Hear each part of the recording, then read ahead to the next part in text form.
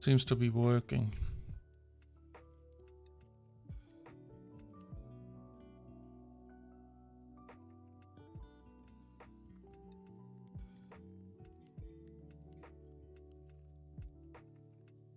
I think.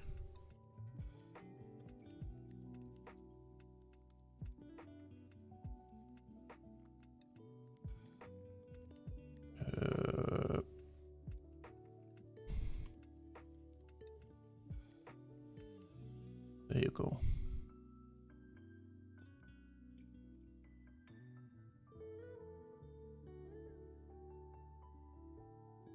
Let me have a look.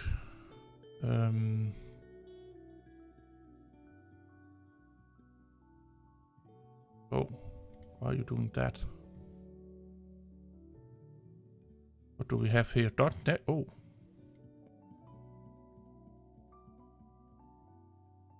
Why can't I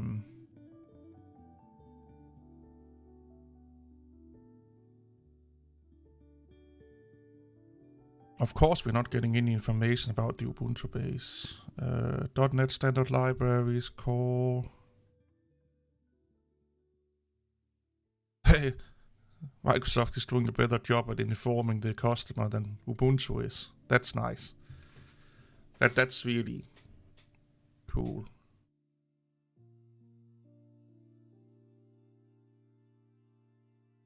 Do we have other updates? What about extensions? Okay, they're giving us information. Files, LibreOffice, getting information.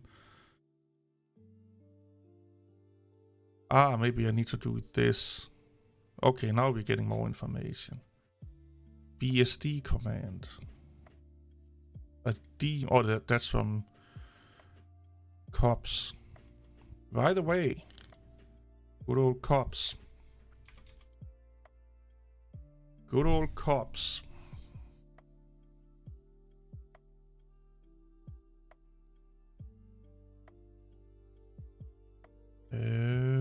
Not song. This one here. Apache. If I'm not here, developer Apple.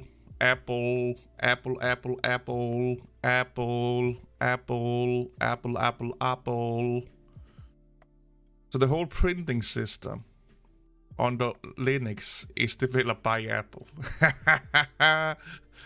I wonder how many nerds and nerdettes are going to get angry over it. I think I will keep this up until people start to triple in so I can smear it in their face. Just to really being a... Why do we have two Ubuntu bases?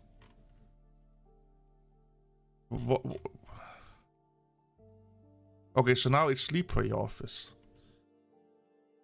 Python Unobind. Okay.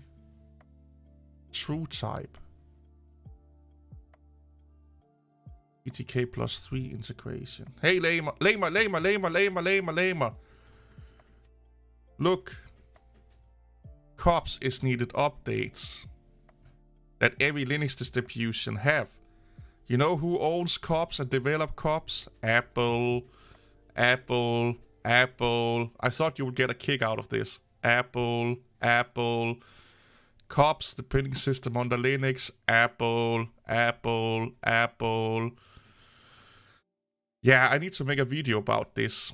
That every Linux user is secretly a Mac user or an Apple user also. I need to type that down. Give me a second. I have like a little note thingy here. So for video ideas, I've done that one.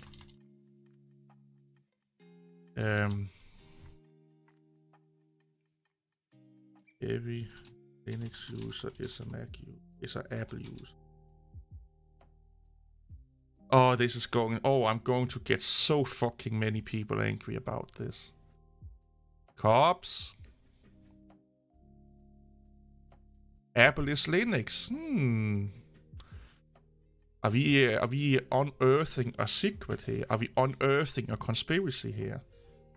Are we unearthing the whole theory about running Linux to say fuck you to big corporations and fuck you to Big Brother is a amazing delusion that we all are running around living in and thinking that running Linux and open source software that we are under, or we are not under the thumbs of billion-dollar companies and million-dollar companies, hey whales, and we are living the free and freedom life that we all crave while we are still basically being manipulated by the same people. It's just not in our face.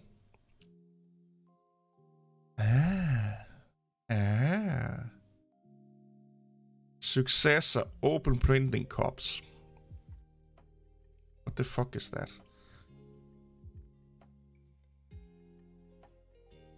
What happened is you use Windows first, then you run Linux, then and realize Windows is crap, and the next step is Apple. Yeah, that's not far from the truth for a lot of people, to be honest. Let's go in and update this sucker here.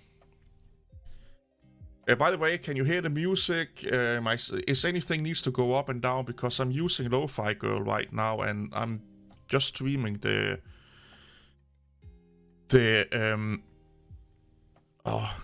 YouTube channel, so I don't know how the whole audio is mixing because I normally use Spotify for it.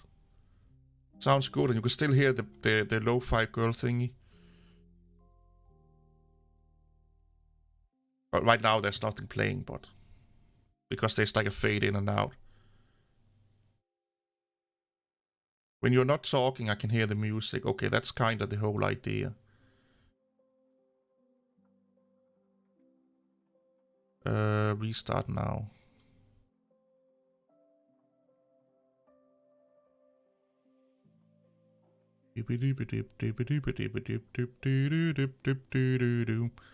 So what's everyone up to? Is it weekend yet? I'm probably not in the States, but kind of midday now, I guess. Let's restore. Here you go. Some updates of it. Oh, fucking Firefox. That's the it says about having two packets, different packets managers, is that they need the update independently.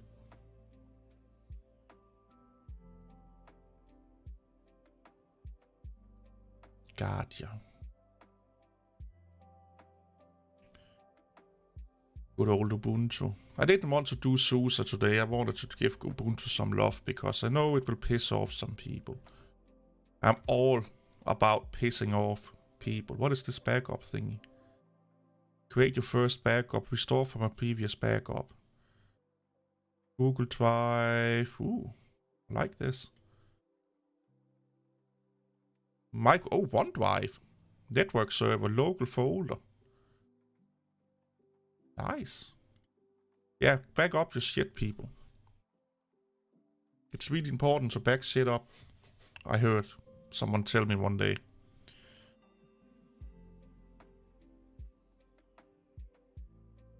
What do we have in here? I think I did some .NET thing here, yeah. Doink. Doink. Let's just remove that shit.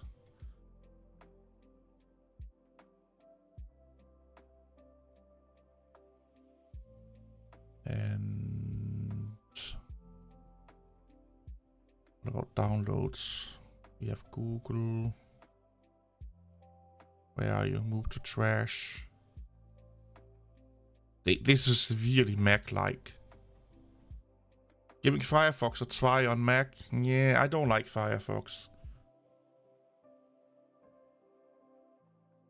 You need a different OS. Yeah. I just like I used to back in the Netscape days. I loved Netscape, and I loved Mozilla, and I loved for the many years. I really loved Firefox, But then, like, the last 7 years or so, it's just gotten downhill, man. It just really gotten downhill and got really bad. And the way that they are censoring the net, and they are worse than fucking, all the other companies that we are bitching and moaning about. And I just feel like their browser's just getting shittier and shittier and shittier and shittier. But for some reason, like, it's really weird.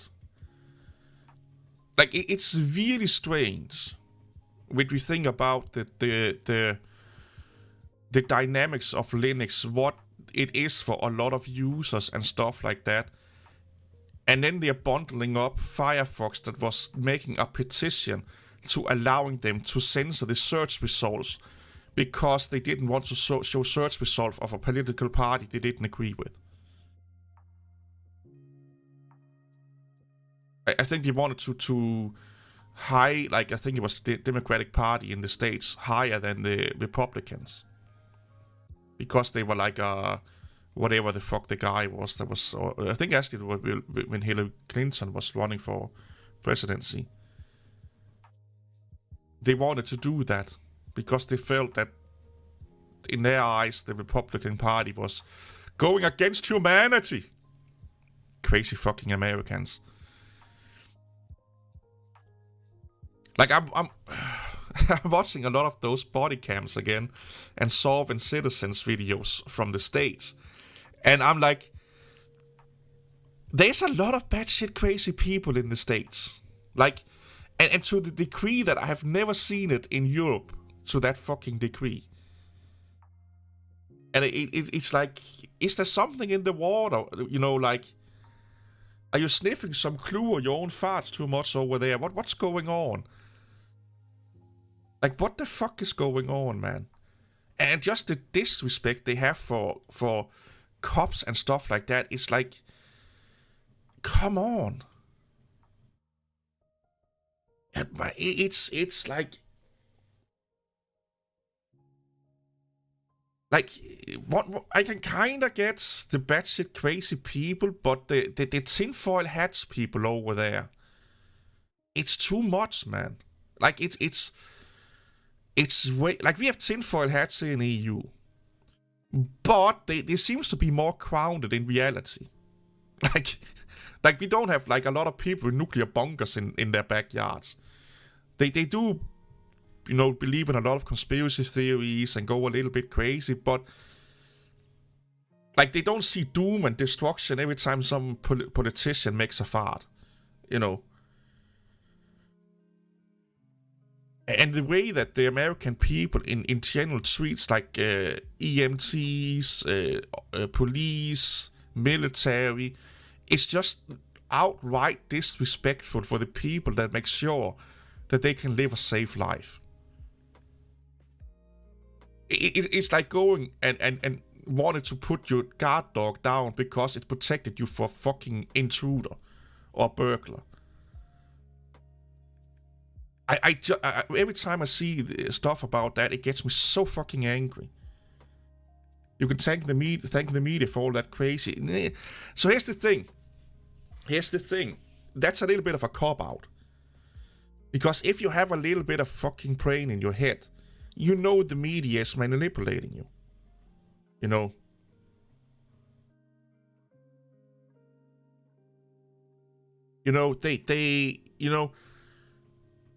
You must understand as a human being that the media is not about giving you news, it's about giving you entertainment and get clicks. It's the same here in EU. You're an EMT and a firefighter and have never been disrespected. You are one of the lucky ones, it looks like then. I would say EMT and firefighters are not the ones that told. It's more police and military, to be honest. Most people seem to calm down around EMT and firefighters. Probably because they are the one that are like, when you see an EMT, they are there to save you. They are saving, like, you are seeing them working on you or helping someone out. The same with a firefighter. But the amount of fucking, police keeping your streets safe, your roads safe, and stuff, that's not something you see that much. Like, you're not getting exposed to it other than you're driving by it on the sidewalk, or not sidewalk, but on the motorway, highway, or what you're calling it over there. I don't think cops are jerks. There are stupid cops, and there are stupid firefighters, and there are stupid EMTs, like there are stupid Linux users and Windows users, and stupid power hungry sergeants and corporals and all of that fucking shit. I've seen a lot of firefighters being really fucking douchebaggy to people. Really. I've seen a lot of EMT people being really disrespectful to people needing help because put in something that, people are in the world. It goes for anything. There's always bad apples everywhere. But I think the thing with like military and police is that the only interaction you have with the police if something goes wrong with you or you are doing something wrong, and mostly it's because you're doing something wrong. Most people have interaction with police is when they have done something wrong. So of course they don't like the police, and most people don't see the effect of what soldiers are doing out in the world, other than, again, what the news is telling them and stuff like that. So the job from the police and the military is more removed from your own little world peripheral than an EMT or firefighter is. If that makes sense. You don't see the cops stopping a drunk driver so they don't hit a fucking kid while they're driving on the road. You barely see that. You just see it by, like I said, when you're driving by, and another fucking idiot's being stopped over by the cops, and according to the media, they didn't do anything. That or if someone is burglarizing your house or something, like most people's only interaction with the police is if they've done something wrong. And they come for them. Because the vast majority of people don't get mugged, they don't get, burglarized, they don't get, knocked down while they're out walking and stuff like that. So yeah, the most interaction you have with police for a lot of people is negative, because they are the instigator of that negative behavior. So of course that will give you a negative input to them, because you are in a, you did something naughty, and then they are coming and like, don't do that, don't speed and stuff like that. But just in your neighborhood, they may have stopped today 5 or 10 people driving massively drunk, or went in and saved a man or girl from a toxic relationship, but you don't see that. You don't see that. You may again try pass a house with a cop car in front of it, but you can only speculate what's going on in there. And military, you don't really see what the fuck they are doing other than what's coming out in the press and in the news. And I think that's why there's this like little disconnect between it, because, and it's the same over here. I can go, I'm not joking here, I can, well, that's not true, because I live right beside a fucking, what is it called? Court. The court, the district court, I think we will call it. The court of the region I live in is like 50 meters away, something like that. But even even there, I barely see a fucking cop car. I see like 1 or 2 cop cars a week, and they are all parked over there. Before I live where I live right now, like you can walk in the midtown of my city, and you may see a couple of cop cars a month.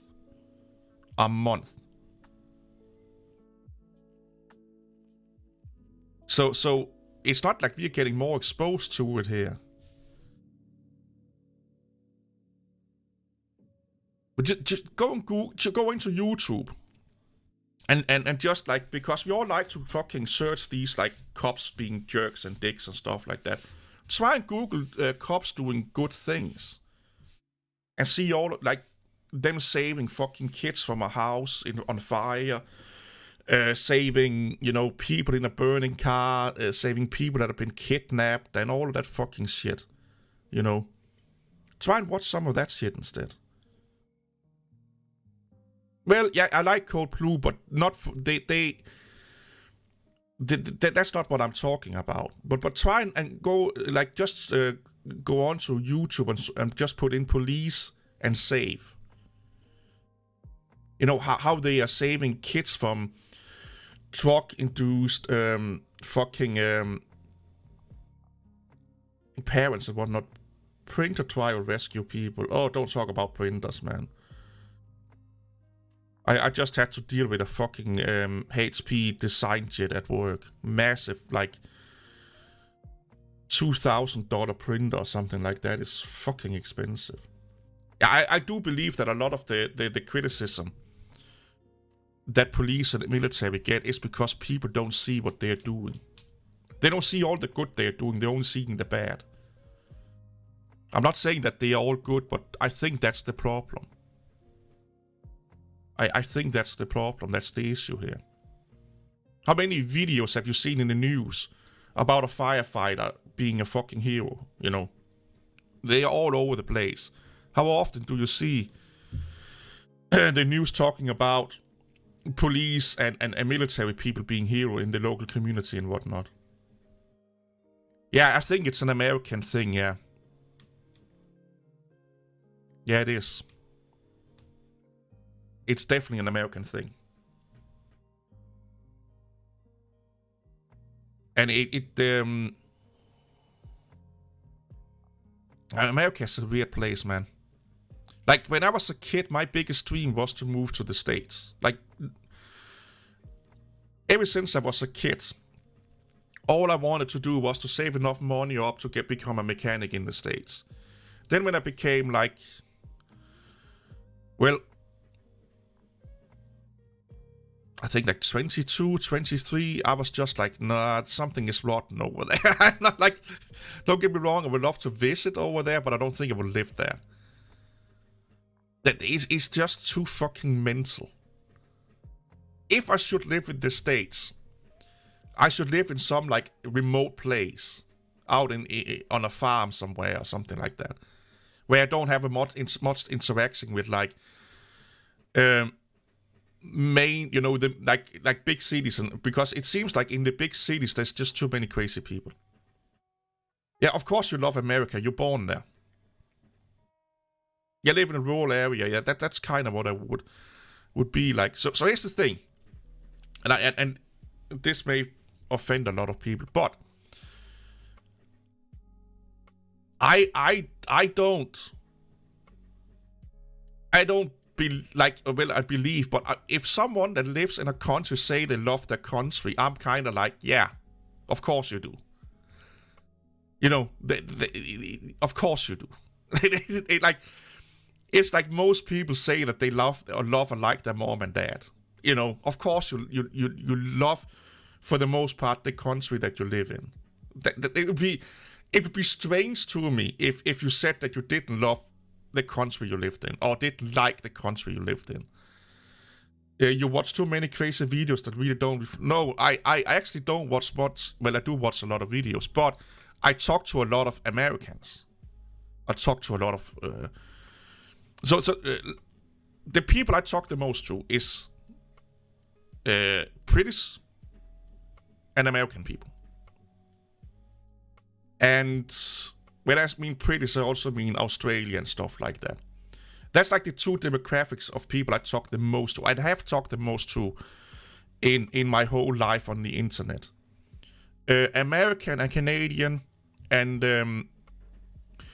the UK and Australia, New Zealand and stuff like that. It seems to be those people that I attract the most. Or I talk to the most. And that's what my opinion is based on mostly, is what I hear from them, how it is where they are. Canada is going really mental right now, but it's what I hear them say. And then, also what the news say about them. It's like a good example here is that when I started doing content on YouTube, everyone told me, be aware of the British people. They are snobby, they are full of themselves, they are idiots, they think they know everything, and so on and so on. Some of the most amazing and kind people I've ever talked to were British people. You know. But we here in EU, British people is known for being, you know, like snobby, up their own ass kind of people.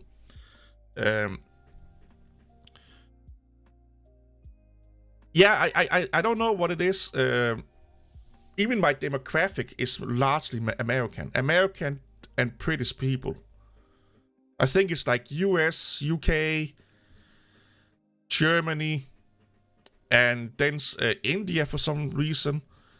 And then it's like Australia, New Zealand, and stuff like that. But people that I game with and talk with are for the most part, especially under my gaming, when I gamed a lot, they were for the most part either American, Canadian, British.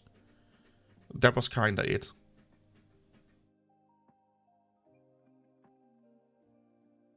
Yeah, America is a strange place, man. Like, and this is going to piss off American people, but America just seems to be like 100 years behind everyone else when it comes to that kind of issues, like political issues and societal issues and society structure and stuff like that. They just seem to be like 100 years behind everyone else.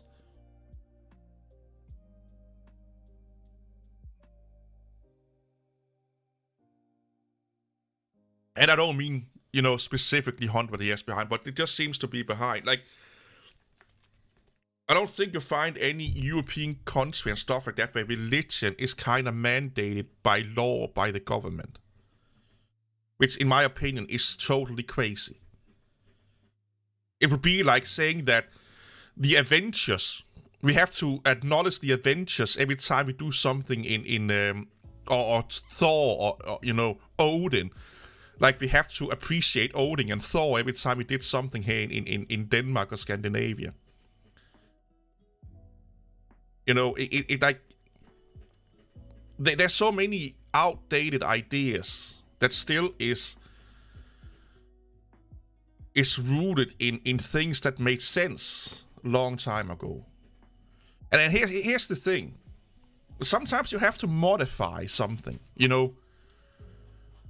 Life as we have it today is not going to be the same in 50 and 100 years. And we can't live by the same rules as they did in... Like, how many of you are living by the rules of the, let's say, 1100s? Or before Jesus Christ? You know, how many are living by those rules and those societal norms? We are not. Because we are evolving, we are getting better, we are getting smarter. And I just feel like, to some degree, America is really, really, really, really, really, really, really, really against evolving. Like, they are really like, this is what we know, this is what have worked for us up till now, this is what we are standing with. And to me, that's like, well, you have to kind of stop and say, is it working? You know, is it actually working? Do we need to modify some shit here? Like, it would be like, we all were running Windows 95. Because, well, it was working then, or kind of work, or XP. Well, it's working, it's doing what we need to do, it's what we know, let's just run XP from now on and out. Or Linux from 19, or to, like running the first Ubuntu release, for example. Let's not think about evolving and do things better, because this is what we do, this is what we know, this is the tradition and stuff. We need to evolve, you know. We need to evolve, and we don't get me wrong. We have some of the same issues here in at least in Scandinavia. There are some things in Scandinavia where tradition a little bit comes over, actually making sure that does this actually make sense anymore? You know, like there's kind of this, at least here in Denmark, there's this like laughing thing about that. We don't do anything about anything until someone dies. So when rollerblading, you know, inline rollerblading became really popular, everyone was just rollerblading on these fucking roads because there were no rules about it. So you'll see kid and adults just go down the fucking road and rollerblading like a motherfucker. And cars had to like jump all over the place to not hit them. And common sense would say, like, you don't go out to a big road with inliners with your kids in your hand, just like, you know, fucking rollerblading down the street like a crazy idiot with a fucking rocket up your ass. Like, of course, a car's going to hit you. But nobody did, or the state or whatever, the rule makers didn't do anything until a fucking kid got killed. You know, like, it was like, yeah, of course, rollerblading in the middle of a fucking, you know, big, busy street may not be the right fucking choice. You know, like, going rollerblading on the highway may not be a good idea. Like, I don't think anyone rollerbladed on the highway, but I didn't think it was technically illegal to do so. So they don't make any, like, regulations or what you would call it until someone gets hurt. Or someone sues the state or something like that. It would be like, oh, let's not put a fucking lock on my door until I get broken into my house. And that's a typical, like, European Scandinavian, at least in Scandinavia, that's a typical Scandinavian thing. Let's not do anything before anyone gets hurt. Even though common sense will say, like, you should probably not roller skating on a busy highway or on a busy road and stuff like that. You know, it's probably not a good idea. You know. Here's the thing, it's your PC. If that's the thing, by natural selection, you probably should not be here. I should probably not be here. Because you've done a lot of stupid shit in your life. We all have done stupid shit in our life. You know? And let's be honest here, that's not how natural selection actually works. Natural selection is about biology. It's not about you doing stupid shit. That's the what the fuck is that prize they give out each year to stupid people? Natural selection is biology trying something new, and if it works, it keeps it. If it don't work, it don't keep it. You know, mutations and stuff like that. Yeah, I don't know. Yeah, is it Darwinism? It may be, yeah. It may be, yeah.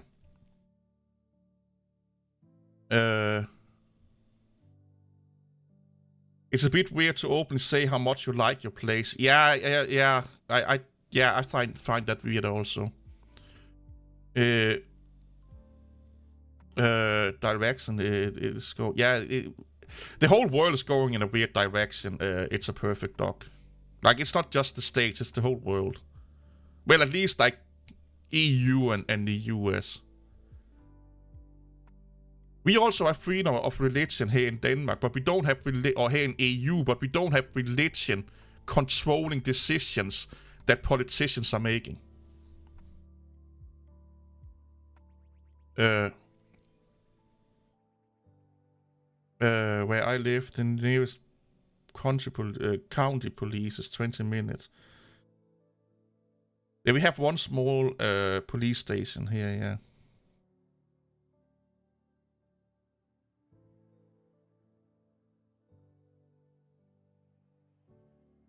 So you did stupid thing. Yeah, but here's the thing. This is what you forget about not killing you. What the state is making sure of, or like the county is making sure of, is that you don't kill other people. Hey, Esnek. That's the thing that people forget. Is that, well, I did a stupid thing, I didn't get hurt. No, but your stupid thing may get other people hurt. So let's take the rollerblade instance, for example, here. Rollerblading in a busy street may not hurt you, but what if a car is driving and have to avoid you doing fucking figure eights on your rollerblades out there, drive into the fucking sidewalk on the other end and kill another fucking driver or pedestrian and stuff like that. That's what people tend to... people are so narcissistic nowadays that, well, I didn't get hurt. I didn't, do anything. No, but your action could lead to other people getting hurt. Really easy. That's the issue we have here. Like, I'm all for, if you want to do stupid shit that could end you getting hurt, do it. But don't do stupid shit that can get other people hurt that didn't ask if they were willing to get hurt. And that's kind of the mentality I see, at least in a lot of Americans, is that, well, I didn't get hurt. I didn't hurt anyone physically right now. Like, it's okay for me to drive drunk. I didn't run anyone over. No, but you were just lucky. Lucky is not, like, guaranteed. And people tend to forget that it's not so much that they didn't get hurt. It's their action could lead to other people getting hurt. And it's kind of seeping over to us over here in EU also, where we get into this little, like, I should be free to do everything that I want to do. And to a degree, you should, as long as that action don't put other people into danger. If you're willing to take that risk that you could get into danger, that's fine. But the people around you didn't sign up for that. You know, yeah, accountability is a big issue around every fucking, all over the Western world, to be honest. You know.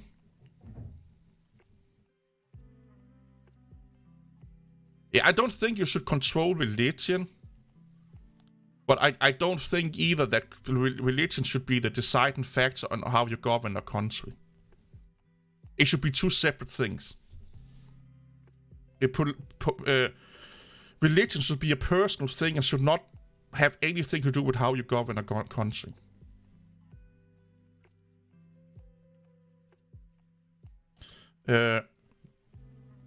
Narcissism is not an American thing.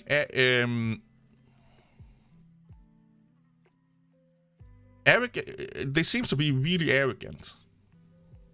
Like, we are the world police and we are going out to set out, make the world a better place, and it's our job to make sure the world is a better place. And in the end, the only reason why America do anything for the most part is if it's benefiting America.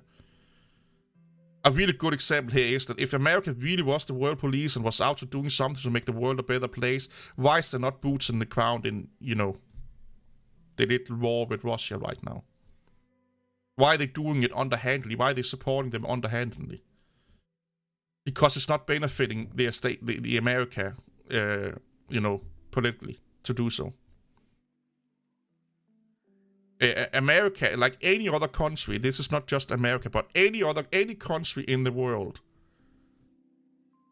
no matter what they're trying to tell you, they only care about themselves.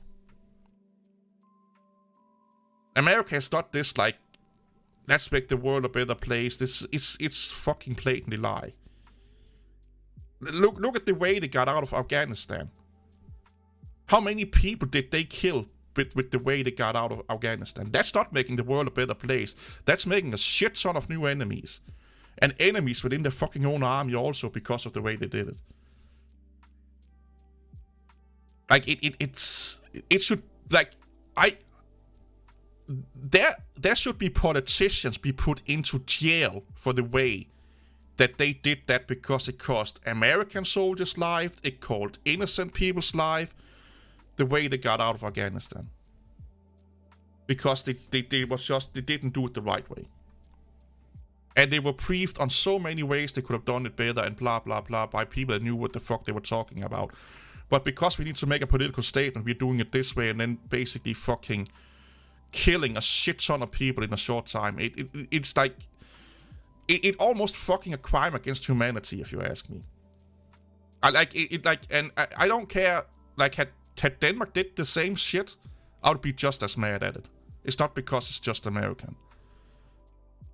Like, the way that went down, the only time I was that fucking mad was 9/11.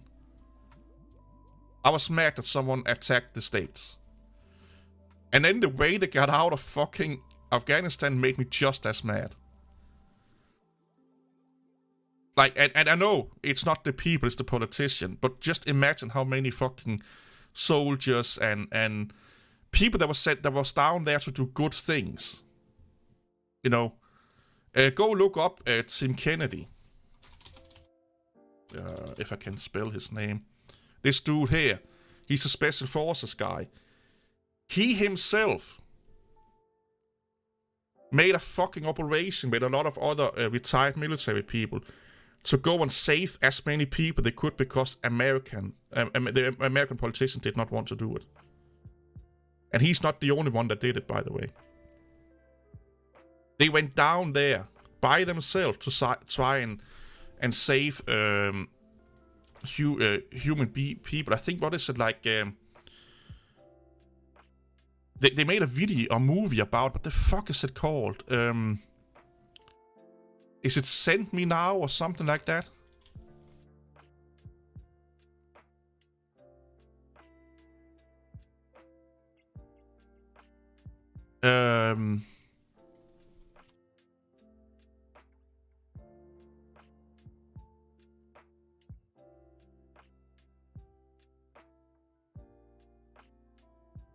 Yeah, here, Send Me.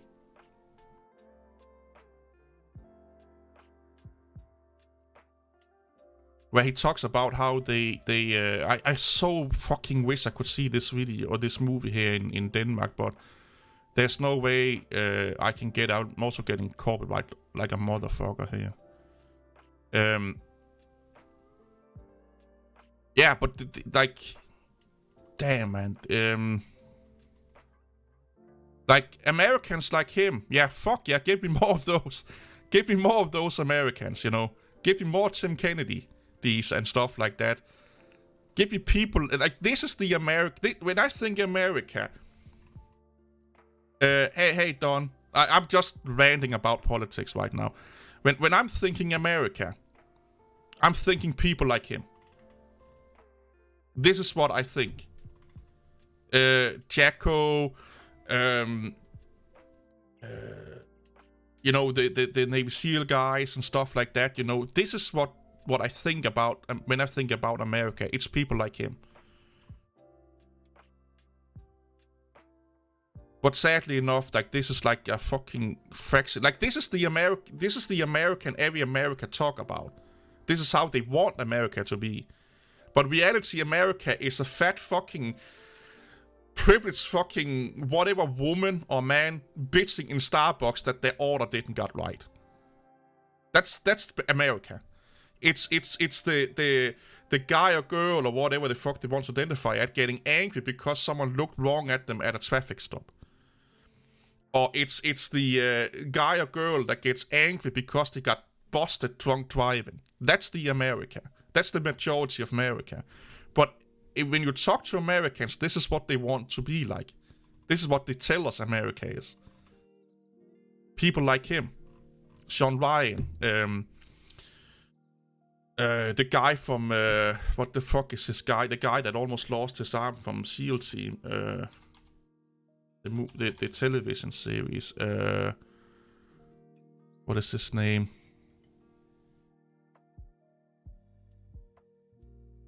He's a former Delta Force operator. Why is he not here on the roster? He's like an exclusive producer. What the fuck? Taylor Quay. Like this guy here. You know, fucking amazing human being. Like, go follow him on social media. He's a fucking amazing human being. Yeah, most Americans are Karens, yeah. Fucking hell, yeah. Oh, there's a lot of... like, I love the nature of America. Like, America has some amazing nature. And they have a few amazing people. But they have some amazing nature, some amazing food. Like, just look at this fucking dude's arm here, man. Like, the way he got injured is really fascinating, by the way.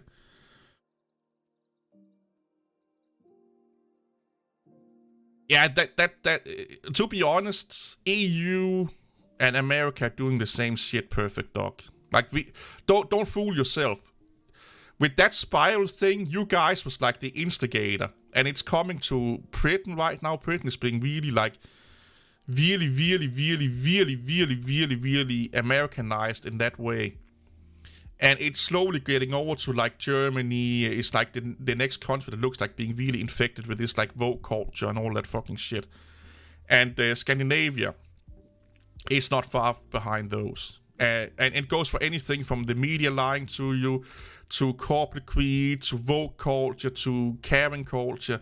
It's almost as bad here as it is in the States. It really is. Yeah, but like people like these guys here, man. Those are the people you should fucking look up to, man. These are the people you should listen to. And at least, well, I wish the politicians would listen to these fucking people here.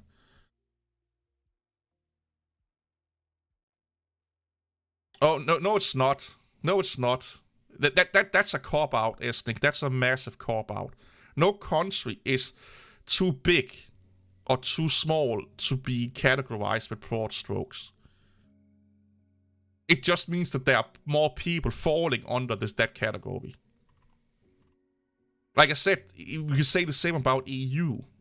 Like, if we looked at EU as being one big country, it's just as bad over here now. Then, if we pretended, well, EU is kind of like United States. We just have more self-governance than the states have in the United States. But in reality, we are just like the United States. We're just more independent country-wise. That's why we are called a country, not a state. But for all intents and purposes, EU is almost the same as the States. The EU just don't have that much control over the individual countries as, America has over individual states. But it's not far from it. And in like X amount of years, EU will probably be like, yeah, it will just be one country like the States. And we will have governors instead of just having council, what is prime ministers and stuff like that. I honestly believe that EU would be the next America. The next consolidations of countries and unions into one big nation, because we are not far from it. Like if you think EU is not like the States, it's just you don't know what's going on then, because the only difference is that we are a country where you are a state, But in reality, well, Denmark is a state in EU until we don't want to be part of EU anymore. But that like we just a state that has a little bit more self-governance than a state in let's say Texas have and stuff like that. And that's like simplified like fucking hell, but you get what I'm coming at here. So yeah, we are not that different over here from the Americans. We really are not.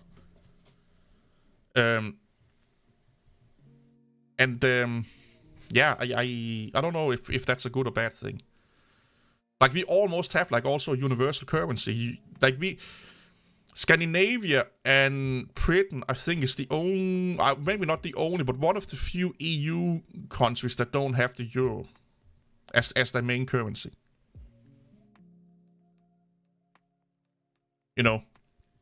But trust me, it will come sooner than later where every EU country is using the euro as their main currency. Because it makes sense for business. It makes business transaction easy and cheaper. You don't have to do all these fucking pay money to get exchange your money and all that fucking shit. Oh yeah, thank. I have some pictures I will show later. I downloaded or found some pictures from my youth and stuff like that we can look at later on. I think it's in this one here. Now all my porn pictures are coming up again. Yep, there you go. No. So you can use both euros and local currency in most countries, but the euro is just not their main currency or their only currency. But if you go to Germany, the euro is their main and only currency. Not little. I don't have any pictures of me as a kid, like a child, because my mom. It is at my mom's house. Hey Oswald, and the council took all of that away when she died. Like they own everything in her house, So I couldn't go in and get any baby pictures and stuff like that. So I don't have any baby pictures. I may have one somewhere, but I didn't find it any place, anywhere. Becky is all... I haven't talked to Becky in a long time. I don't know what the fuck she's up to.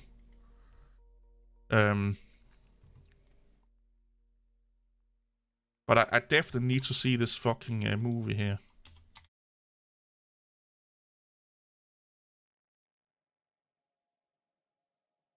Yeah, you didn't miss anything. We're just bitching politics.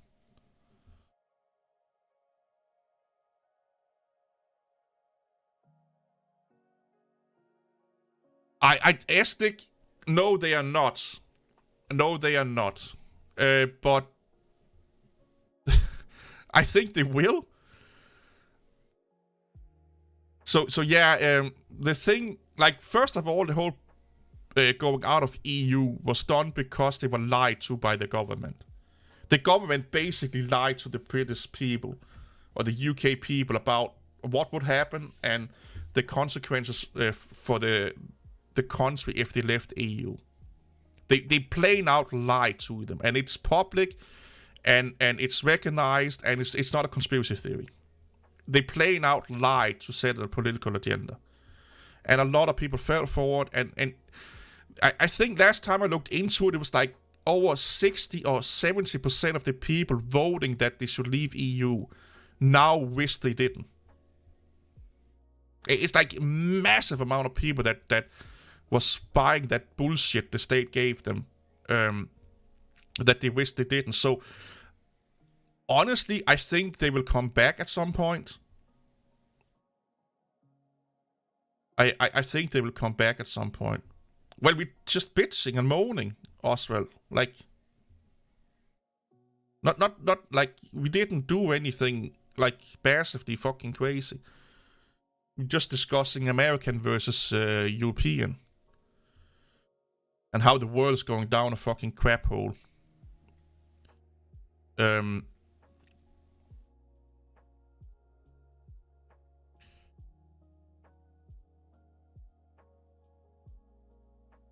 Let's talk about... You know how to get rich? It's really fucking simple. And it's really simple. Work your fucking ass off, have an original idea, and be lucky. That's how you get rich. It's really simple. But that little luck part, which a lot of people say that luck don't exist, it does exist. That little luck part, you know, talking to the right person at the right time, having the right idea at the right time, that's luck. You know, most people that are successful have a really hard time doing it all over again. And that's because there's this little thing called luck mixed into it. That's also why you see, you know, like massive big content creators that have millions of subscribers, when they make like a second or third channel, it's not as successful as the first one. And that's because of that little thing called luck.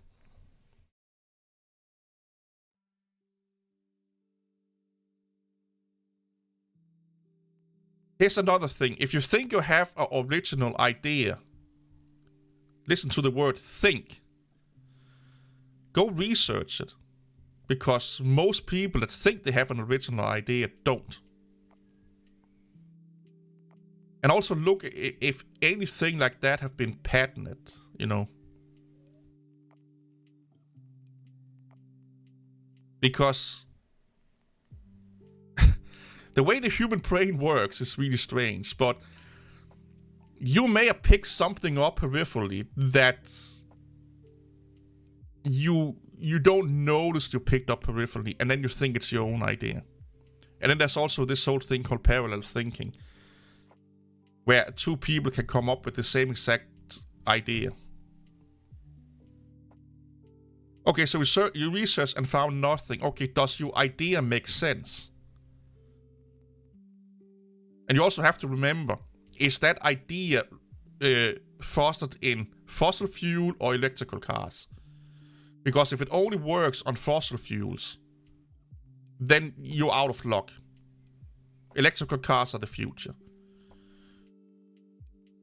You base like doing all cars, awesome. Then you also have to ask yourself about how much will it cost to get into, like, how much would it cost for the either manufacturer and user to get that product in their hand? Yeah, that's right, Esnik. That's right. I will agree with that.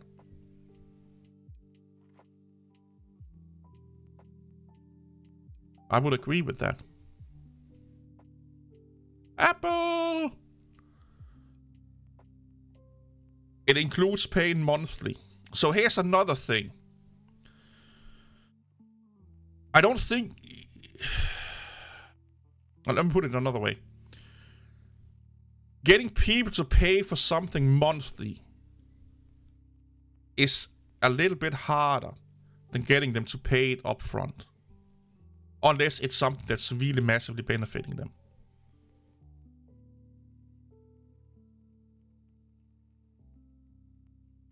You know, yeah, cars as a subscription. Yeah, well, that's called leasing. Cars as a subscription. Hey, Arnie. Until you don't pay anymore. So that's leasing or buying something, you know, in payment deals.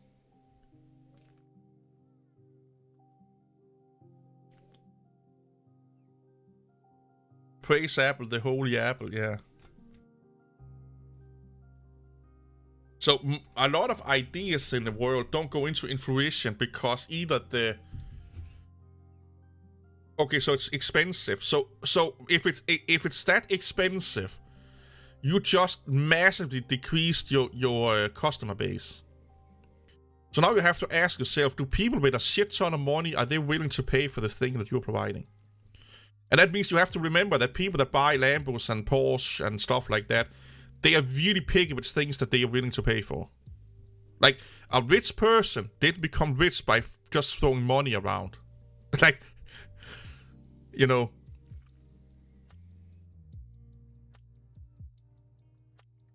Yeah, that's right, Esnik. That's right. Yeah, I forgot about that. Yeah. See, Don, that's just an infrastructure problem. That can be fixed. But, like, if you're thinking about it,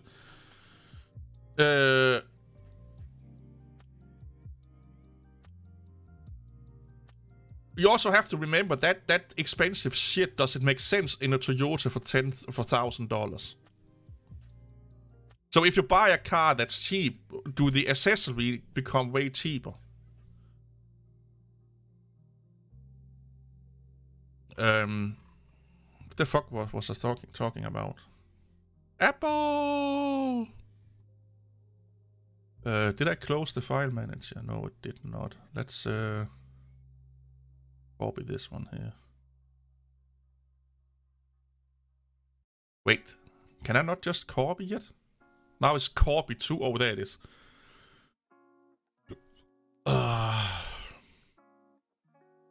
Apple!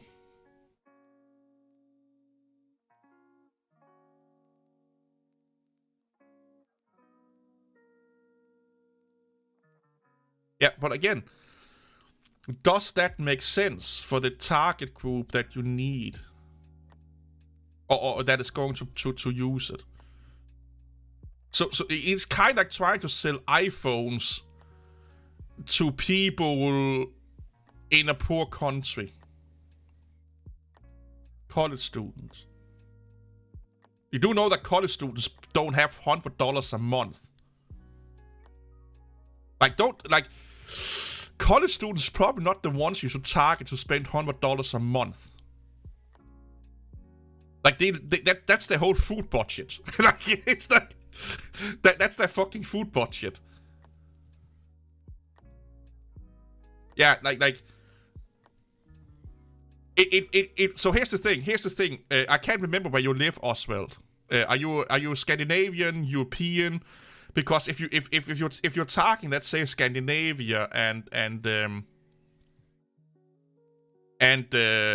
EU, you may be a little bit better set because college student can get, college loans and stuff. Like we get paid to somewhere in Southeast Asia. Yeah, then that business model may not work in any places in the other in the world. Maybe in Scandinavia, where we get paid to go. Like when we're going into a student, like when we are studying, we get like I can't remember what the exact numbers is, but we're getting enough to feed ourselves if we are living at home. If you're not living at home, we get enough to buy a really, or not buy, but rent a really small apartment and feed ourselves. And if you want them to pay $100 a month,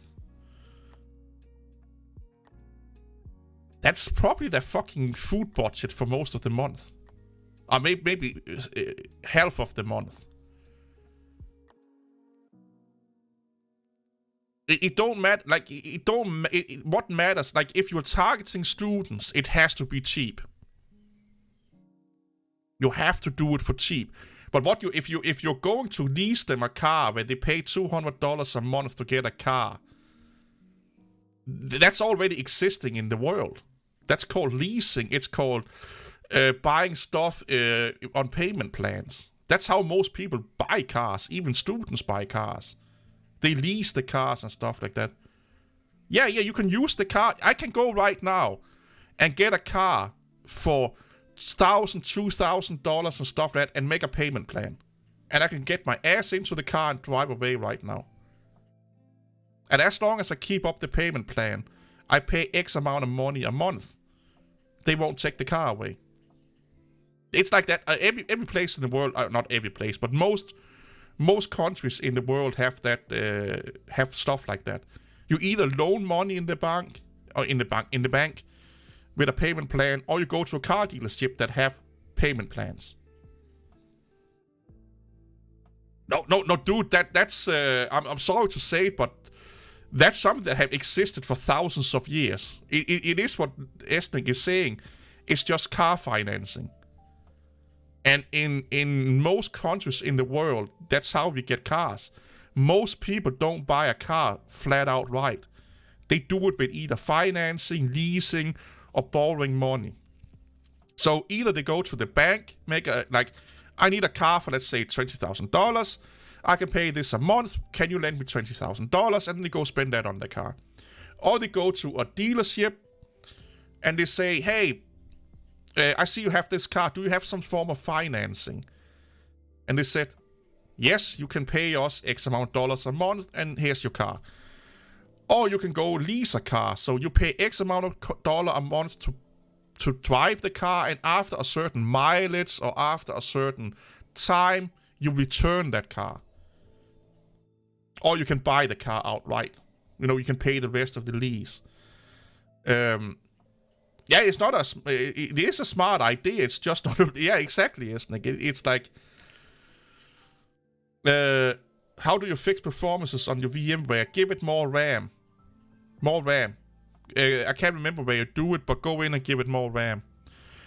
Or have a more powerful host system. Oswald, you can do that with everything. My phone, I do that with my phone. I get my phone via my phone provider. And then I pay X amount of money each month for my phone until it pays off. And then I get a new one. And I keep my old one when it's paid off. That's how, like most people in the world, that's how they get most things. You can do it with CPUs, you can do it with graphic cards, you can do it with everything. You can get almost anything in the world on a payment plan. Some form of payment plan. Either financing or whatever it is. Like, you can get, if you're getting an expensive electrical toothbrush, you can probably find a fucking financing company that want to finance you for that toothbrush, where you pay like $2 a month for like 10 months or something like that. That's how, it's basically just lending money. That's what the whole business plan is. You're lending someone money for things they can't afford. And that idea is as old as human beings are. I've just learned that living on credits is not universal. Yeah, no, exactly. What a future your car shop working because of no payment. Next thing, AI, it'll just drive itself back to them. Yeah, probably. Yeah, probably. Yeah.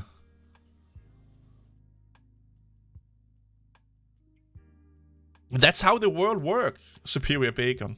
People want things they can't afford.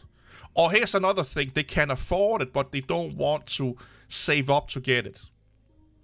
So most people, they have let's look at them. Oh, shit. Get back to my system. So let's just take like a Mac Mini. Let's just take a Mac Mini here. So it costs $600.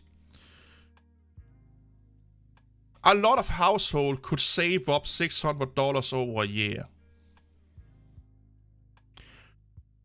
But here's the thing. Then they can't get it until they've saved up the money. So if Lamer, being the good old fucking Apple cult leader that he is, he's like, you really want that Mac Mini? Yeah, I really want it. You know what? Give me $50 a month for 11 months or 12 months, and you get the Mac Mini today. That's how they are doing it. That's how they are getting. They're tricking people into getting something that they can't afford, but they don't want to be patient to save up for it. So you're like, you know you can get this thing today, right? Just pay me, man. Just pay me $50 a month for 12 months. That's not a lot of money. Like, you're going to waste $600 now?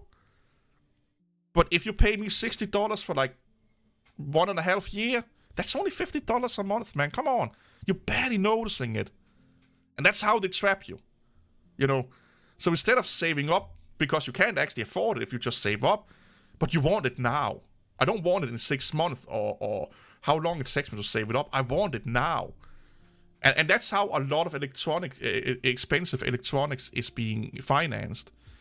Is that they, hey, Baba, they're going in and be like, hey, I know you want it now. You don't want to wait till you saved up. Pay us, man. And then you pay like 10-20% extra because they are lending you the money. And they're making like 20 up to, some loans are like 25% extra, 30% extra, more that you pay than the actual price. But you're getting it now. And it's only a small installment every month. It's like $10 a month, like $20 a month. That's how they get you, man. I fall for this a fucking lot when I was a kid. Yeah, I do like the Ford F-150s. I must agree. I'm more like a Dodge guy, I found out. But we don't have them here. Oh, you're driving the car back to the dealership with the kids in it. Yeah, that will not be a good idea. But yeah. The world is built around financing people's buying habits. Like, that's a big fucking economy. Like, the housing crash we had in 2008, was that where we had the financial crisis? Was because this exact situation here. People were lending too much money for things they couldn't either afford or they just didn't want to wait for. I will not touch Dodge after Fiat bought them out. I don't know who. I'm just a really big fan of the Challenger and Charger and stuff like that. Like, I really fucking love those two cars. Both the originals and the newer one. Now I want to go back to... It has nothing to do with Christ, Superior Bacon. It's just how... Like, lending people money have existed ever since people existed. Lending people things so they can do things they normally would not be doing. Or lending them value, or what you will call, have existed ever since they've been humans. It's trading, basically. It's just trading.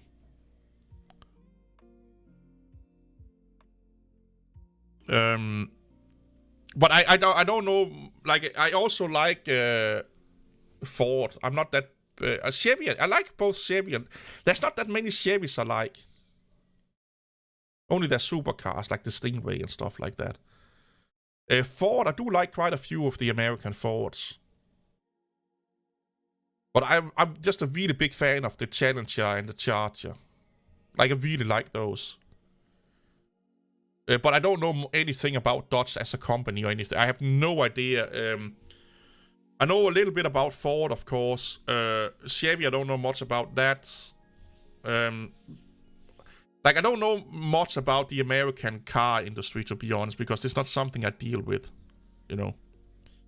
I just have my favorite cars within each car brand, and out of all of those, if I have to just choose one American car, it would probably be a Charger. That would be my like, that would be the one I would want the first. And if I only had to choose one car, it would probably be a Charger. If it's a pickup truck, I probably would go Chevy or Ford. If it's like pickup trucks, probably Ford. But Ford and Chevy with pickup trucks are kind of neck and neck with me. Yeah, we're exactly done. Before money, it was good. Yeah.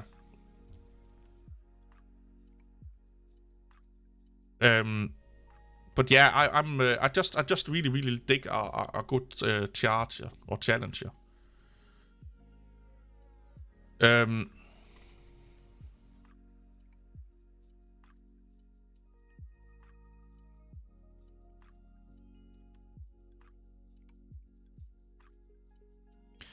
I need to bookmark this one because... Oh, it's on Apple TV.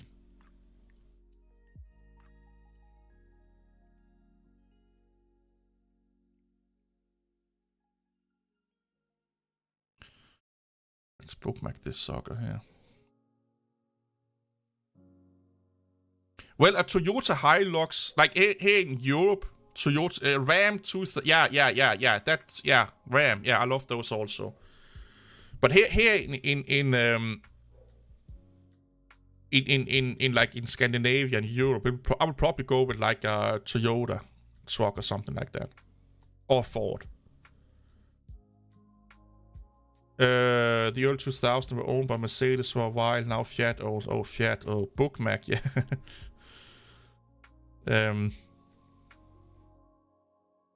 I do like Jeep. Chrysler, I never been that into Chrysler.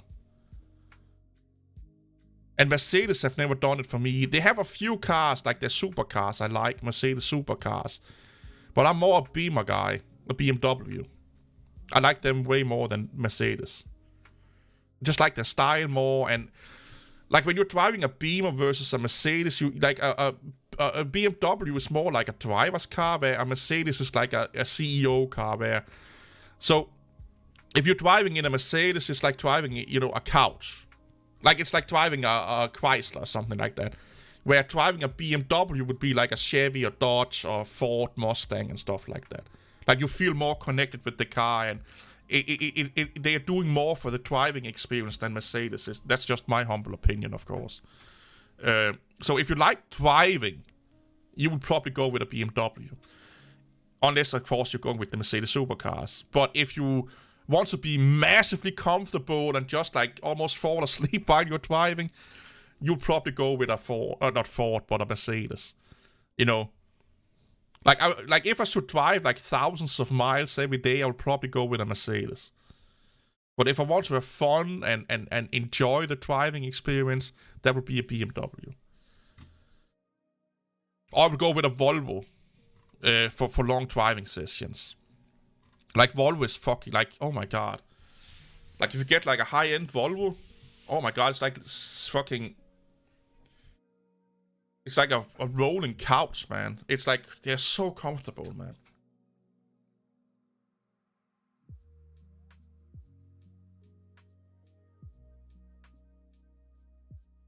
They're so fucking comfortable.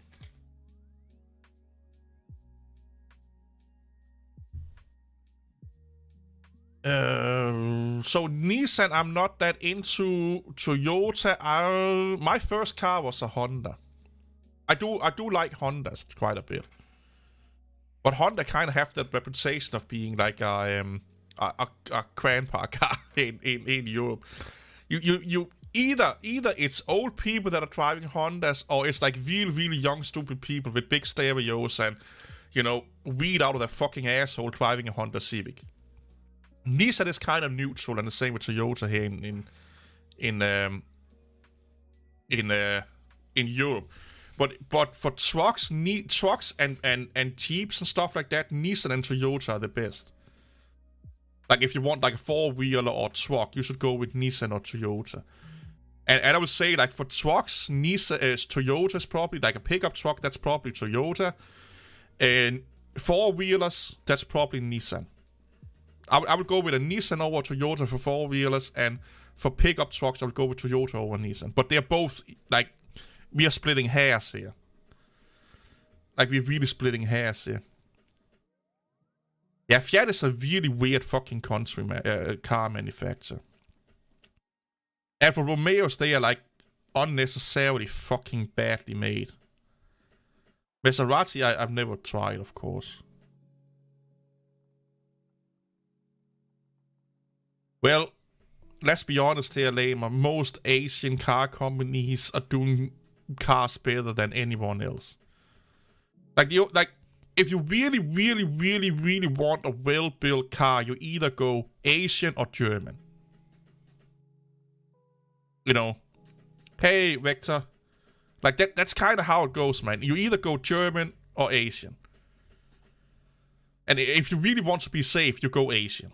You go with a Nissan, Toyota, Hyundai. Some of those cars, they are like, they are just better quality. And then you go German, and then the States.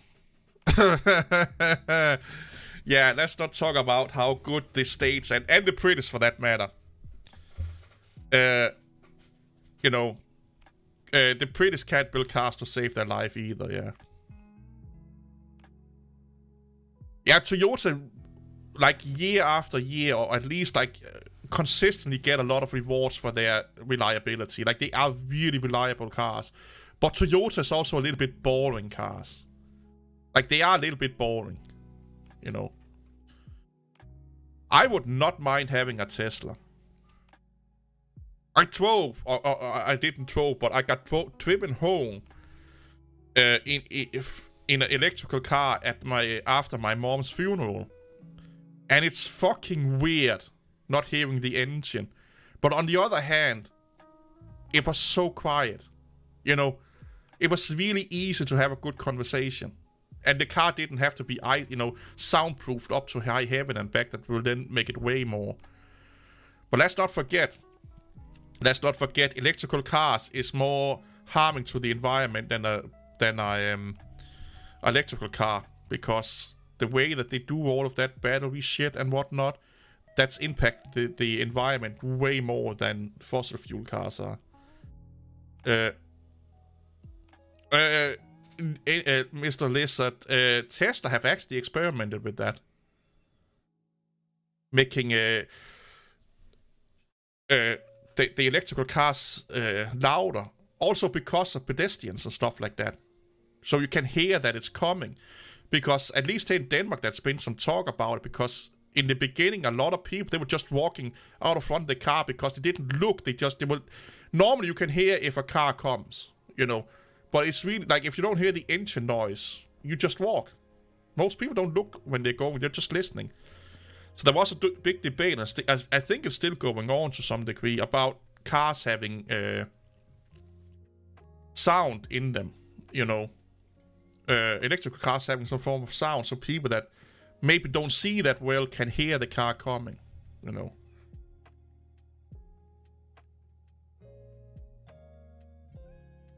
Prius, don't get a fucking Prius. That's like this, like, vegan Seattle, Portland kind of. No, don't be that guy. No, you just got. Oh my god, we ruined Lamer. We got him into Mac. Now he wants a fucking Prius. The next thing is he's dyeing his hair blue. We now have to address him as he, him, them, they. He's coming out as a gentle, neutral something. He's going to only eat fucking organic vegan food or vegetables and stuff like that. And then he's making a YouTube channel talking about how life is hard for him. We put him down a bad path. This is not going to end well. Get a big fucking Ford that eats a lot of fucking petrol.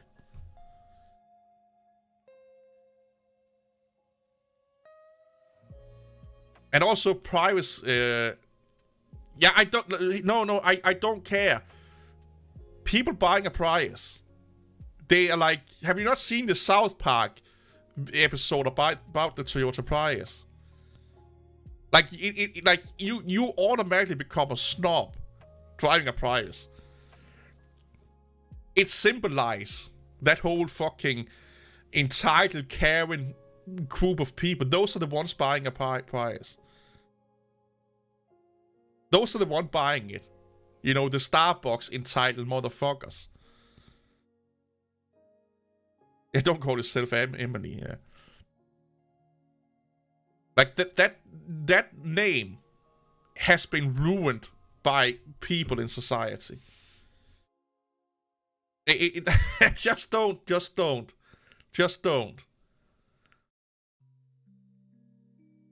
Oh, yeah, you should have the old one. Like the old hippie van. Should we go into some picture telling here? I have like, I don't know how many pictures I have. 34 pictures. Yeah, don't...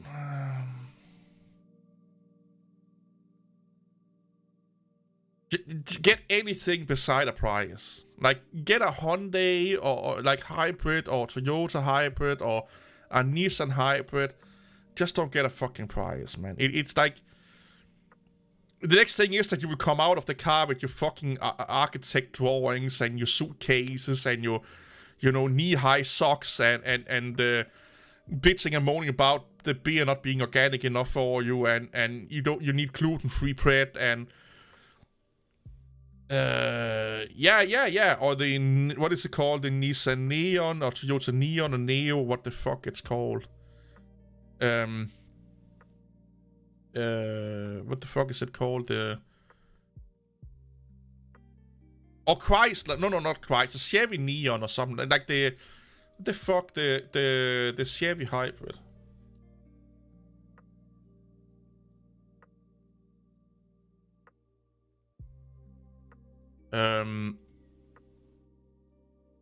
This thing here. Evil. Waltz. That's the word I'm looking for. Waltz. This one here.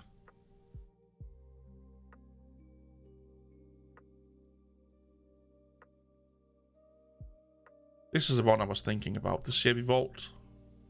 I've heard some okay things about that one also.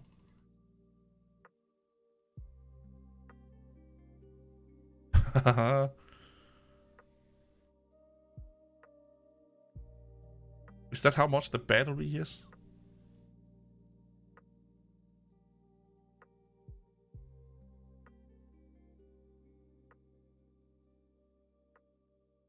From private sellers, but that will suck if the if you don't know cars and electrical cars, never buy for a private owner. Because the chances are they know more than you and they will fuck you over. At least buy from a shop where they give you warranty on it. I always tell people this, if you're not really into cars and know what the fuck you should look for with a car, don't buy private. Because if it looks like a great deal, it's probably not a great deal. You have to find the person that knows nothing about cars, selling a car, and then you could get lucky. But most people selling private cars, or cars private, they are not stupid. They know that what they are doing, and they know that it's so much easier to fuck you over. Oh yeah, Kia is also like Kia for me is also like a grandpa car. So let's look at me for like, oh my god, when was this? 2008. This is young me, 2008.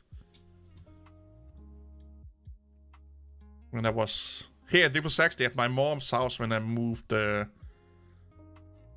When I moved from one city to another one. Yeah, no, Lama, you should not buy from privates then. Like, you need to identify how to see, like, gasket problems, hose problems, wiring problems, brake problems, rust problems. And when I say rust problems, I'm meaning, like, the indicator of rust starting to form. You know, and know where the pitfalls are with those kind of things. Well, I'm like in my 20s here. Like, I'm 40 now, so this is like 15 years ago. You know how to look into. So here's the thing. This is what, like, reading about it is not the same as as actually going out and using it. You have to have your thing. You know, you need to understand the dynamics of engines and electronics and stuff. That not just read about it. Having theoretic information, it will help you. Don't get me wrong, but you need to have practice. You need to have worked with cars before you understand it. It's like me reading a book about quantum computing programming and understanding everything they say and then try to imply it into real life. Two really different things. And it's the same with cars.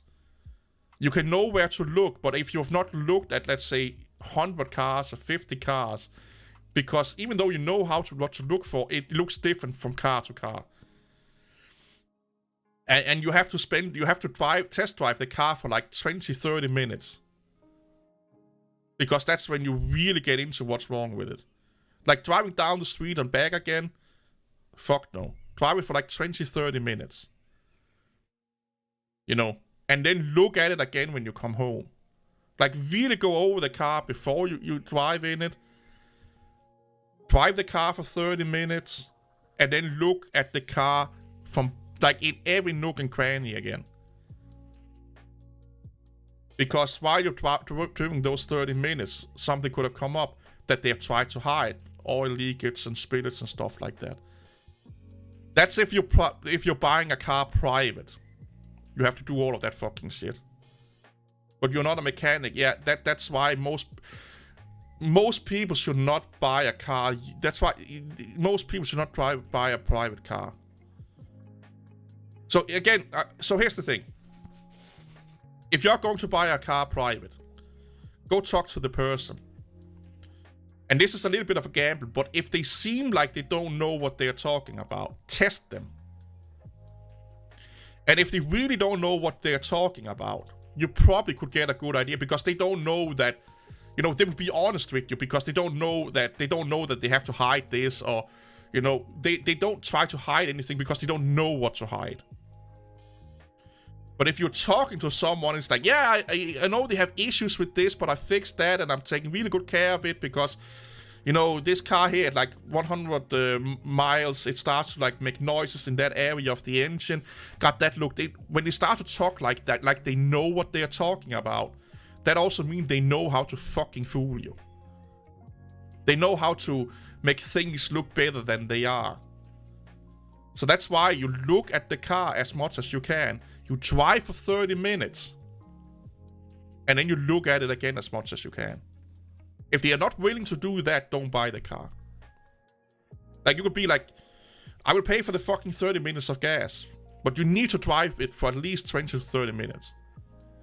Because a lot of issues can come up when, you know, the engine needs to be warm enough, you know, everything needs to be warm enough and in motion enough and lubricated enough and been lubricated and pressure built up for enough time before you actually see issues and stuff like that. And that's like, I had a friend that bought a car without a fucking fan for his radiator.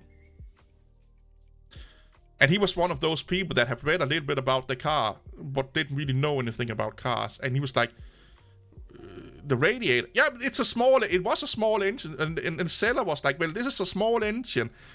It don't need a radiator to cool or a fan to cool the radiator, because the engine is so small, it don't produce enough heat, so passive cooling is enough. Which is totally bullshit, by the way. I think he ended up fucking blowing up the engine or something like that. Because he didn't want to believe us that he needed a fan on it. Or I can't remember. I've had too many friends blowing up their engine, so it gets a little bit mixed together. But either we bullied him in to get a fan for the engine. Like, we were like, dude, you need a fucking fan for that engine. Or he ended up blowing up the engine. Or he got a fan for the engine, and then it blew up later on. Because there was some issues with the cooling system. But yeah, like I said, if you're going to talk to someone about a used car and they sound like they know what they're talking about, there is a high chance that they also know how to get more money out of, or hiding shit from you. So a lot of people that knows what they're talking about, that are selling cars, they are selling them because they probably could not sell it at a dealership. They will get more money for it selling it privately, because then you can find someone that barely know anything about cars or a little bit, and then fooling them, basically.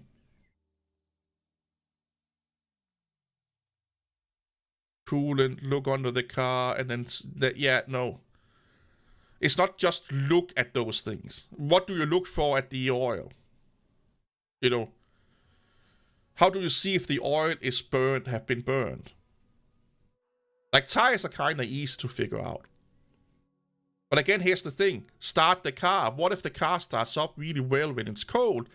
But when you're driving it for a while and then want to start up again, there's issue. Or what if it's really, really like it starts up really well in warm weather, but really badly in humid weather? You know, how do you track the transmission? How do you see if the transmission fluid is burned, or if the transmission fluid have what are you looking for in it? How do you see if there's debris in it? That you need to take that up and basically take the plug out.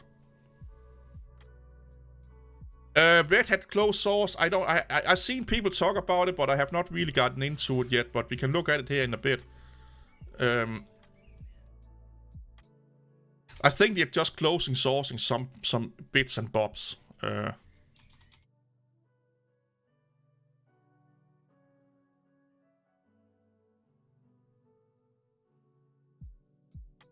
Oh, it leaked out.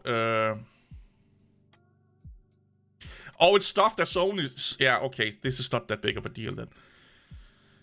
Red Hat source code leak out spills disaster for CentOS returns to Rocky Linux. Yeah, so they are locking things down to subscription-based. Yeah.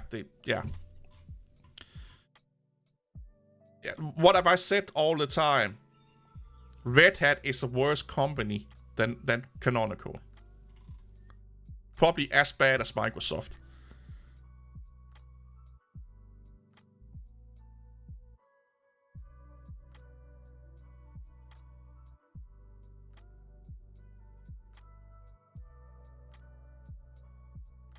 And there's no need to panic. Yeah, they are making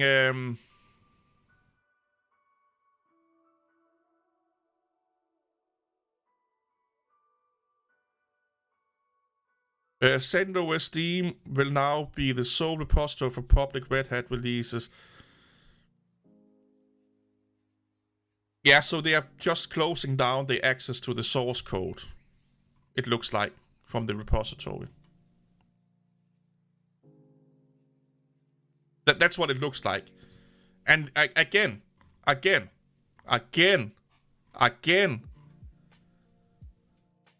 This is how, like, don't... Red Hat killed CentOS. This should not come as a surprise. Like, honestly, this does not come as a surprise. But from the limit thing that I can see here is that, you know... I just want to note here that the development description is completely free and still allows... Okay, so there's no issue here. And it's source code. If you want extra package source code, CentOS Steam basically serves as... Yeah, so there's no issue here. They're just locking it down behind a subscription. So basically what he's doing here is he's making a hill out of... a molehill, or what the fuck it is.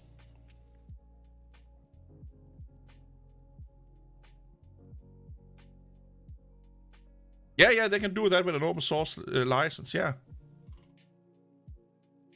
So basically what they're saying is that you just have to subscribe. You have to make a user account. This is their version of Microsoft account. They want you to make a user account. So it's not a big issue. Later. Moving on. Let's look pictures at my life. So this is me being fat at the gym about 2012. Or something like this. Is my old training body. I used to be a big Patriot fan, and I used to be slimmer than I am now. This is another gym picture from my youth. My body here. He set like a Danish record in deadlift or something, like amateur deadlifting. Not long ago. Here you can see my fat belly. This is from the city that I'm in. No, I used Linux back then also. I've been using Linux since the mid-90s. Oh, DT, but Chris Tiles Tech has already made a video about it. So every summer here in my town, we have either I think it's depending on the time of year, we have either umbrellas up here, or we have like those watering cans, you know, where you put water in, then you can water your plants and stuff like that. So we do this every year. Or I don't know if it's, I haven't been into, like, this is like one of the main streets. So you go down here and then you can go left and right. So our main streets are kind of like a cross. So it goes from up here and down, and it goes from here, over here is the bus station. And then you go down to like the water and a church here, and then it's like kind of a little bit of a cross. But one of the main streets, and we have this all over the main streets in my town.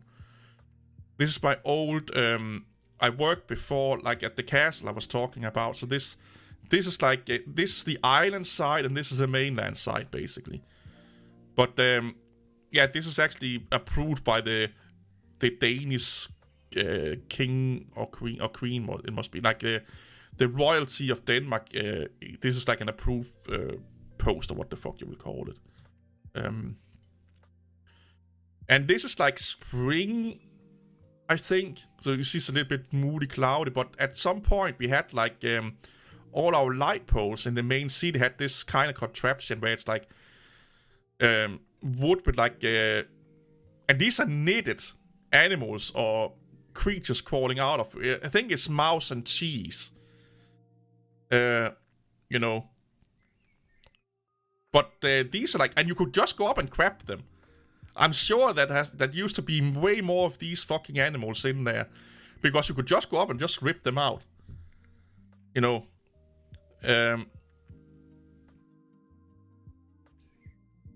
In a Stone Age with a dinosaur as your first car, yeah, probably. I haven't seen the Chris Tiles Tech video. We could look at that later on. This here is a mine. This is an old mine that used to be on the seafloor. That they took up and put on some stilts. But yeah, this is an old mine from a war we had here. Oh, this is my old workplace with some work clothes. So you guys can see that I'm actually doing something. This was the job I had before the job I have right now, where I was doing benches and maintaining them and woodworking and wood chopping and stuff like that.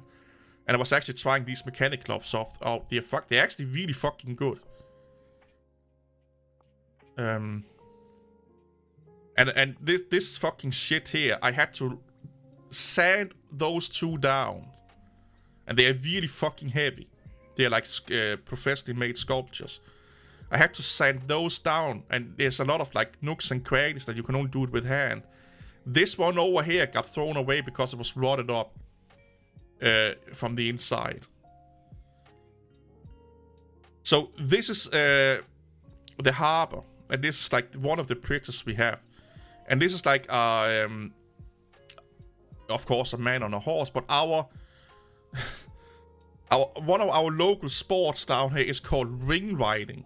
So you are on this horse here, and then you have a lance. and then you ride towards a little, really small ring that you have to catch with this spear here, or lance here. And that's the whole... see if I can find it here.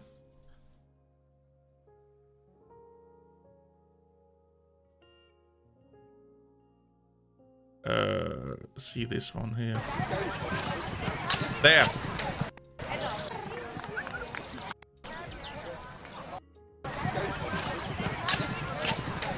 This is actually for the subsection of the town that I live in, or the suburb that I live in. But yeah, you basically just ride towards these things here, and then you have to catch small rings. It's actually a really, really popular sports down here. A lot of girls love it. But yeah, this is a sculpture to basically celebrate that sport, or what you will call it. Sometimes at the summer when we have high rise, we got like water all the way up to like these windows here. So this is our old for station of, you know, like a military fortress or fortification, or what we'll call here. This used to be like you can see here, massive brick house, or places where soldiers would be standing, but it got blown up in like 1864 or something like that. This is like on a memorial place, like a historical memorial or historic place about the 1864 war that we fought with Germany in the place that I live in right now. And this is like one of the buildings that they would be using to fight off the Germans. And this is two of my beloved guitars. I play a lot of this one right now. This one needs new pickups. But I have them for fucking over 10 years now. And this is like the cycling path near where I live. So, of course, this is in summertime, but I live like in like a suburb, not suburb, what we call like a residential area. So, if you go down here to the left, we have like my blocks complexion or area, and then you have all the rest is just houses. We are the only like apartment complexes in this area here for. And then you have to go like 15-20 minutes to get to the next apartment complex. And then they just almost are neck to neck with each other. But I live kind of a little bit outside the town, like on the outskirts of the town. So I live in a really, really massive residential area where we are, like I said, like the only like apartment complexes there. And we're only like 2 stories high or something like that. They're not that high. I don't know, I think I have pictures of it, I can't. Yeah, this is outside my apartment complex, so here's one of the apartments. Over here is residential area. If you go down here, you get into my apartment complex. But I just like how we have so much nature around my apartment. That's why I want to live out here, because if you can see it here, that's a forest. So if you just keep going straight ahead, I go into a forest. I have to go over not a highway, but a busy road. And it's not that big, it's just like busy because there's a lot of houses down here. But this here is like the start of a forest that's kind of big. Yeah, here, this is the apartment complex. And you can see already here we have residential area. But these are like the only apartment complex. We have this here, and over here we have a couple of places also. And then it's basically just normal houses for the rest of... not big, but... okay area. But a lot of fucking alcoholics and shit like that live here now, sadly enough. But that's actually, look out my is it bathroom window? I think it's my bathroom window. This here right now, this has been taken away because now we have containers where we sort in garbage right now, because we want to be a green country. So this is like 30 minutes away from where I live. There's another town. They have this little harbor here. And I just love taking pictures. I need to go out and take more pictures of this. It takes me like 30 minutes to go to this place here from me. And if you go to the right, you go into like a little small town. This is actually a really good place to fish. There's a lot, like the piers right over here. And a lot of people are fishing in this area here. And we used to have like, or there are Viking boats. I don't know if I have that picture, but in summertime there's a Viking boat you can rent to go on sail on. I found this while I was out walking. This little pizza van here. It's actually no, I don't want to. I don't like fishing. It's too boring for me. I just found this car really funny, and I see it being driven around all the time. And then this one here was in the walking street near like a classes guy or what you like, eye doctor. They sometimes like we do this a lot here in my town. You know, we have like old cars, old motorcycles, designer thingy madooskies. We have them out on the street. So this is like the main street where you can only walk. Yeah, I don't like fishing. This is my favorite drink. This is my favorite drink in the world. Cold as fuck. I think it's raspberry soda with no sugar in it. Like I can this and iced tea I can live off for the rest of my life. This is me at the gym being crazy. So this is like my local gym. It's not that big. This is the case I have now. This is the other guitar I have. Yeah, it's really, really good and sweet. So this was like one of my old computers. This one here, I've been using this one since like, this case here since like 2017. I think it's from. And I've been building 5 systems in it right now.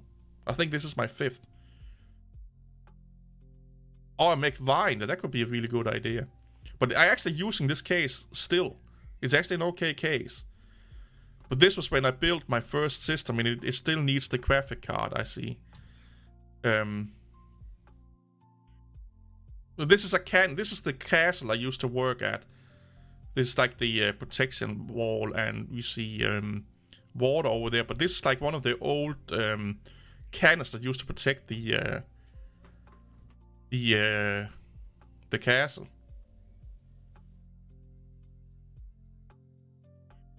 Oh, they are just normal ATX cases. They are not big towers or anything like that. They're just normal cases.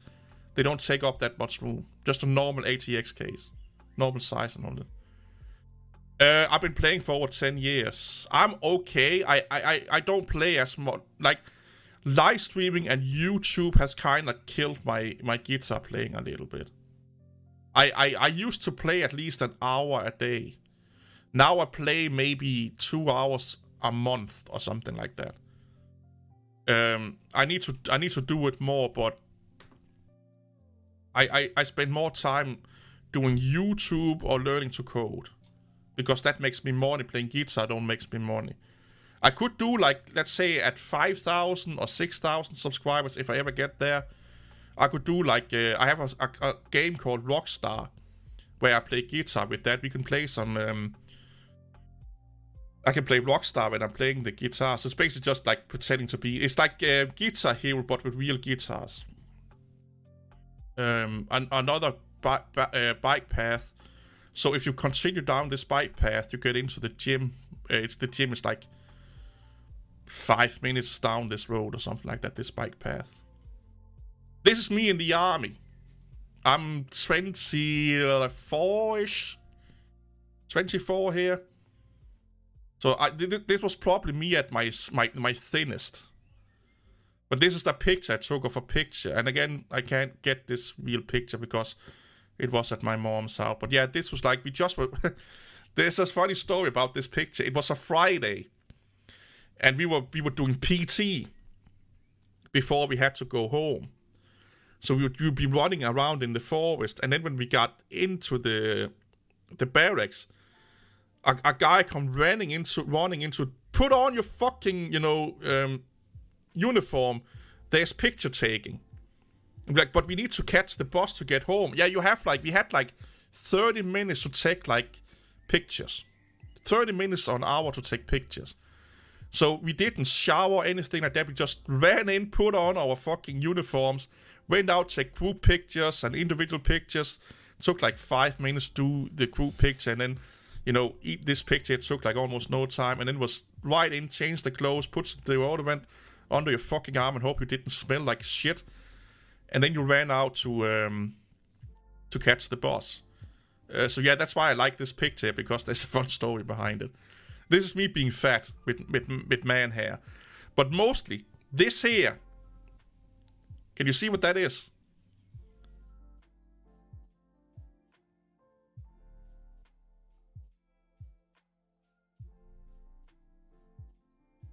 It's one of the first Google phones. Let's see, which one is it? This one here. It's this phone here.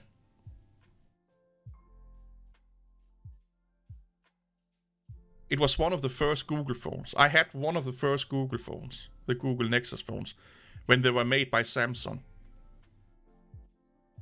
I don't know if it's the first, but I can't remember when it came out. I don't know if it is the first Google phone. I don't know. I will not go out and say that, but because I can't fucking remember. But it's one of the first.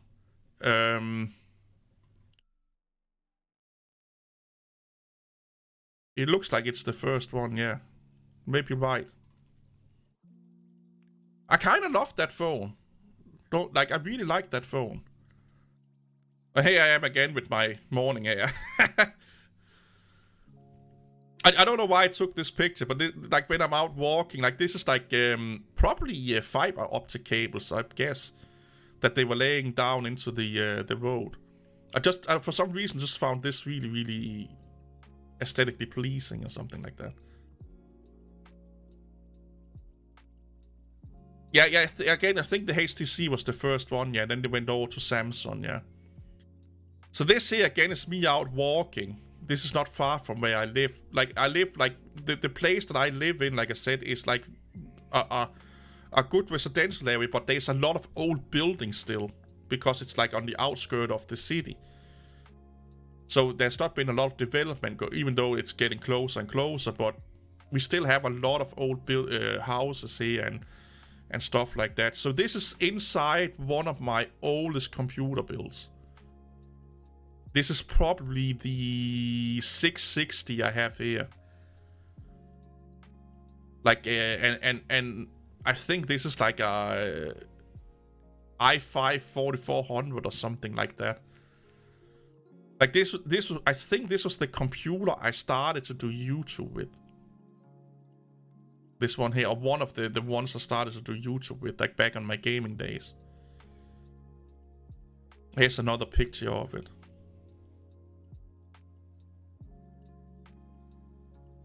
Yeah, I think Samsung was the first time they called it a Nexus. Yeah. So this is another picture of the castle that I worked at. Over here we have like the mainland, and we are still on the island here. And this is one of the big fucking threes. This actually, I'm actually sitting on a bench right now. There used to be, these here used to be like towers, round towers that were going up to like here. Oh yeah, Motorola, yeah, that's right. They also had one there. So this one here is a big shoe that you can actually go up and you can look out of the area here. And the area that you look out over used to be an old military testing ground or training ground for the sergeant school. Now it's just a nature walking path and dog park and stuff like that. And there's like a 6 or 10k path you can walk or something like that.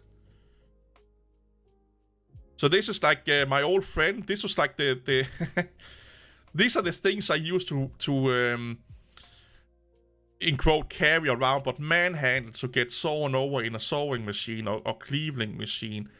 So I would be pushing these things over to another contraption that then would be pushed into like a machine that cut them over and basically chopped them into like 4 or 5 or 6 pieces. But yeah, they were heavy. I kind of missed this job here because it was a lot of physical exercise. But I was driving around this one here and picking these shits up here, and yeah, that was fun. Yeah, now that's it. Like I have like a shit ton of pictures, but most of them is just like of me and my family and stuff like that. I'm not that good at taking nature pictures. But yeah, a little bit of me life. Me life. I need to get up because I'm falling off the chair here. We were talking about... Yeah, I don't know...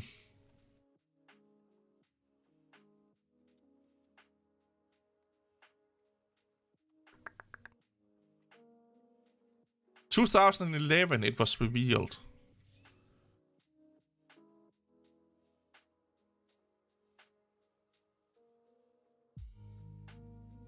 Yeah, 2012.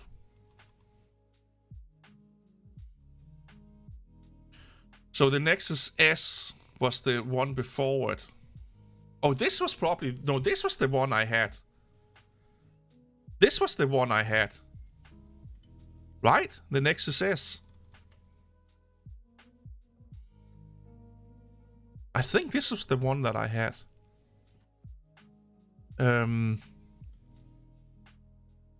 Oh.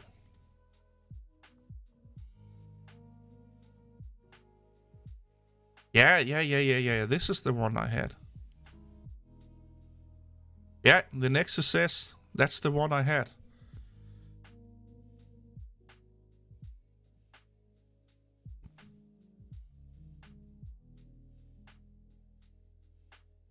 So 2010. So I probably got it in 2011. That was actually a really good phone. I actually really digged that one. And before that, I had the iPhone 3GS. And then I got this one here. And then I got one of Nokia's first touch phones. Then I got a Huawei. And I had that for a long time. And then I got the iPhone 6S. And I don't think I ever had a Motorola smartphone. I hear a lot of people liking them.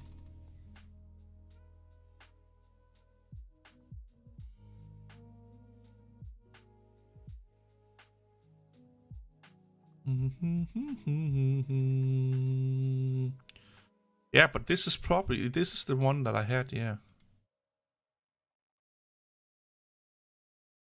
Look how small phones used to be. Like...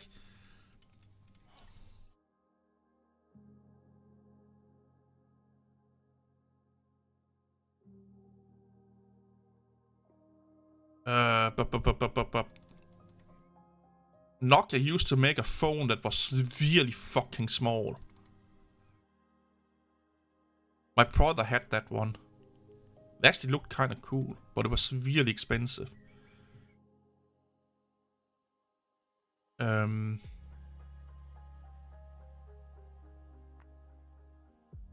think it was this one here.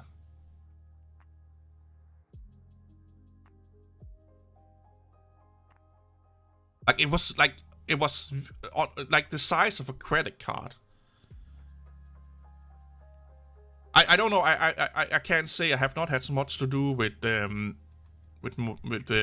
Motorola other than the old ones. Like this one here, the Nokia 3310 was like a fucking groundbreaking phone. Ah, what the fuck? I had this one here. Hey Spin, how are you, man? Hope you're doing well.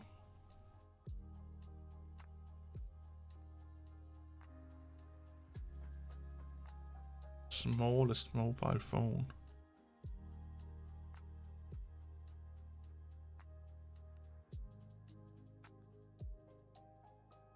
It had like a really weird look.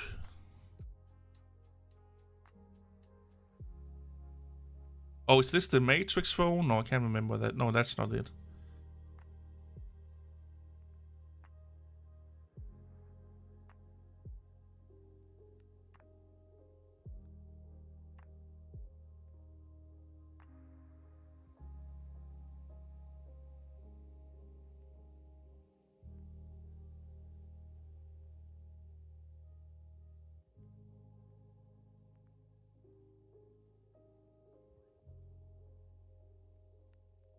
This is the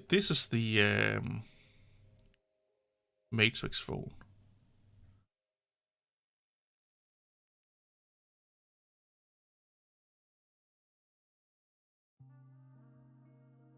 Nokia used to be like like think about this, Nokia and Ericsson before they were called Sony Ericsson.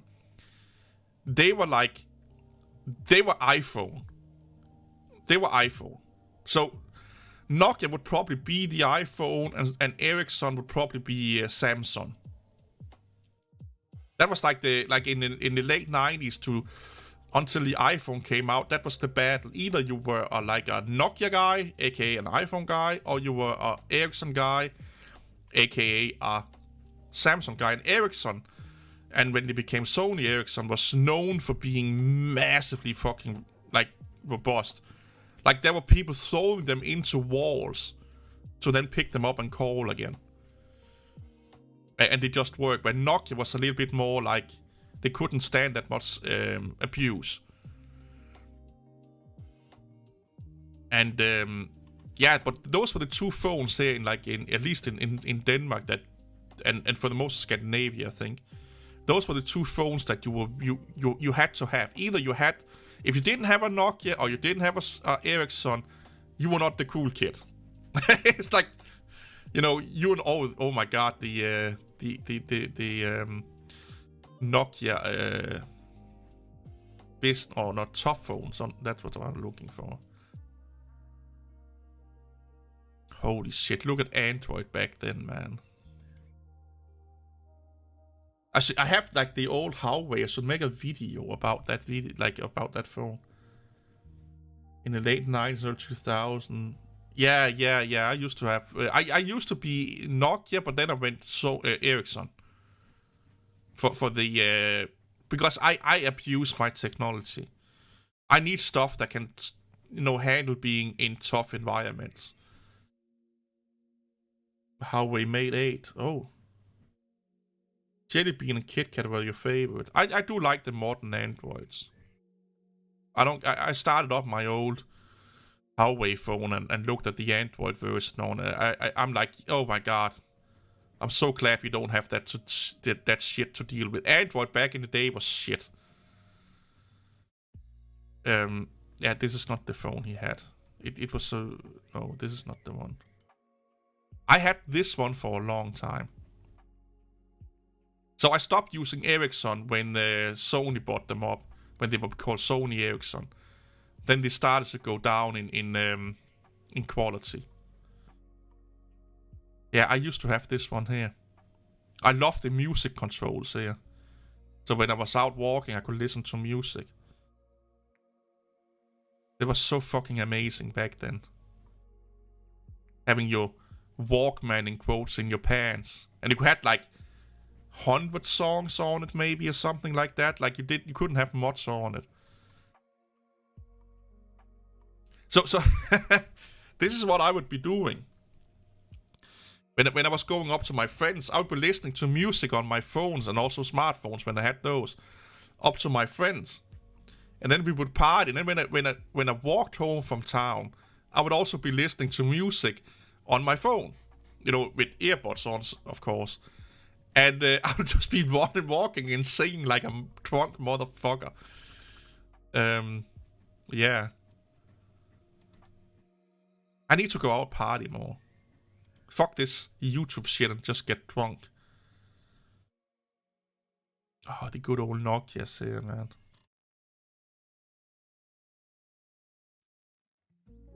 I had like the business Nokia at one point. It was actually a really good phone.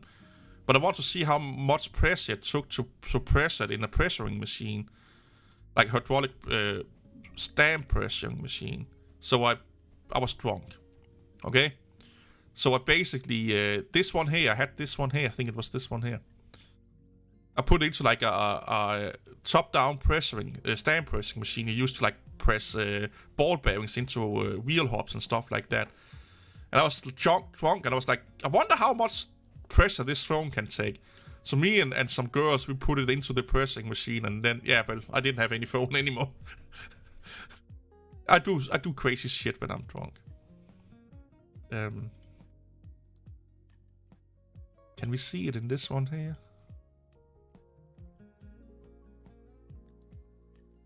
It was. Oh, that's a mirror thingy. Yeah, no, because the phone was it Sony? Was it Nokia? Was it Sony? I can't remember right now.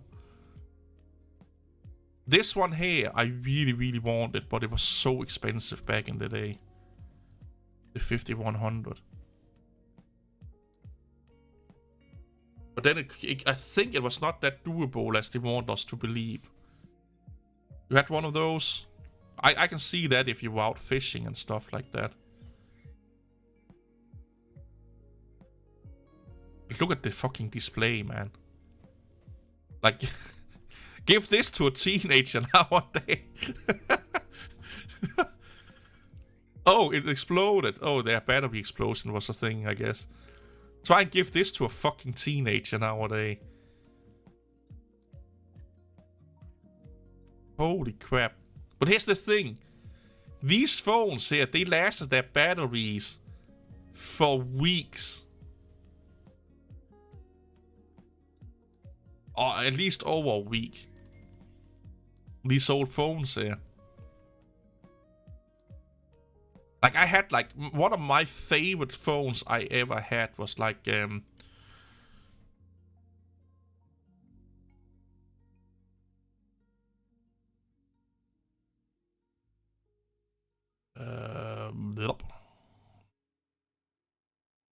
was one of the thinnest phones in the world that Samsung made.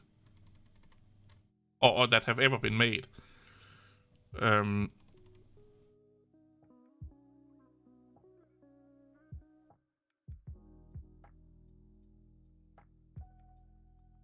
This one here. I fucking loved it. I paid a lot of money for that phone. It was this was kind of the Samsung S Ultra before the S Ultra.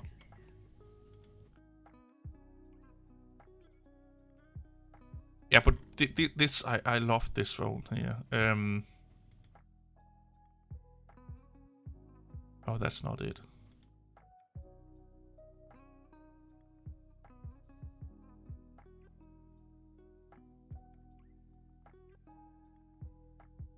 Like, look how fucking thin it was. 2 megapixel fucking webcam. Or webcam. Phone. You'll be all over that. You'll be all over everything, man. But yeah, I had this phone. I fucking loved it. Like, I loved that it didn't took so much space in my pocket. I loved that. Yeah. Like, it was like, how thick is it? Like 3 credit cards or something like that? Like, damn it, man. And it has like is that an expansion card slot? Which is unheard of today. But come on, dude. Why are you not? There you go, buddy.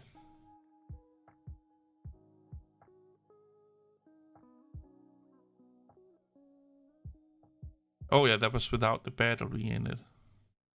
And it lasted a shit ton. Oh yeah, you could almost cut yourself with it. Yeah, it was so amazing. I loved it. I sold it to my old friend's sister. And I think after that one, I think I got an iPhone. If I'm not mistaken, I think this was like about the iPhone time.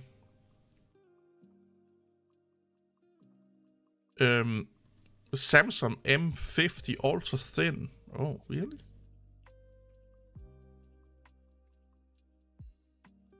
This must be a concept kind of thing.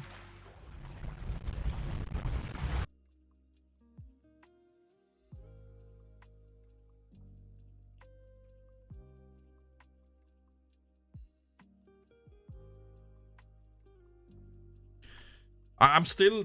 Oh, damn it. Like, next month... At the end of next month, I need a new phone. Because then I'm done with paying off the one I have right now. And I still don't know if I should go with an S23 or an iPhone. I'm still like...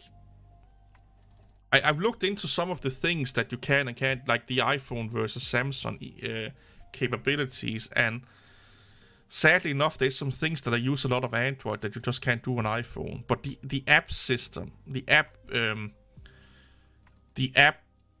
ecosystem is just way better on iPhone. So it's like, can I live with not having these things that I use a lot just for a better app ecosystem? But then it's like, I have also a Samsung tablet, so, and I have Samsung earbuds. You got me to get, no. I got you to get a Mac Mini. That's the difference. If I'm going Android, I'm going Samsung. Anything else, I'm staying away from.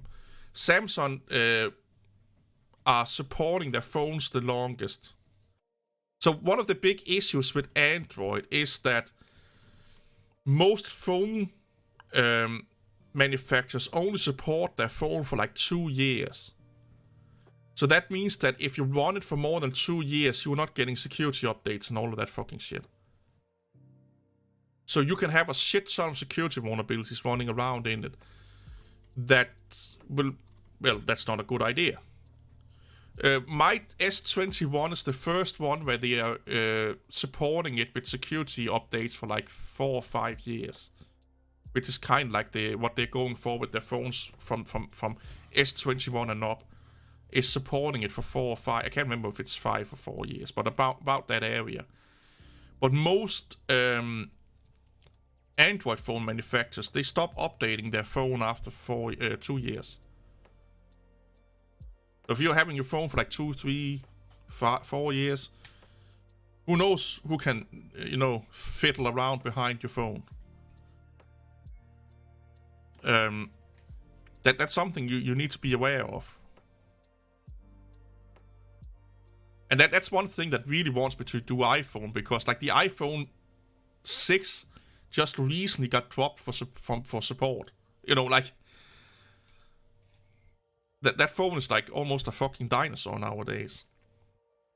But yeah, like you need to fucking be aware of how long your phone is supported with security updates, because you are having like mobile phones is probably the most important thing you have on you right now. Way more important than your fucking computer.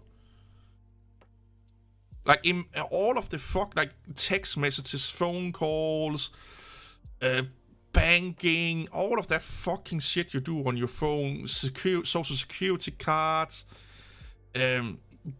government documents.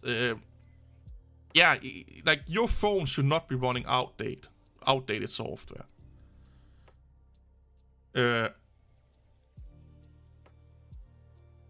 Every year, okay, yeah. That's great. So, yeah, you don't have to think about that. That's great.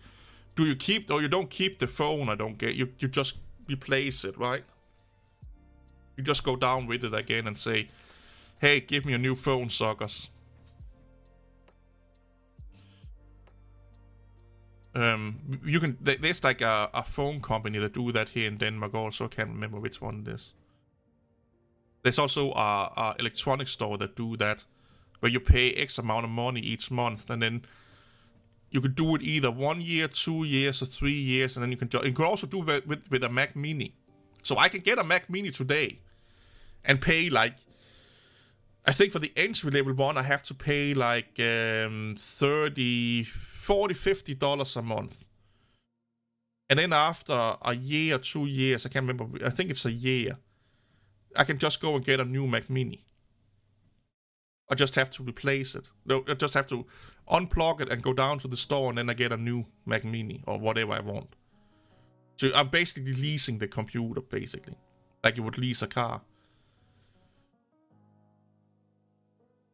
But I don't know if I would like that, because then it's like, you really have to fucking delete your shit. Like, you really have to delete your hard drive and stuff. And what if it breaks? What if shit happen? Like, what if you dent it and you scratch it and stuff like that? Would they still take it? Like, what if you break your screen on your phone? Will you still take it, or do you have to pay for that? You know?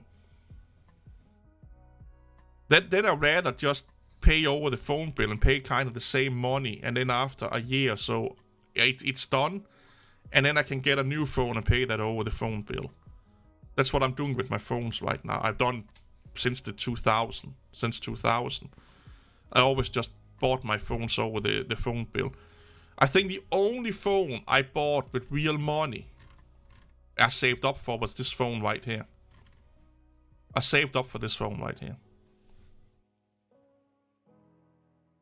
When we get a new iPhone or Pixel every time it comes out. Yeah, I don't know. Apple don't have that here in Denmark. Either it's what is it called? Like a phone company, or either it's a electronic store. We have an electronic store called Power where you can do that. Okay, you never had that problem. Yeah, see, I probably will have that problem. I haven't 24/7, or not 24/7, knock on wood, broken a screen yet. But yeah, I don't know.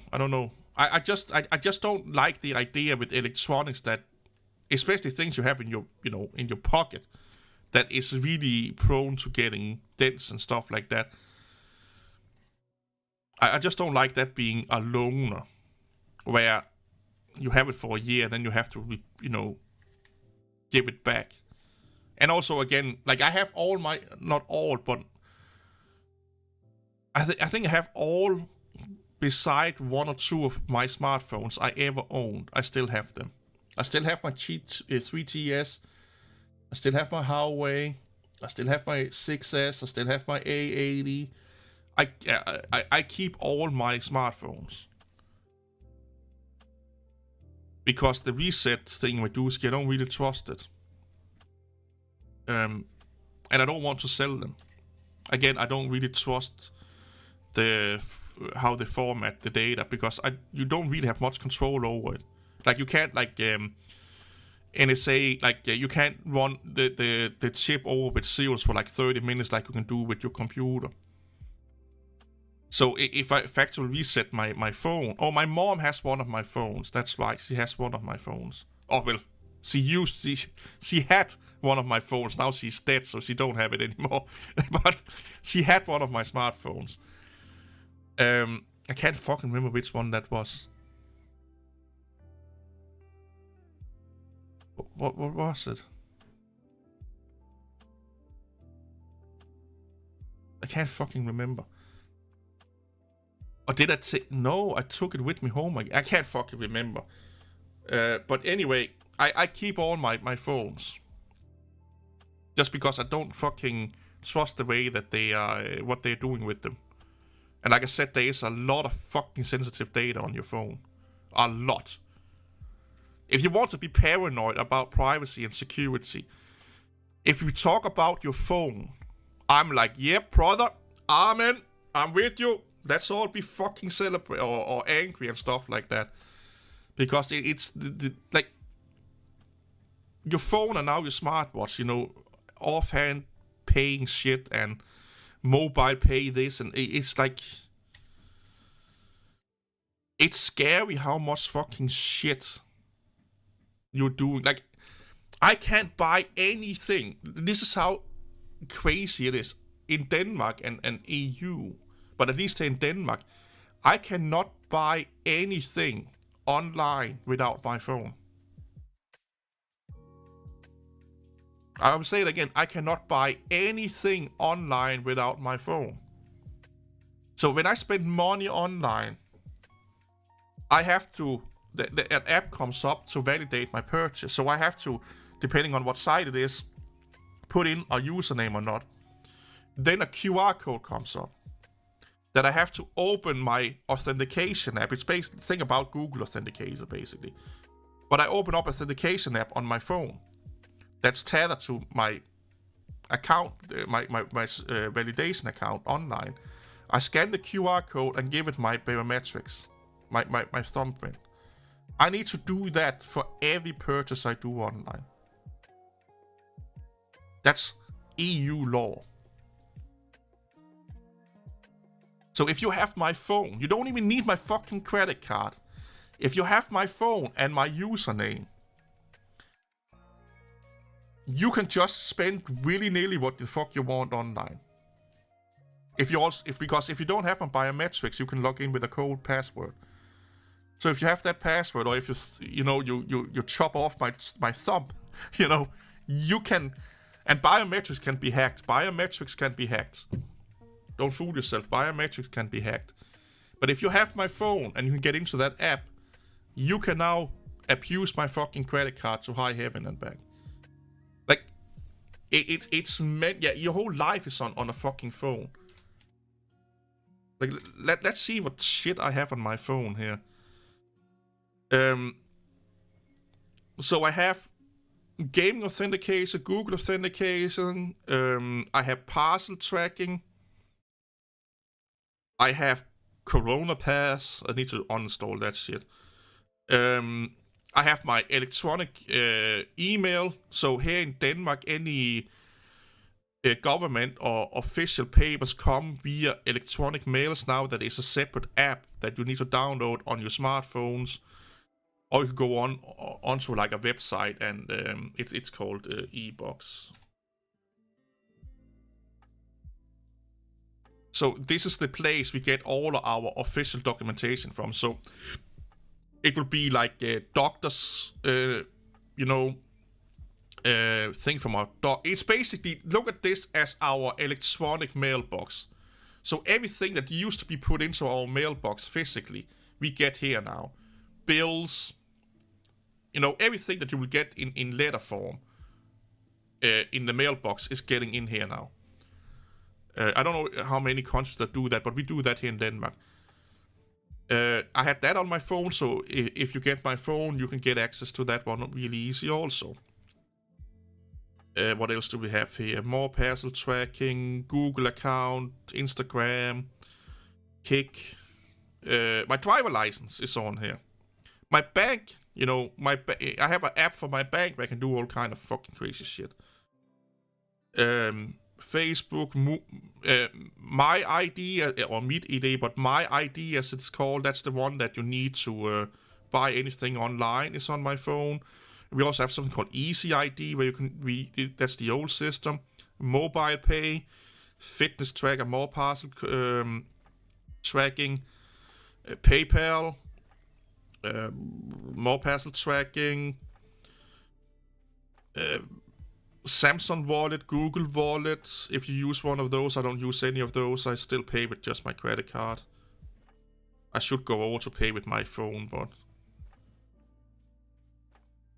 I don't know.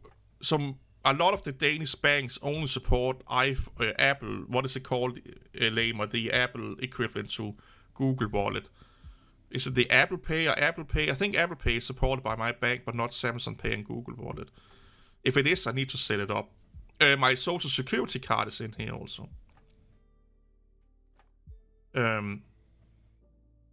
Yeah, this is my social security card.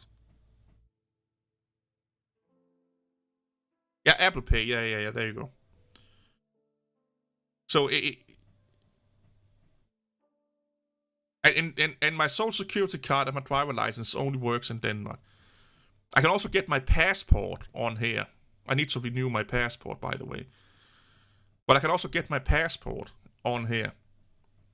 So according to what they want the future to be like, is that all our government documentation is going to be electronic. So we will not have like a physical driver license. We will not have a physical social security number. We will not have physical anything. It will all be on our phone. So if I want to travel, I will just show them, my passport on my phone. If, driver license, social security number, insurance, and all that shit will just be an app on your phone. That's the future that we're going into, people. So just imagine from the and here's the thing. I'm a light smartphone user. I barely use my smartphone. and I barely have anything on my smartphone. So just imagine what like a 20-year-old have on their smartphone. Like that it's their whole life, you know. So if you want to be paranoid about anything you have in your life, be paranoid about your mobile phone. That's the most important thing you have on you right now. If I should steal one thing that I can get access to, let's say if I steal it, I get access to it. That one thing would be your phone. I don't give a fuck about anything else. If I can get your phone, I have your life. Your computer, fuck that shit. If I can get your phone, I have your life. How many people do you know that are willy-nilly just stole their phone on a coffee table, drinking coffee, going out for a fucking pee, leaving their phone with friends or people they barely know, and all of that shit, but then they go home and encrypt their fucking hard disk. You know? Or have encryption folder on their fucking Linux, or run Linux because, bro, Windows unsecure. How many people do you know like that? That is so up about security, but they treat their phone like it's nothing. Give it to people. Like, never give anyone your fucking phone. Not even friends you trust. Because if they have... You don't know what the fuck they're doing. Oh, I'm just typing a friend. Yeah, of course you are. Then you're taking a fucking dick pic and sending it to my wife or something like that, you know? Like, people are so careless with their phones. It's to the degree that it starts to fucking piss me off. Because then they are like, why are you not full disk encrypting your fucking Linux machine, bro? Why are you running Windows, bro? You can get hacked really easy, bro. Hey, let me lend your phone so you can text home, bro. I want to just puke. Thank God Norway is not part of EU just yet. Oh, it's coming to Norway, Don. It will come to Norway. This is not just an EU thing. This is like how the industrial world is going to be like in a few years. You know? It is the trouble when your phone won't boot. Yeah. Just imagine the fucking battery dying on your phone. I always keep my previous phone almost as when I left it. So when I get a new phone, my previous phone is just being turned off and put into a desk drawer or something like that. With everything installed on it that I have installed on it.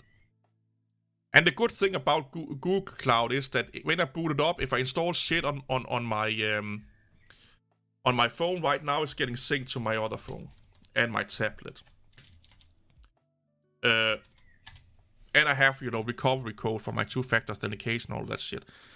But yeah, if you drop your phone down the toilet and you fucking flush that shit out, you shit out of luck, basically. You know.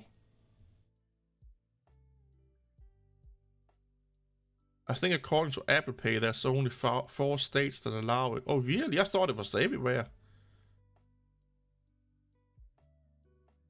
Yeah, I use it for social media and, online banking and buying shit, basically.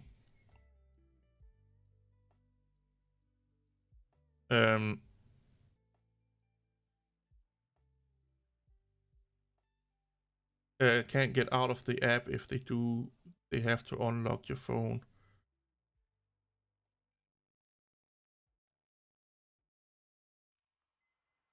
Oh, okay, so we can pay. Okay, I didn't know that.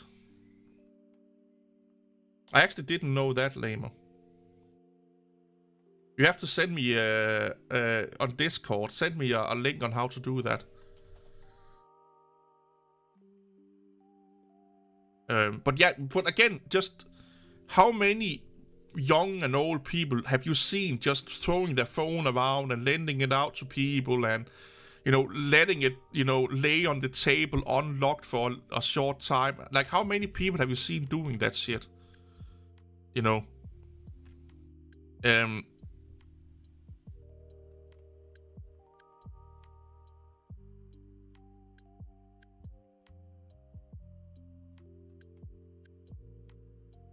Yeah. Just found it for Android and iPhone. That's actually a good idea. Yeah, do that on the tech chat. That would be a good idea. Thank you. But yeah, it just like just at work. Just at work, you know, like if I'm working on a computer and I'm like looking at the work area, I just see some, you know, one of the girls' phone just laying there with, you know, the screen up and a picture of their fucking, you know, family on it. And then they're getting text and stuff like that. And you can just read, you know, you can read most of the text nowadays on your screen. You know, so, you know, I could just theoretically just be like, oh, okay, someone wants you nudes or something like that, you know. Oh, someone wants the boob pics, you know, or whoops, your husband or your boyfriend is angry at you. Ooh, that's a pretty lady friend you have there, you know. Theoretically, I could just watch everything that they're texting with each, or well, that she or he is receiving, if I wanted to. You know, it's really fucking easy. You just, you know, you get those pop-ups that tells you a lot of the message. And if I'm really fucking a douchebag, I just touch the phone and scroll down, and it'll give me more text. Like I don't get it. I don't get how careless people are with their phone. If I leave my phone at my desk at work, I'm like, shit. I'm getting uncomfortable. And it's not because I don't trust people. It's well, everyone is a nosy motherfucker. You know, like, you know, it's like, if they can, they will. I don't know how many times I've been working on someone's computer. I'm like, are you sure you don't want your phone? You know? And then again, I'm like, I don't want to turn it around. So the screen, because like, why are you touching my phone? Oh, I'm doing it for your privacy. Yeah, fuck you. You know, like, what do you do? And I don't want to say to them, I really think you should take your phone with you because I can see what's happening on it. You know? Oh, are you a creep then? And it's like, no, but, you know, like, come on. You know, if the phone is like right beside the fucking keyboard, it's hard not to see when you're getting a fucking text message. You know, people needs to fucking be more aware of their phones. Just tested it on iPhone and it's better on iPhone than Android. Hey, who knew? Who knew? Oh, it's the same as on your lock screen. Okay, gotcha. So, iPhone, you can actually make a specific code. So even if they knew your login or your screen protects code, your password to unlock your phone, they can't unlock the app. Gotcha.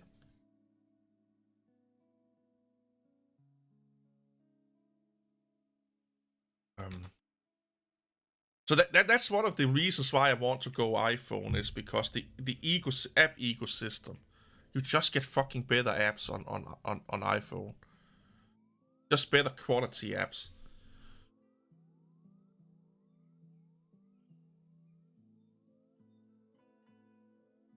And I don't know, man. So here's my thought pattern. And I'm a fucking smart guy. You know, I'm the smartest guy in the world. But I'm thinking about just getting iPhone and iPad. And then just keep Windows and Linux as it is. Because I do think Apple makes better iPhones and iPads than Samsung does. Like, just from the hardware perspective. But you are paying that fucking Apple tax. I may get a Mac Mini, I don't know. Yeah, Don, I'm kind of also with you on that one, yeah. Like, of all the countries, well, all of the companies out there, Apple and Microsoft is better than Google, Huawei, and all those other fucking idiots. Like, I do trust Apple and Microsoft more than I trust anyone else. I want to get the Apple Pro before they put an ARM in it. If I The only thing that kind of holds me a little bit back about this whole going over to a iPad is that if you want like a somewhat decent iPad, you're almost paying the same as a high-end fucking gaming computer. Yeah, the Xiaomi phones are really privacy friendly. Yeah, they are really, really good at not taking your data without telling you they are taking your data. But then again, if you are a Linux user, one of those amazing Linux users, you are running Apple hardware. Or software, sorry. You are running Apple software. If you are printing right now, you are probably running crops that's Apple owned. Well, now they're doing open printing and community. Starting in 2022. Which I don't know who owns this shit.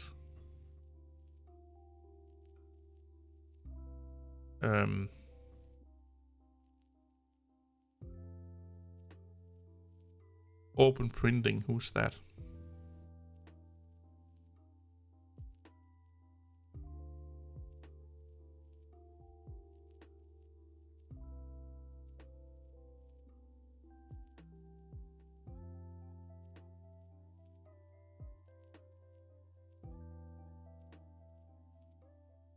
I'm just reading a little bit here.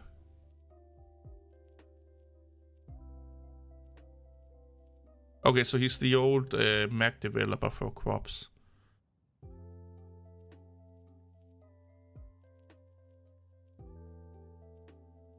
No, Lizard, I would not rootkit your phone.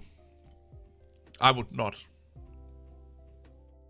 I just would not. I've tried it in the past. I've been doing all of these alternative launchers and all that fucking shit. And maybe change the icon set. I can be like, yep, I can see that. Let's change the icon set. But to get the best experience out of your phone, it will probably just stick with what the manufacturer is giving you. Because they are doing a lot of things behind the scenes and behind the window closing and stuff like that to make your life more comfortable that you now have to do manually. And because you don't know that they are doing it, you are not doing it, so therefore you will get a not that good experience. You know, unless you really know what the fuck you're doing. You know, you have to, for example, find, let's say, other messaging apps, other keyboard apps that may not have the same features and capabilities as the standard Samsung message or Google message and stuff like that. And you don't think about that you have to download Google messages and, you know, you get the idea here.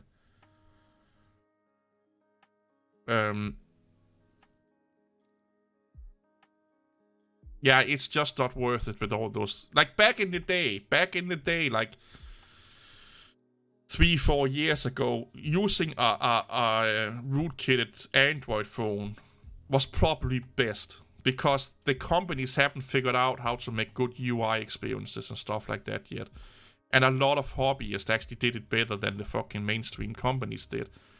But now they kind of open up their eyes about how important it is to have like a coherent system and whatnot. And yeah, they're doing a really good job. Like One UI used to be shit, but now like Samsung's UI, I fucking love One UI. Like the UI for Android, for Samsung phones. It's amazing. And some people don't like the icons. I kind of like the icons. I don't mind the icons. I'm actually testing out running Samsung messages instead of Google messages right now. And I am losing a little bit of features, but it just seems to work better, to be honest. Yeah, TouchWiz. Yeah, that's the one I'm thinking about, Lamer. Yeah. And also the first versions of One UI was not that good. Like, you know, One UI 1.2 and stuff like that.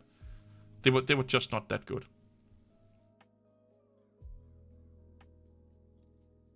Yeah, Don, I'm the same here. I used to also jailbreak and on rootkit and all that fucking shit, all my things, but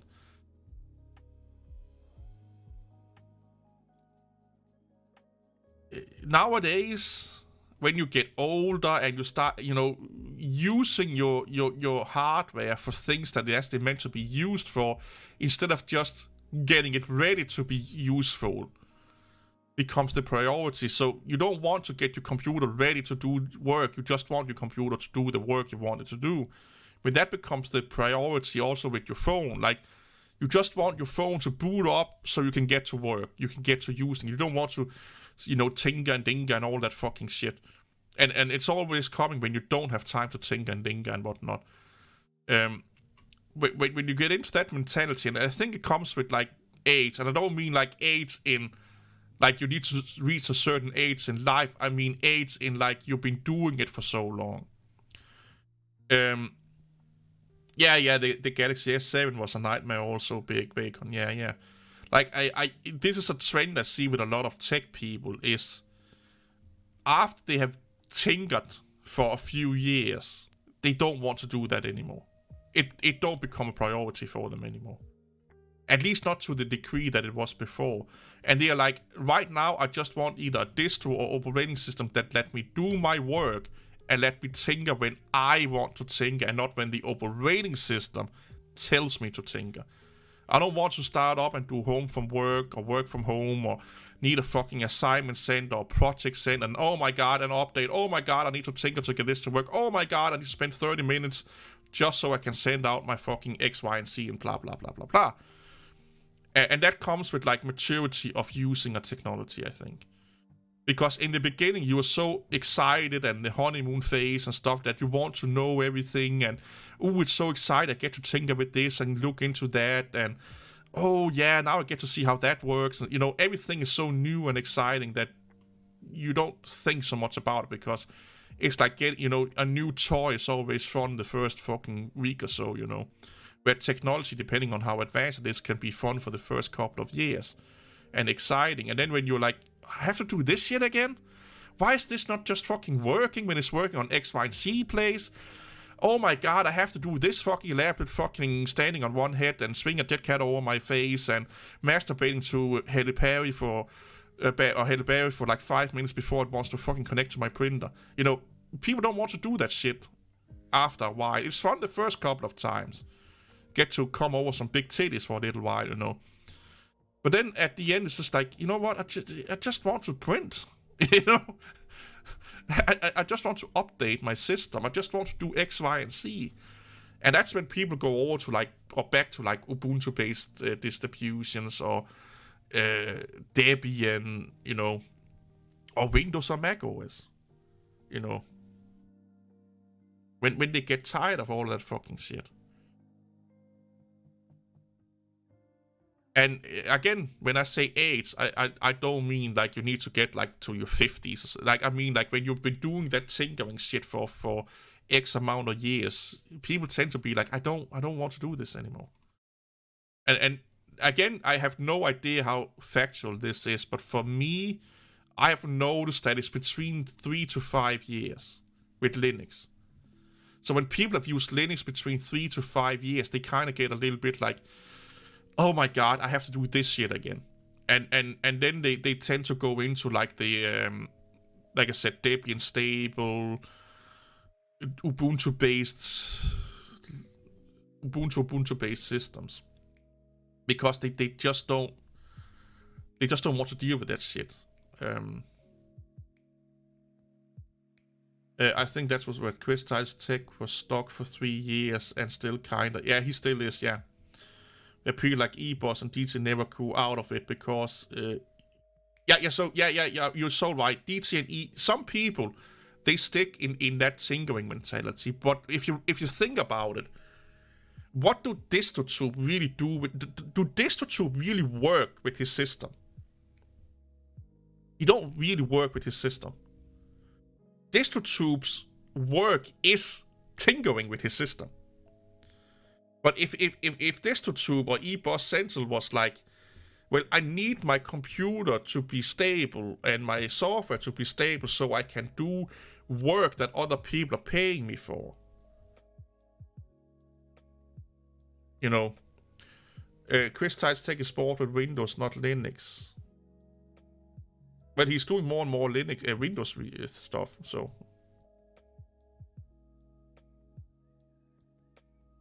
He's openly said that he wants to do less and less Linux. So I don't know how bored he is with Windows. He's making Windows scripts and so on and so on. He actually said that he was bored with Linux.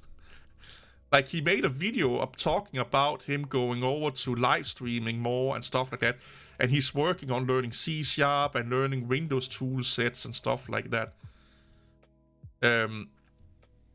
He's been vocal about not supporting the Linux desktop for a long, long time. If you go over to his Chris Titus Talk YouTube channel, you will see a video called Why I Don't Recommend the Linux Desktop, where he talks about that, and that's probably over a year old.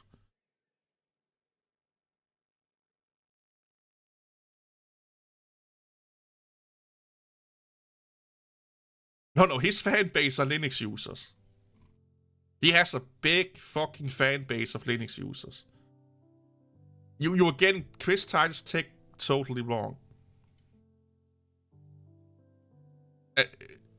His most popular videos, or some of his most popular videos, are Windows related. But the people coming, or the most vocal group of his audience are Linux users. But it's the same for me. It's easier to make, just for me, it's easier to make a Windows video that goes more viral than Linux video. Especially if I do videos where I compare Linux to Windows. That's almost guaranteed a good amount of views. And when I say compare, it could just be like, theoretically thinking. It could also be, opinionated thing, opinions about Linux versus Windows. Like, anything that has Windows versus Linux in the title is going nuts for viewers. Viewers love that shit. And the most people that love that shit is Linux users. I can show you here, like, it's not that fucking difficult.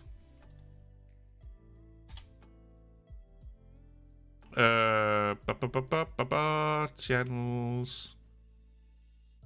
Oh, maybe I should go in here. This Tides Tech.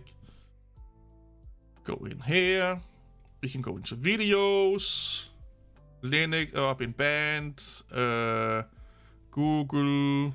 Windows. Fitness. Windows, not Linux. Linux is. Windows. I don't know what the fuck this is. Windows. This is the video I talk about, where he talks about him going more over to live streams and stuff like that. If we go into popular, boink. Windows.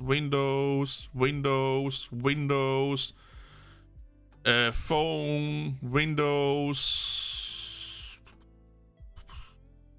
Google, Windows, Mac, GeForce, Linux, Windows, Linux, Windows, Linux,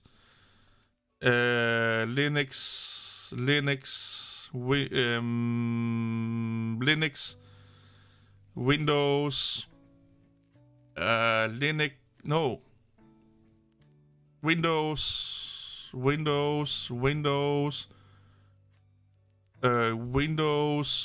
but look at how old they are.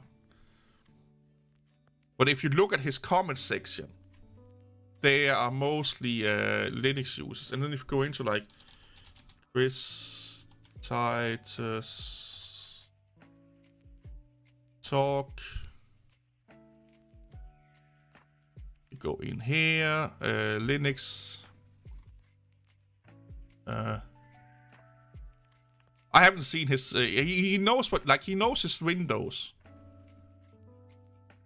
But where the fuck?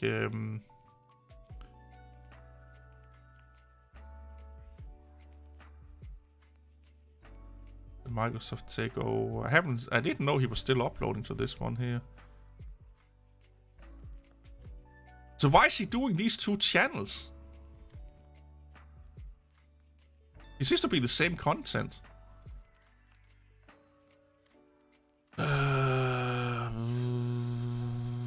The problem with YouTube and Brody.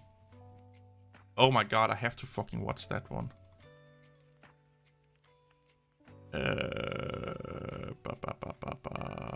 The Linux rabbit hole. Everyone is making a video about that. Fitness.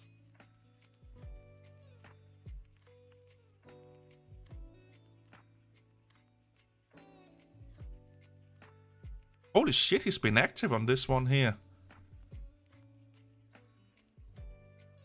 Here. 1 year ago, why I stopped talking about Linux so much.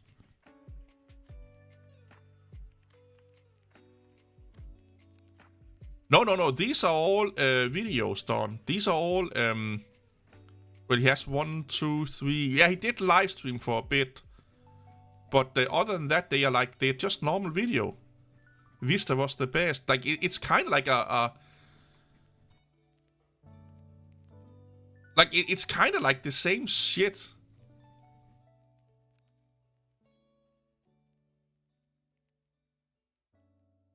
The anti-Linux article. It seems to be more Linux. What is he doing?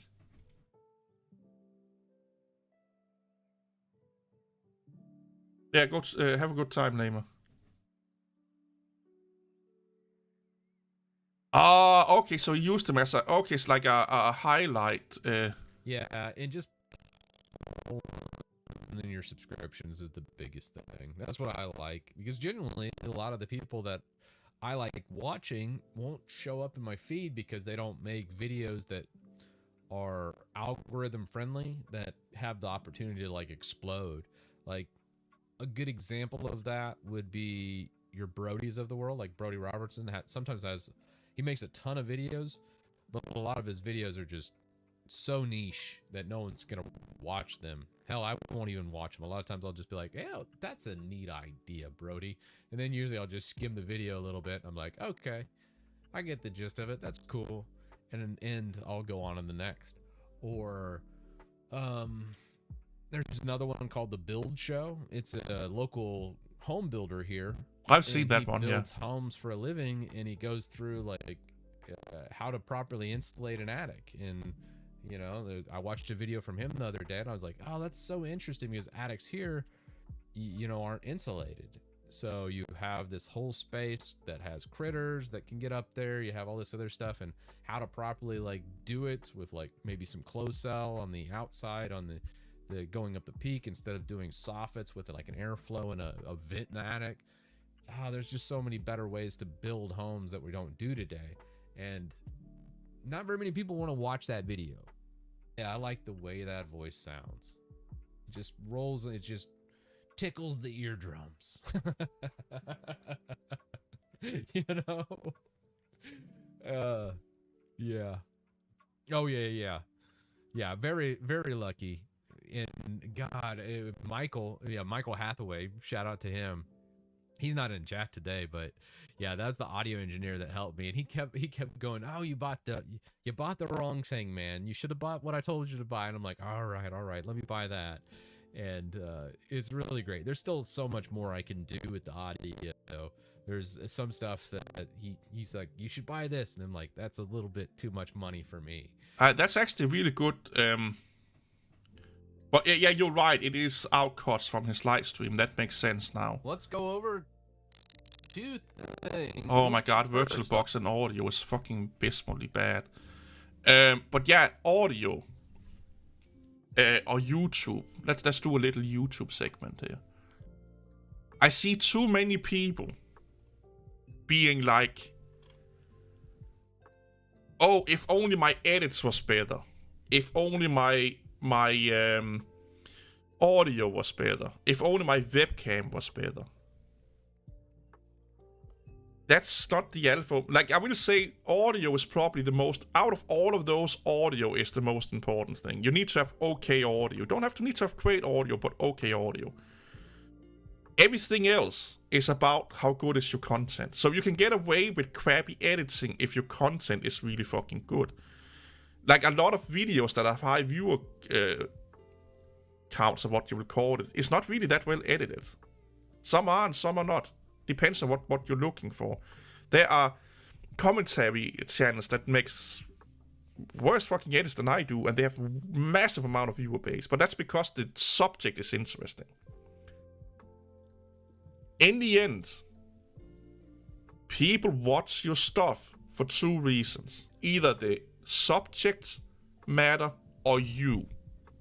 So either you're having a good subject to talk about, or you have a personality people want to see and listen to, or listen to. Then they need to be able to fucking understand you somewhat. So you know, audio is the next thing. But you can have the best audio in the world if you don't have a good subject or you don't have a good personality. It don't matter. But audio out of everything matters more.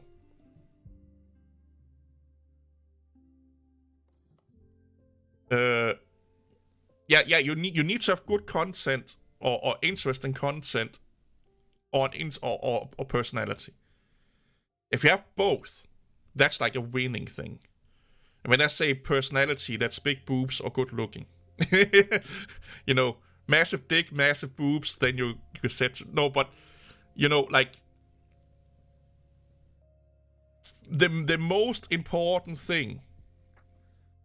The most important thing is that you have a good subject or good personality. What's the problem with Windows 10? Yeah, like, go watch his video why he don't talk about Linux or what the fuck I just showed you. Go watch that one. And go watch the changes videos.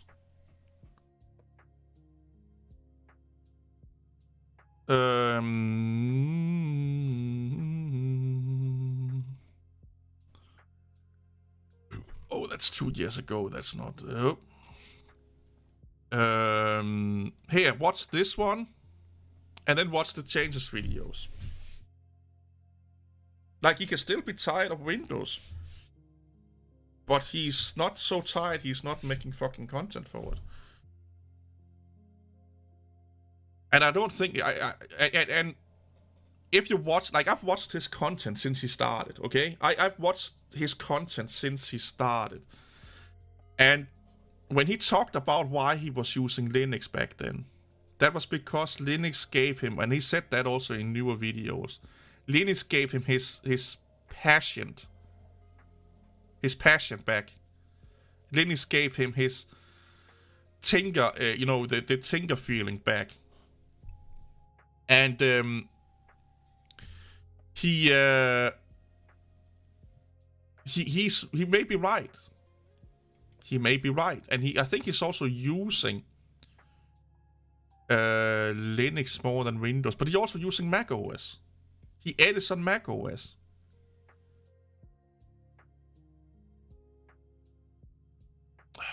We really have to watch that. The audio is so bad in here. Fucking shit. There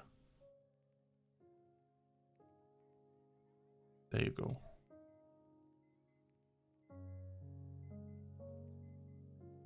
Yeah, but the audio is so bad here. Where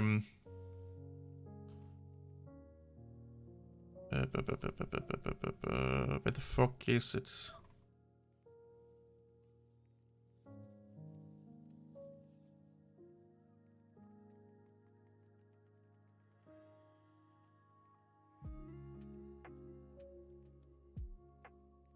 Month ago.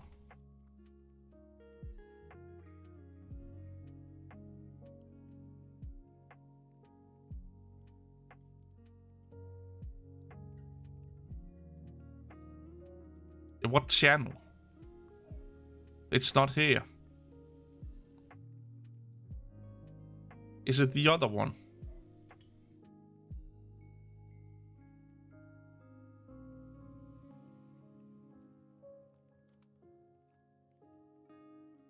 Here, yeah, that's the other one.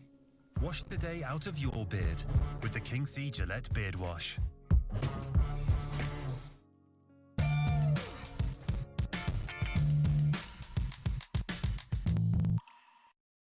Yeah, I don't want to go back to Windows because Microsoft's forcing decisions on users like Edge, and that's only going to continue, I think. Wait. What did he said?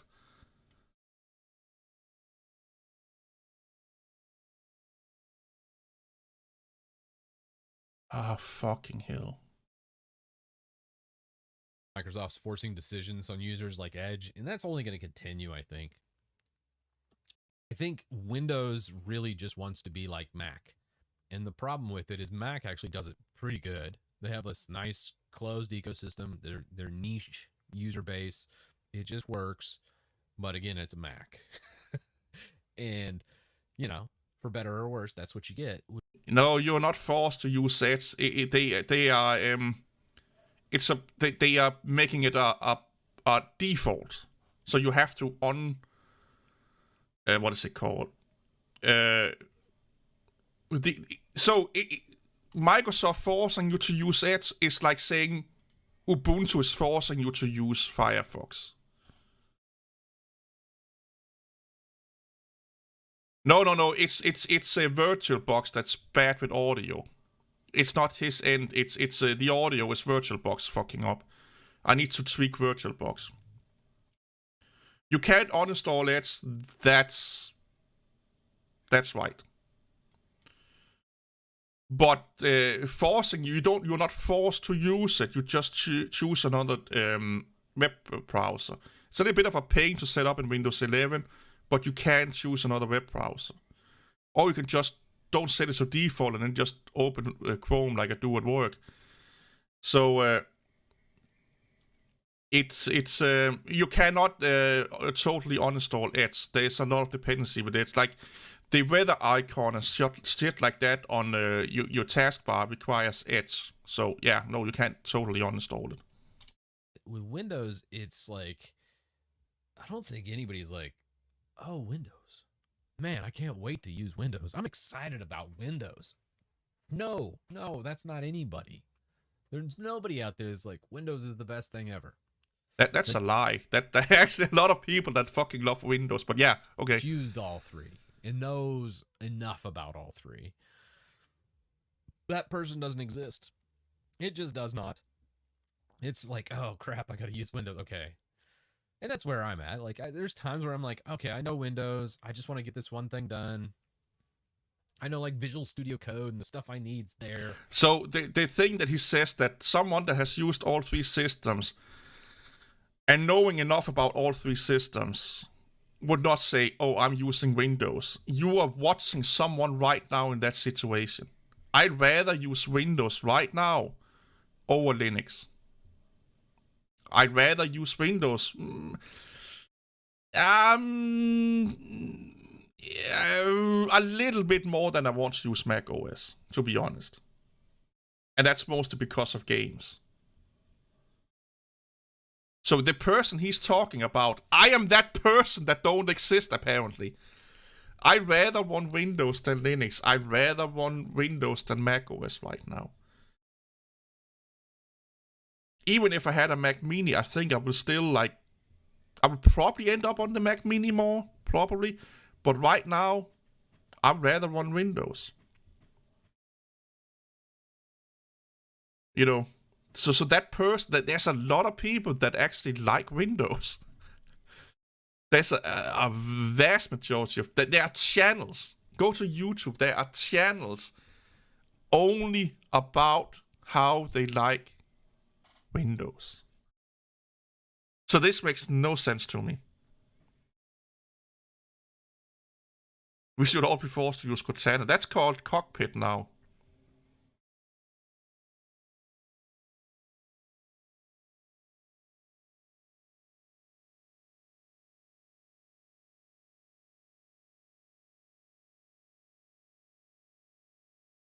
Yeah, Windows is getting more and more enterprise-like, yeah. He has to keep his Linux. No, I don't think he thinks about that.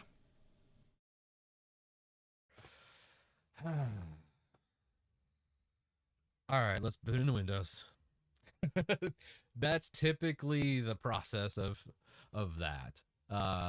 And not wrong with it.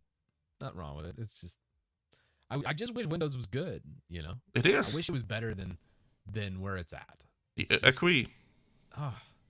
Like, think back to like why people like Windows 7. Because it really wasn't very intrusive.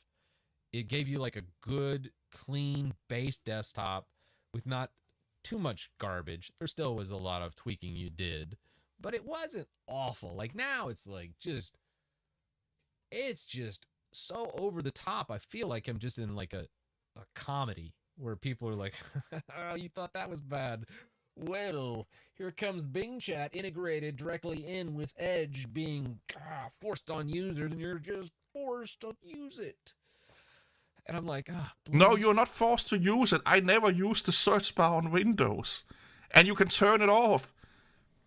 You can turn off the search bar in Windows. Oh my god, do I have to boot into Windows and debug this motherfucker's whole fucking narrative? Really? Really? Is this happening? And then, you know, next month it's going to be something else. They're going to be like, you know, we're doing some OpenAI GPT. Yeah, he first of all, he's not said that he's what did you say? He was tired of Windows. No, he's annoyed by Windows. That's not the same as tired. Like, he's not said here that he don't want to do Windows. He's just saying that Windows irritates him. Not annoyed. I don't know what the fuck you specifically said that. He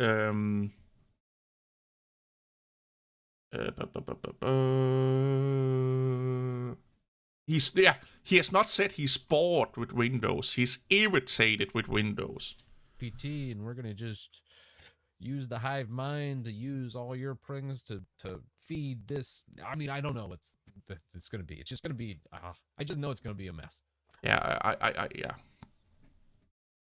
I get annoyed with every fucking operating system. Let's boot into Windows now that I'm sounding like a teenager here. So yeah, he's talking like a typical motherfucker that don't know what he's talking about. Give me a microsecond here.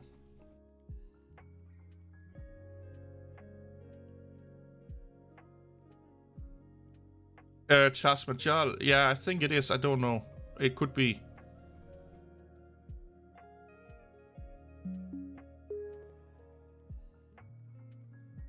Just give me a second here, people.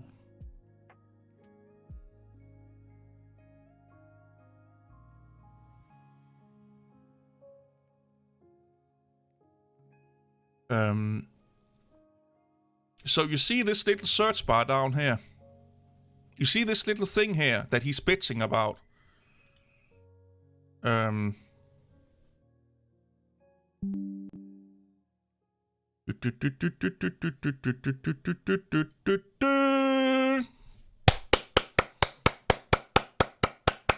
Yay! I'm forced to use the search bar. We can't do anything about it. Microsoft is forcing us to do all of these crazy things.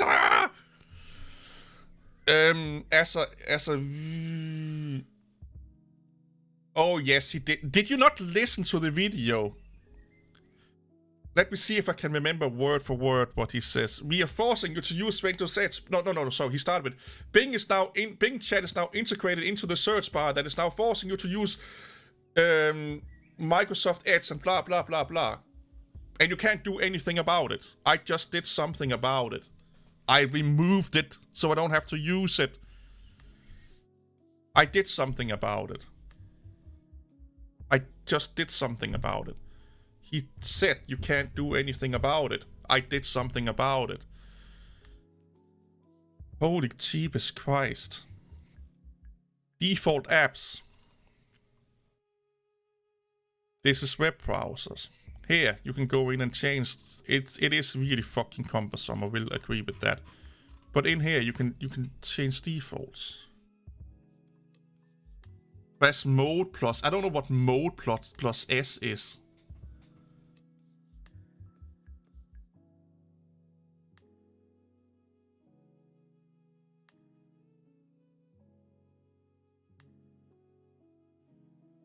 Make Google Chrome your default browser.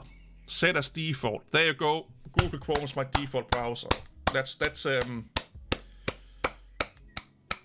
all. How easy is it to set your default browser? You go into apps default. You win S. Yeah, I don't use that. I don't use that. The most search I do is this here and then do this. Or I use Bing or I use Google. I don't use this. I never have, I never will. I use this. And so do a shit ton of people that I work with. I rarely see anyone using this.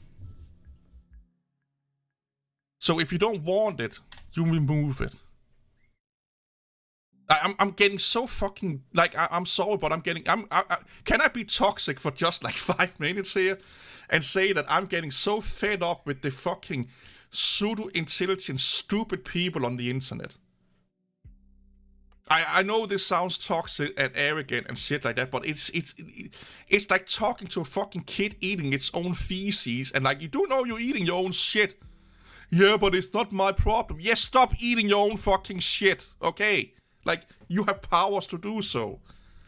Like, oh, God, man.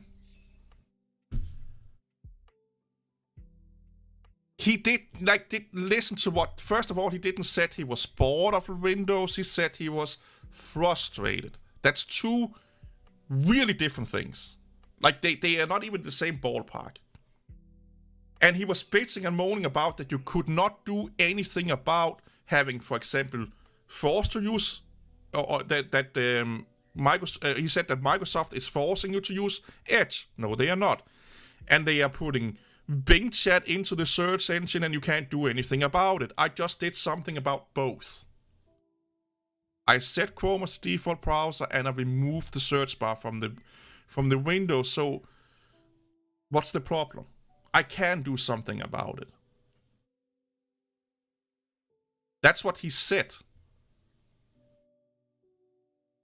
That's what he said. Don't start and bend words into meaning something here, because it's the most unintelligent way it's the social justice warriors way, the woke way of conducting a conversation, to bend everything in to fit something that you want to be a narrative. He clearly did not say he was bored. Let's look up the board of the meaning here. Yeah, but then you need to learn English a little bit. Feeling wary or impatient because of an unencumbered or lacks interest in one's current activity.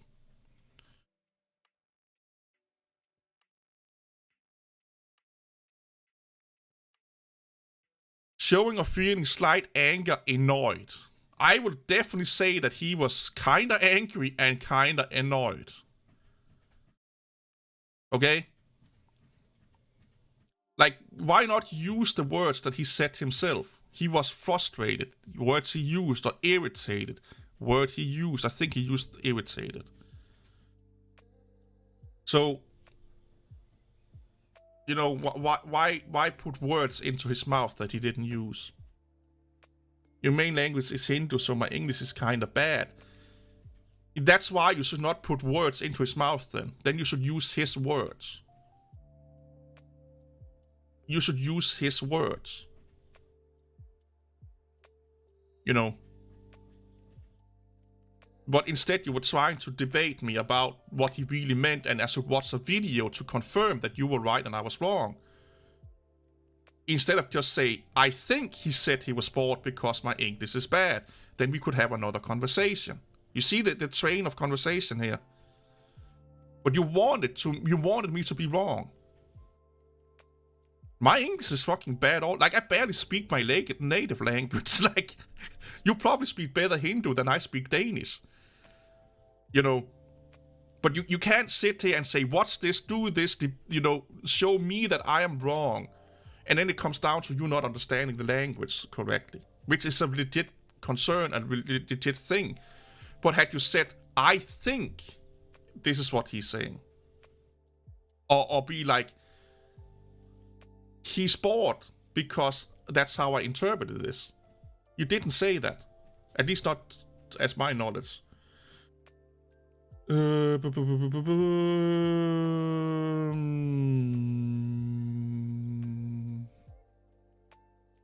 Yeah, watch the video. That's how I found out. Yeah, I watched both a month ago. The mod key.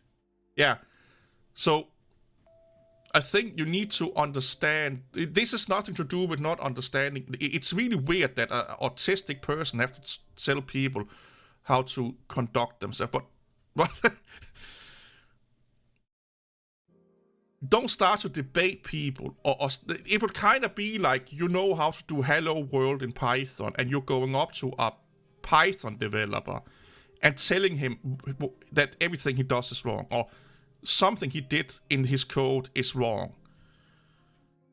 But you can't really show, no, you're not autistic, I am autistic. And then you're like, you did a wrong thing there. That's not correctly. And he's like, well, it is correctly. No, it's not correctly. But it is.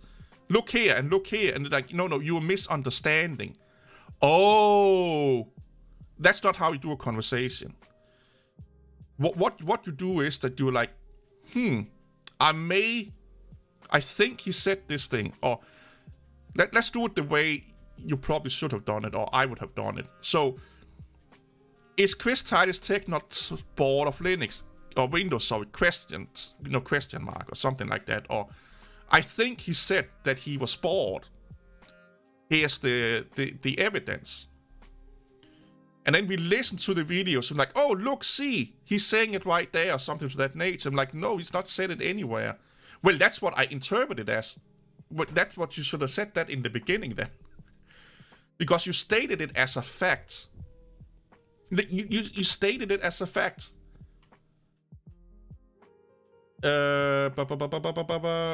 No, question sign. So that don't mean anything. Chris Titus Tech. So no just mean that. No, if you put the question sign after CTT is bored with Windows and not Linux, that makes sense. Because now you're just questioning the no, that you're saying no to me. So that's like, why the fuck don't you know if you say no or yes? But then you're going into saying like, where the fuck is it here? Where are you? I'm confused. There you go. CTT is bored with Windows and not Linux. So if you're making a question, you put the question sign at the end of the thing that is a question, not before it. So the question sign should have been at the end of the sentence. Or you could have done, I think he's bored, or I got the idea or the notion that he's bored. You get what I'm saying here? So where is it? Let me see here, my friend. There needs to be a search. There's probably a search function. I just can't figure it out. I'm stupid. So I can't exactly remember what I was talking about. This is what you said. This is what you should have been doing. And again, my spelling and grammar is bad, but this is like more would give more meaning. Because the whole sentence is a question sign. Like you are asking me a question. If I'm stating something and you just say no question sign, it's like that could be you agreeing, not agreeing. It could be you being like, I don't know if I'm agreeing with you, and then making another statement. Saying no like this up here, like this thing here. Saying no like that is basically like saying this.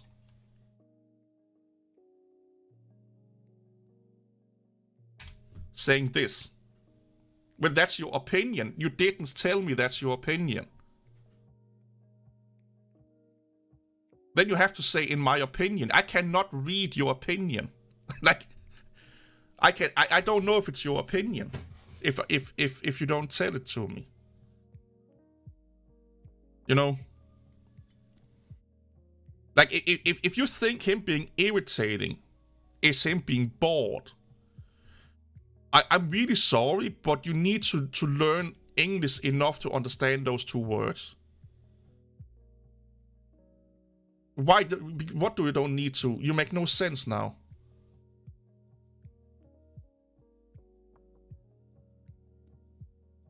Like, you cannot have conversations with people if you can't converse.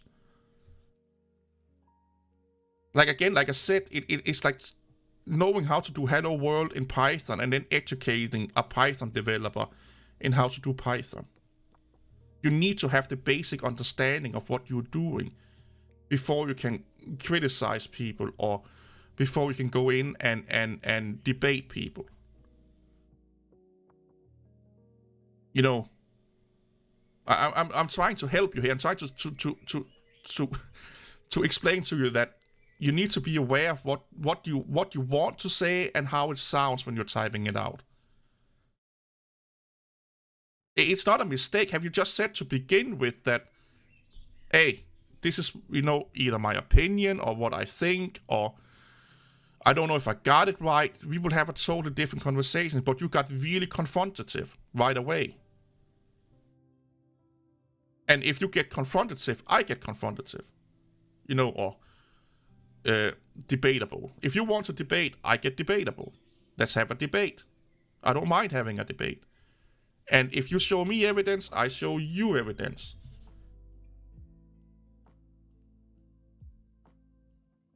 My mistake is not saying mistake. Opinion.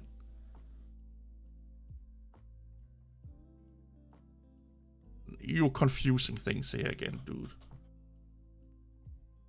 You're confusing things. Of course, mistakes is not an opinion.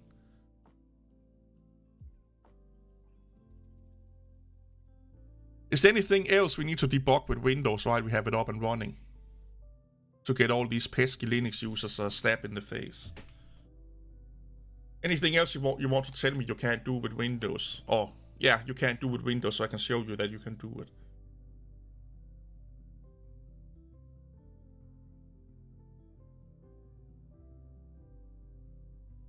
It probably won't make you coffee, you know. It probably won't give you a fucking girlfriend. Is there any updates, by the way? No.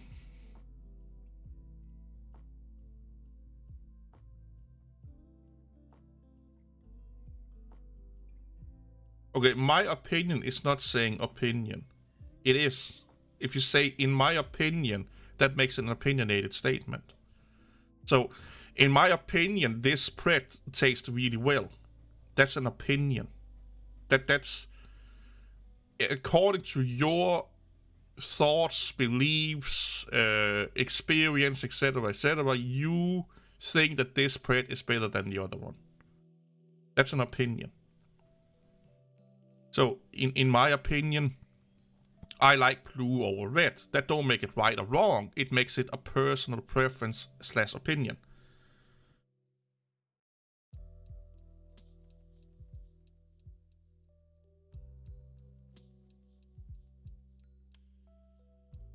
No. You're right.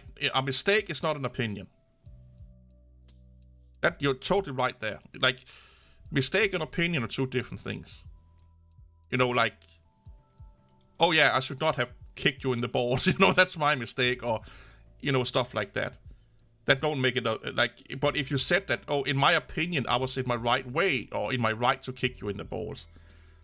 But I can still see that it was a mistake. So there you used both words. So you thought at one point it was okay to kick me in the balls. But then after I basically puked up my testicles, you were like, yeah, probably was a mistake. Get what I'm coming at here?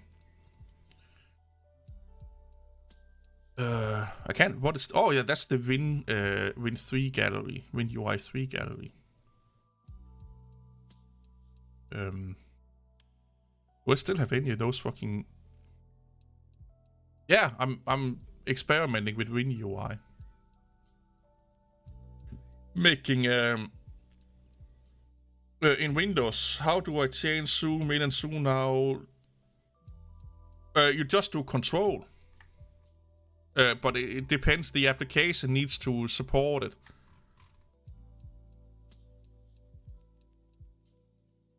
So browsers, it's just control. And how you change it,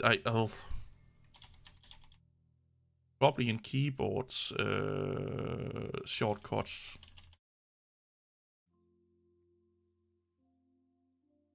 Whatever. No.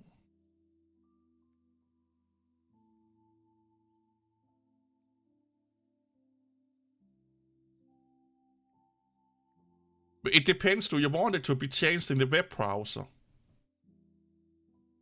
Because in the web browser, you just do it in keyboard shortcuts in the web browser.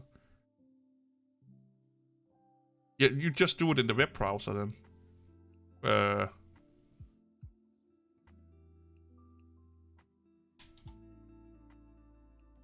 Oh, where the fuck are they hitting that?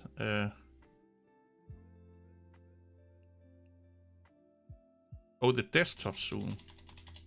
Yeah, that's here. You need to figure this one out here. Is the desktop zoom? Yeah, it is. Yeah. I didn't know that, to be honest. I'd never used that. Yeah, then you have to go in here and do it in here.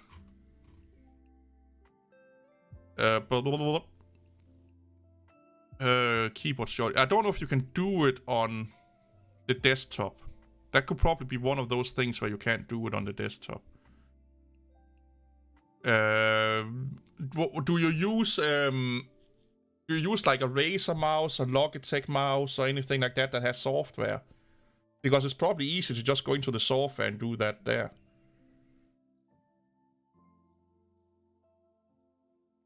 Go into your Logitech software and then do like a macro key.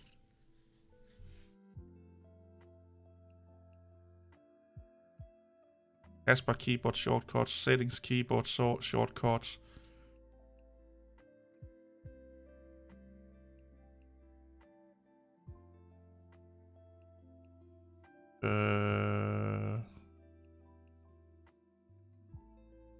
Oh, that's the settings keyboard. No, this is not even showing you how to set them.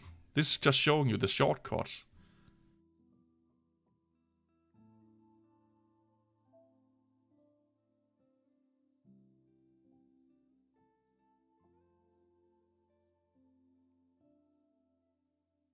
It's because I searched for the wrong thing. Here, remapping keys are shortcuts in Windows 11.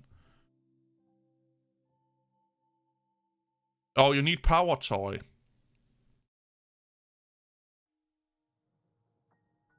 Keyboard Manager. Enable Keyboard Manager. Remap key. Yeah, Power Toy. Download Power Toy. That should enable you to do it. I actually don't have Power Toy installed.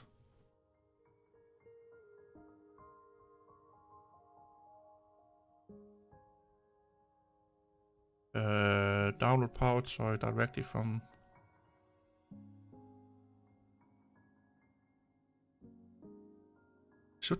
I should use this to see what it does. This mounted corner thing has been really okay for me.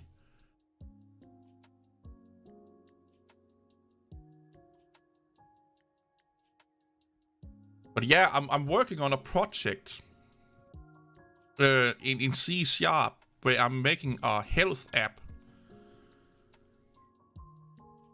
Where I'm first making it in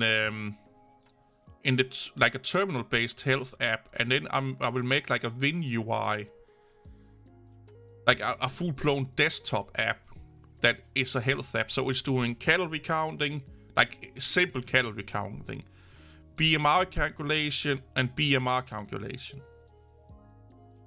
So calorie counting, BMI, and BMR are going to be 3 separate terminal programs, and then taking that into being a UI. So it will be like 4 videos. Make a calculator, like calorie calculator, a BMI calculator, BMR calculator. And then the 4th video would be making a full-blown desktop app that implement all of these 3 programs. But I want to make the programs first, and I want to record all 4 videos at once. And then I think I will release them as, you know, a BMR console app, calorie counter console app, BMR console app, and then make the 4th video will be the UI, and then maybe for the members, make like 1 video that contains them all. So I want to make the code for that's why I'm not uploading so much right now. Is because I'm doing that with C#. So I want to make the code first, optimize the code, and a little bit of best practices and shit like that, and understanding the code 100% myself, and then record the videos and then upload them like one a week or something like that, and then making like a health, and then that tutorial should help you make a health app in C# and WinUI 3. And that should kind of cover a lot of the basics about C# for Windows. So how to write to a variable, user input, writing to a file, and UI development. Like, it's not going to be like a 10-hour video, I don't think so. But, you know, like, it will give you like the basic ideas about how to do things in WinUI and .NET for make console apps for .NET. And this would probably be the longest video is probably going to be like building the UI, because it's XAML, as they call it, XAML based.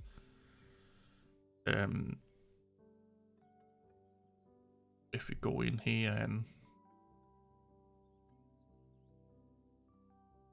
like, this is just the temporary one I made. So there's a lot of shit in here. Also, like how to get theme resources. It's like taking the Windows theme, basically. The theme pack for Windows, and use that. So it's basically following the Windows theme. It's like what I was meant to be saying. So when I run the, I just run the fucking package version. I don't give a fuck. So, you know, this here is following the Windows theme that I've set up. You know, the dark theme and light theme. So it's using the Windows themes, coloring and stuff like that. So it looks like a native app. Right now I'm just I set it in here manually, the text. We need an update. It told us here, update and close.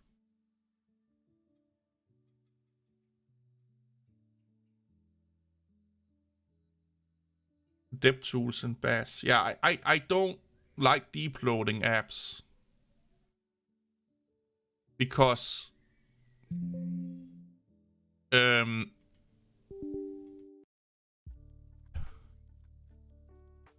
me put it this way.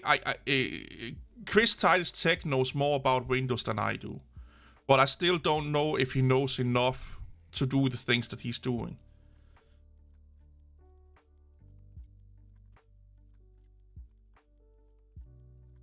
Yeah, but if he's deep loading anything and stuff like that, I don't like deep loading stuff with Windows.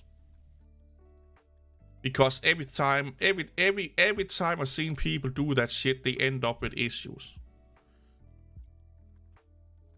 Not every time, but a lot of time, people that are messing with Windows backend, they end up fucking Windows up. So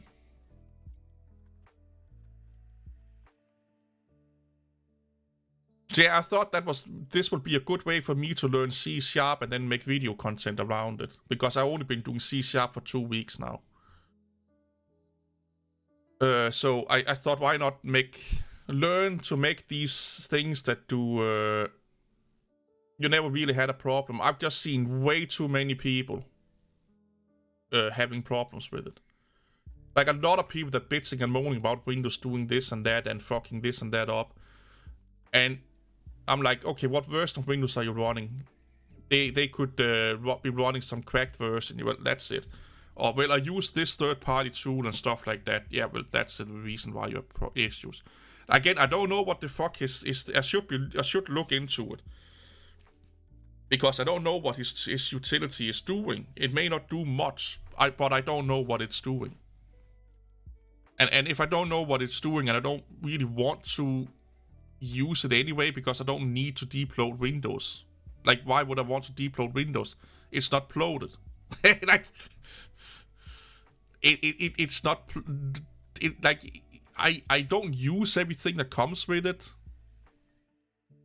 I don't use Xbox on this one, don't use Solitaire or films and TVs, but... You know, I can just really go in and do this if I want to, you know, just uninstall this shit. But yeah, Windows is not slow for me. Like, I made that video. Is Windows slow? It's not slow. Is there a lot of shit you don't need? Yes, but there's also a lot of shit in Linux you don't need. How often do you use SSH? How often do you use Samba? How often do you use FTTP? How often do you use all of these printing systems? Like, I just updating fucking printing system under Ubuntu. I've not used a printer since almost 10 years ago. Like, it's just like, yes, every operating system comes with shit you don't need.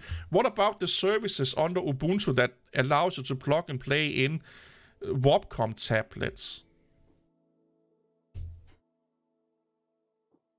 You only use Linux for customization. Look at my screen. I'm customizing Windows. And I can customize Windows even further than this. Yeah, Don, I think it will automatically recognize the dark mode, but it will also utilize the same, you know, button preferences and text preferences and stuff like that Windows apps use. So it will use the same fonts and stuff like that. Not as much as the Penguin.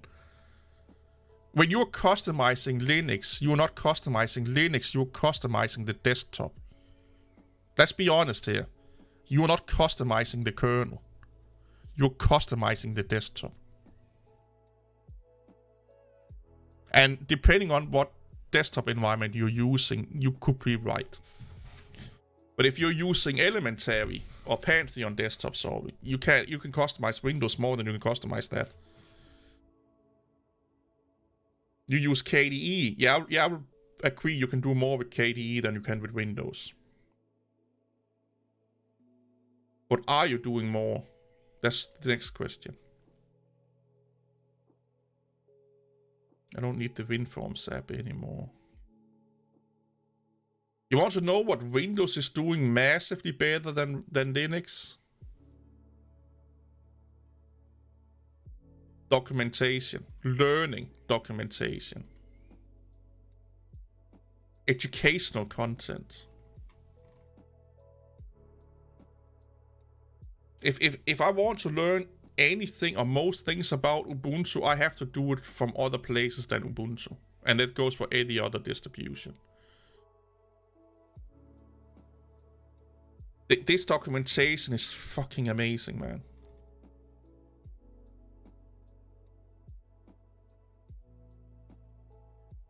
Learn modules for Azure Security. They have a lot of cloud thingy here up here, but if you want to learn C#, there's no better way than Microsoft website.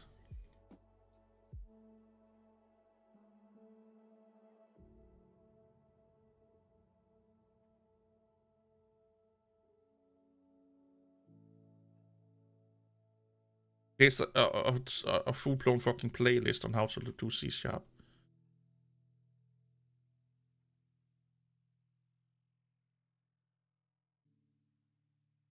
This is what I love about Windows.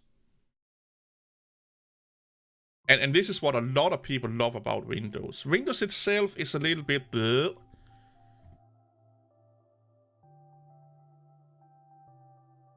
Oh, so you think it's only because of C#? Okay.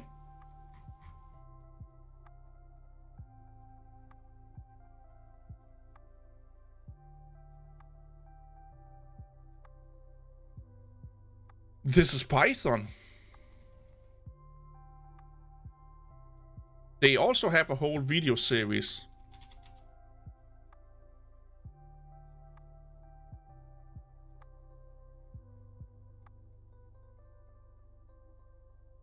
There you go.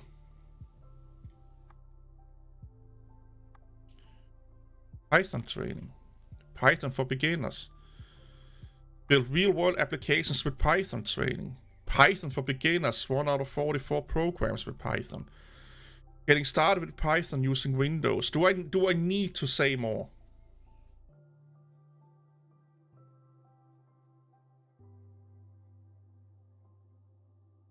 These are the free ones. The other ones you have to pay for. They do that for a lot of languages. You can do it with Java. You can do it with a lot of things. You can even fucking like. You could. Microsoft will teach you how to do Linux.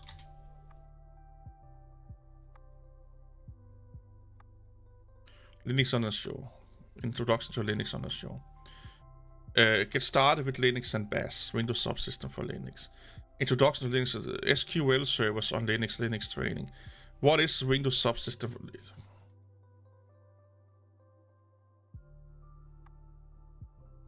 Here's some free ones for you. What? Oh god.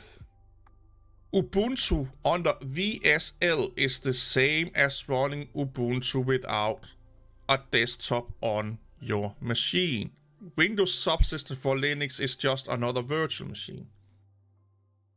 So every command that you do under Ubuntu on VSL works under Ubuntu. It's copy-paste.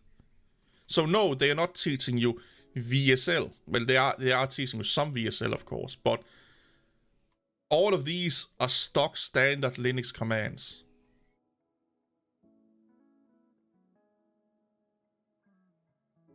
Like bash is bash. You know? Like bash is fucking bash. If they're teaching you bash is bash. Exactly, Don. There's no, not technically. They are talking about, in this case, I think it's Ubuntu that they are running. I don't know which one. Yeah, Ubuntu. They are teaching you bash. So no, they're not technically teaching you Windows subsystem for Linux. That would be like me right now technically teaching you VirtualBox. Because I'm running Windows in VirtualBox. Or when I'm doing Linux videos, I'm technically teaching you VirtualBox. Because I'm running Windows or Linux in VirtualBox. These here are certified programs you can actually do with Microsoft points. I actually think just by using Bing, I've saved up enough Microsoft points to take courses on Microsoft. Like, I think I can take this one from my Microsoft points.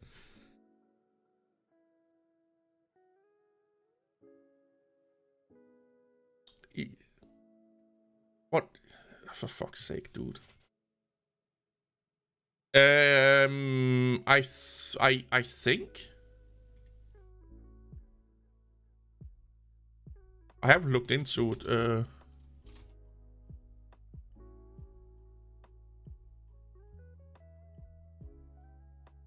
Well, apparently it's so.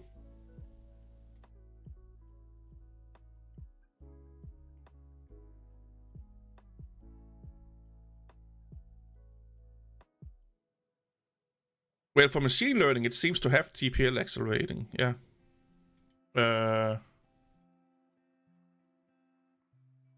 Yeah, you can use CUDA, TensorFlow, PyTorch. So they must have, like, if you're using CUDA, you need to be able to talk with the graphic card.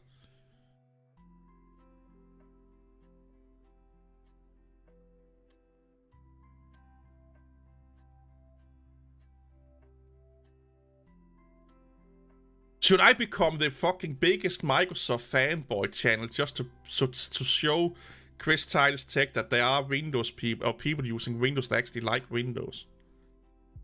Even though I also use Linux, but let's not talk about that. I never used Linux, by the way. Don't. I've never been here before. But apparently they do have how to turn on GPU acceleration in VSL.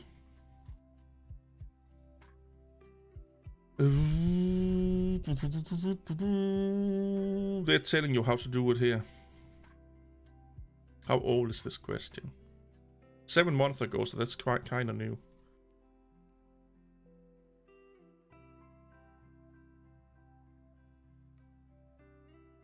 By the way, Windows is really slow, right?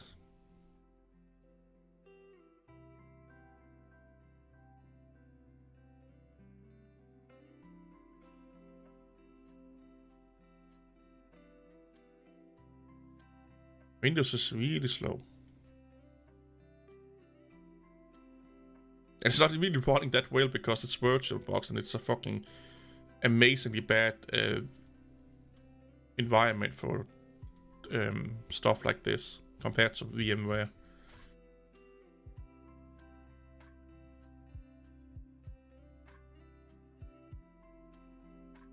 Direct machine learning. Windows machine learning. Fuck, they even teach you fucking machine learning in here. Windows AI. Oh yeah, did you know that ChatGPT is owned over 50% by Microsoft?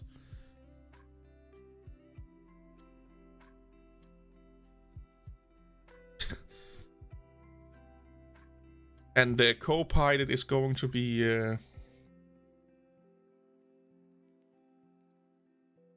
Oh, really? I'm by the way, hey, DJ Ware, I'm dead in Eastern culture. That's fucking interesting. So it's kind of like RIP, or not rest in peace, but that's crazy, man. Maybe they did it on purpose. Maybe they did it on purpose.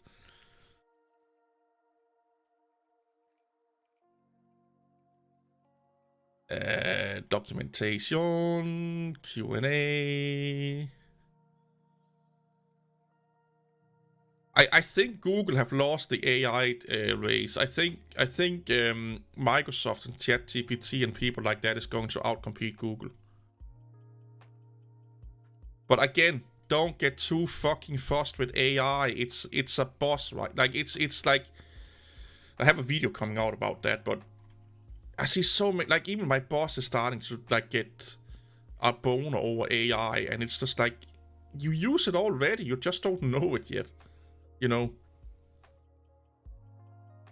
Like, when I search this shit, there's probably AI under that helping me with the search terms here.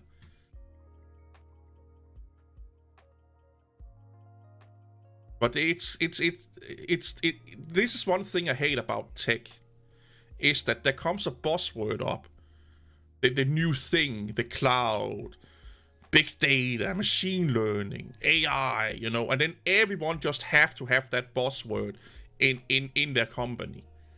Like, you cannot do anything if you're not using this buzzword in your company. And it's not an AI revolution. No. It's like what the whole ChatGPT company has done is more like a moderate leap than a revolution. You know, it's a leap, but it's not a revolution. No, it's just because people got, you know, had ChatGPT not been as sexy for the common user as it is, nobody would be talking about AI today. It's just because ChatGPT showed the average person what you can do with AI. And let's be honest, what they're doing with ChatGPT is not like massively advanced compared to what other people are doing with AI. Yeah, AI has been in the works since 1960, and it's more developed time than Wayland. Yeah. Fuck yeah. Yeah. Holy shit. Yeah. Yeah, that's true. No, we should be. I'm not saying they are fake in hype. We just need to be aware that we don't get too dragged into a fad or a buzzword just for the sake of the buzzword. Like, if it makes sense for the company to do AI, yeah, of course. But don't think that AI is going to magically solve all your problems. Because it's not. Like, we are way, way, way behind from an AI totally replacing most human tasks. They can be a helping tool to make your work done faster, but they're not really going to change or replace a human 100%. Because we still need a human to see if it's actually doing the right thing, you know. Yeah, real index database. It's a clever database or clever. I call it clever programming, because until an AI can see a problem that it's not been trained to see and find a solution by itself and learn from that, I will not call it intelligent. What makes a human intelligent is that we can watch and we can learn and use knowledge that we have acquired for different things. So you may learn how to play the guitar, and I'm never going to use this skill in any place whatsoever. But then you may also learn patience, or you learn consistency that you can use in other work areas. And that's what AI are lacking, or quote unquote AI is lacking, is that learning from its own mistake, analyzing it, or learning from past experience, or recognize or foreseeing, look into see like, oh, this could potentially be a problem.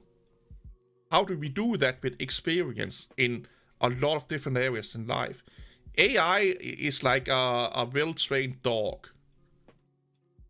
Like, if you train an AI to be a chatbot, it's not going to fix your car. It's not going to help you with, solving the binary complexity of what is it called? Protein molecule or stuff like that. It's a chat AI or a search AI is a search AI. And then you have another AI, and then you have another AI, and then you can combine those to do other things. We have an image AI, we have this AI. A human can do all of those things. And we can use the experience we learn to do math or language to do other things. Oh, Yahoo is a fucking hell. Is Yahoo still up? I just think people put too much how can I say it? They want it so bad. They want the iRobot world so bad, that they are leaping into something that's not a reality anymore, or not yet. Let me put it that way. It defunct it in 2017. Really? But it's still a fucking website.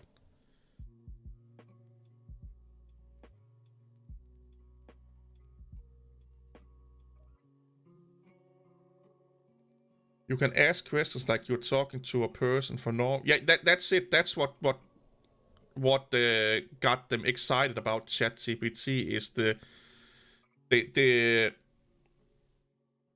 its ability to formulate itself like a person. I'm not joking. I broke an earlier version of Bing Chat by asking. I can't remember. I asked, "Are you mad or are you okay?" And it just totally fucking like. We should not have this conversation anymore. It just got really fucking pissy at me or something like that, or didn't answer. It got really confused because I felt it was talking to me in a really condescending way. Like, if like, are you angry or mad or something like that nature, will be like, we can't continue this conversation. Basically, it didn't know what to do with the question. It's a simple, like, do what fucking, if I ask Google if it's mad, it's just being like, well, I'm an assistant, so I don't have those feelings. You know, something, put something in there, you know. You know. It's a fun thing.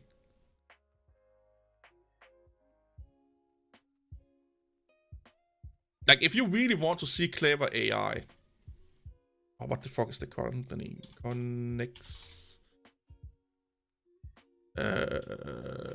Optics.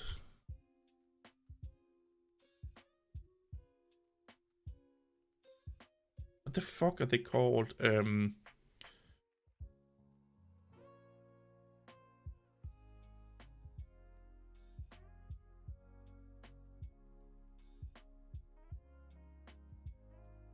Oh, there they are. Cognex, that's me, I can't spell. I think they're calling it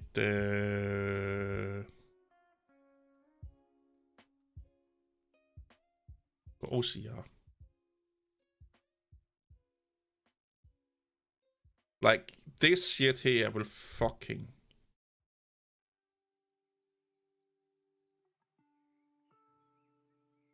Like, they're using image recognition and stuff like that, and they have a whole software built up around it, and it cost an arm and a leg. This is, of course, an American-based company, and this is not new. Where the fuck is the software? They can look into engines and see, you know, wheels. It's amazing what this fucking shit can do. You know, stress fractures and stuff like that. It can find parcel recognition, label recognition, item recognition. I'm actually working on getting to use one of their cams for like some image recognition detection that I'm working on at work with the computer vision and whatnot. 2D, 3D barcode rendering and whatnot. This here is fucking, you know, amazing. But it's really limited. It's actually label and package inspection that I'm mostly interested in, to be honest. But yeah, they can do so much.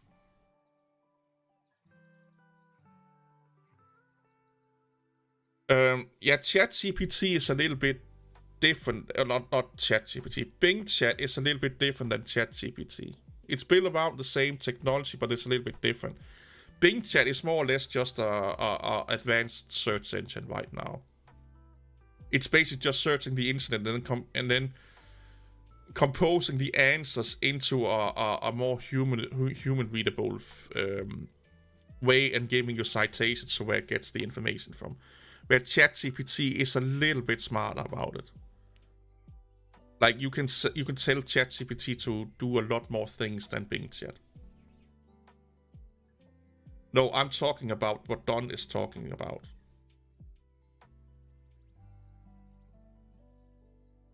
But yeah, this company here, they do a lot of amazing shit with the AI on an industrial level. And you have to remember this. What's happening on the consumer level? The commercial or the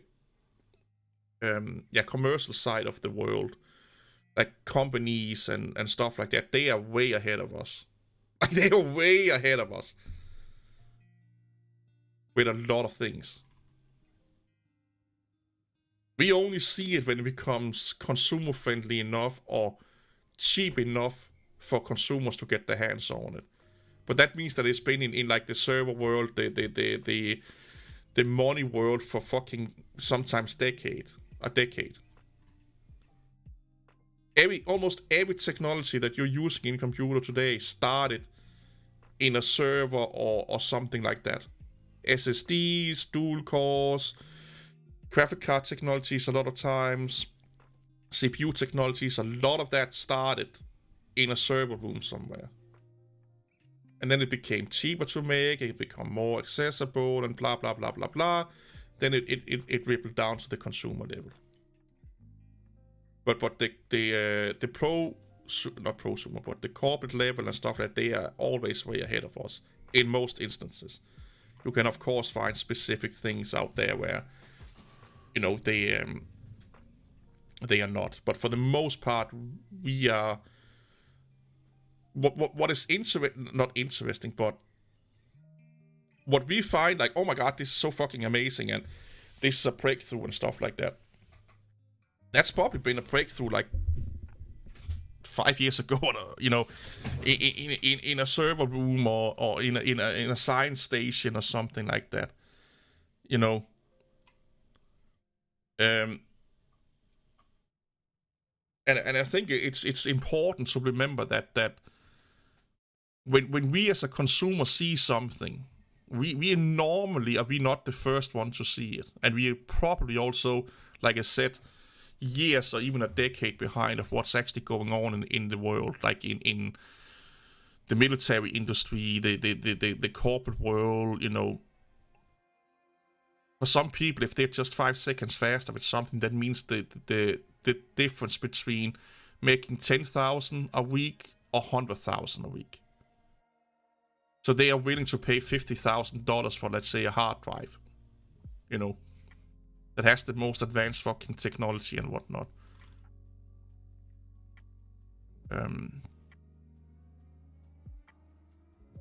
So yeah, it's this is a really interesting company, by the way, Cognex.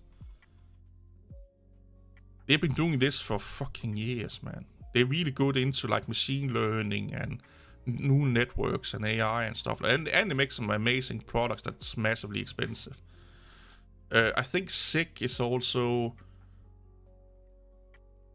What do you rate your Minecraft trailer? I don't know. I have not seen your Minecraft trailer reaction. I don't think so. Why would I rate it? I don't rate reaction videos. Discord. I don't know. I can't remember it. So it must. I don't know. I can't remember it. I think I've seen it. I don't know. I can't. I honestly can't remember it. Sick, I think is the one.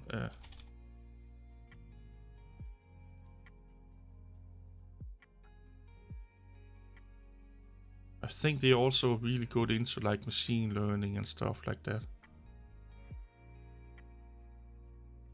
Yeah, like I said, when I can't remember it, it means I can't remember it. I don't know how to say it any clearly. Like,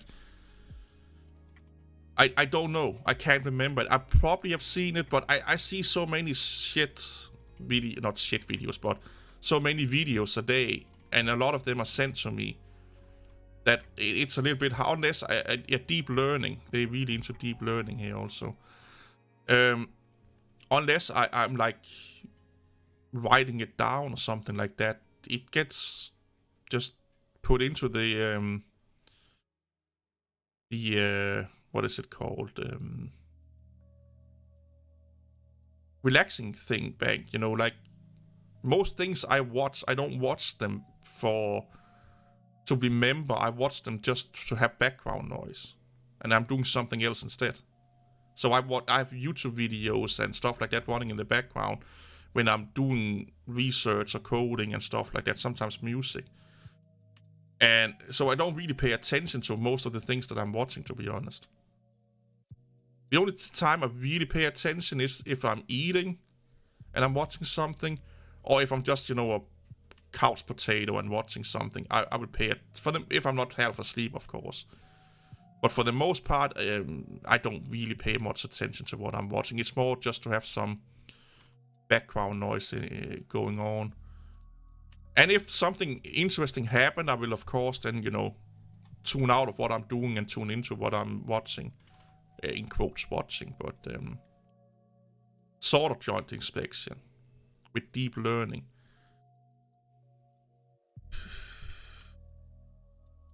Like, look how fucking advanced these people are, man. Automated program changing at the bottle change cleaning machine.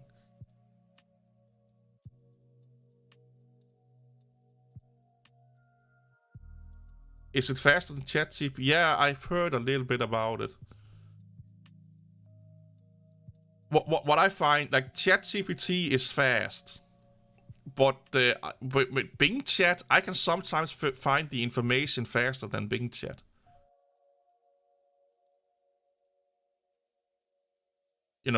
I'm doing great. I am getting pestered to do AI by my boss right now at work. To basically automate a shit ton of things. And I'm building the supporting tools for the AI at work right now. So the AI is going to be either done with barcode scanning. Well, that's not AI, but the AI will be image recognition. If there's not a barcode to scan on the item.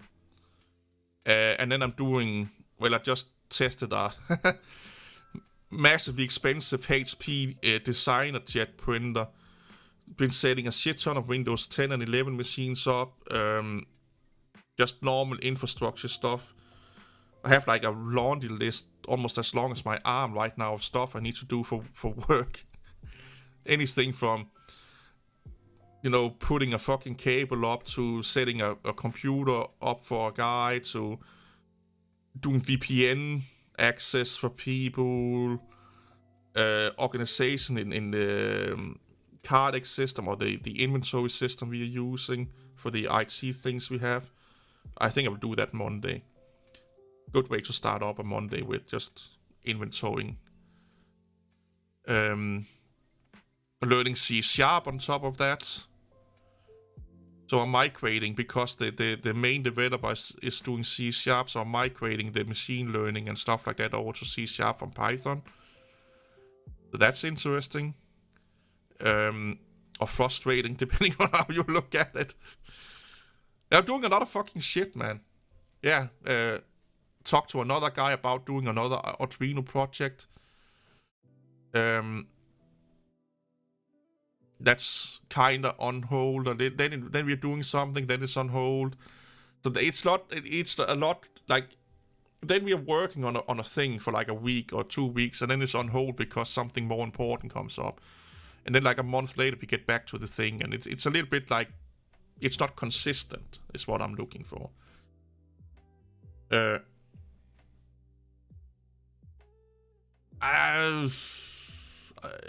Python is still way fucking more convenient. So I'm a logical thinking person. So if I see a lot of unnecessary shit, that of course it makes sense, but it's still unnecessary for the most part. I get confused. Oh, I downloaded PowerToy, but I didn't install it. Come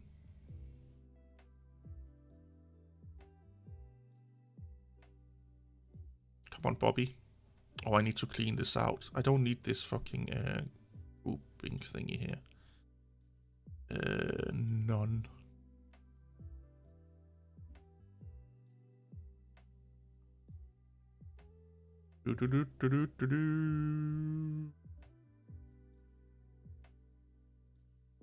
And it will not surprise me that when we are going also that fucking AI thing, that we probably need to do that in C++.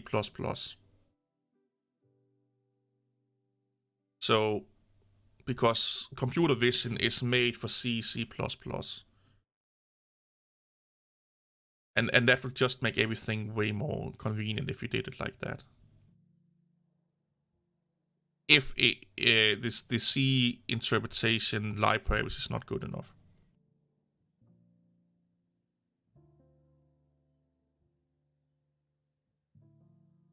I Linux have not changed anything for me how I use computers. It's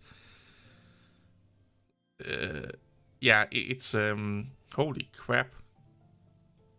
They've really done a lot of shit with, oh shit. Always on top. Awake.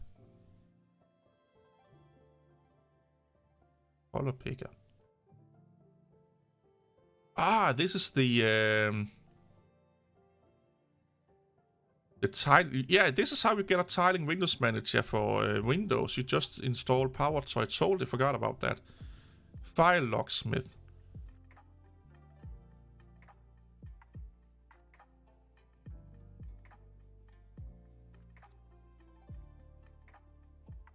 This with processes are using.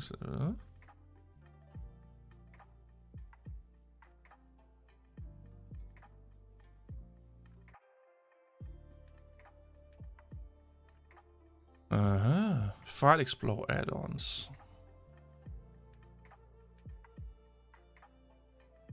Post file editor. Image resizer. Keyboard manager. This is the one that was it you, Don, that wanted keyboard shortcuts thingy here.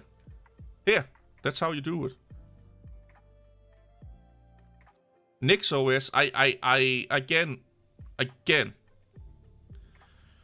Most of Linux for me nowadays is just not interesting because most of Linux is catered towards servers, and I'm not running servers.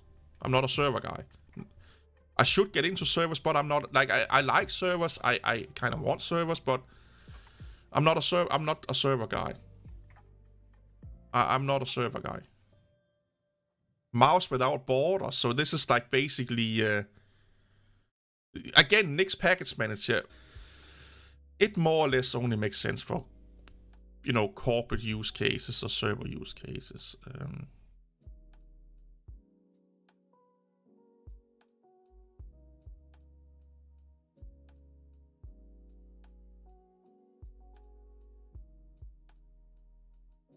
Good old color picker. I don't really need that, but let's just run it anyway.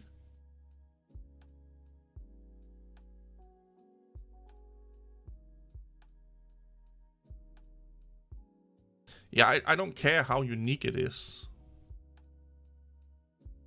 This is how I look at technology. Is this going to make my life more convenient, easier, or better, or faster with what I'm doing? If not, other from my YouTube channel, I don't care much about it. If it's something I think would be an interesting video, I will get into it and learn about it. Hey, welcome back, Lamer. But yeah, if it's not something that makes sense for my life, I'm not that fussed about it. Other than for my YouTube channel. Here, remap a key. So this is how you do it.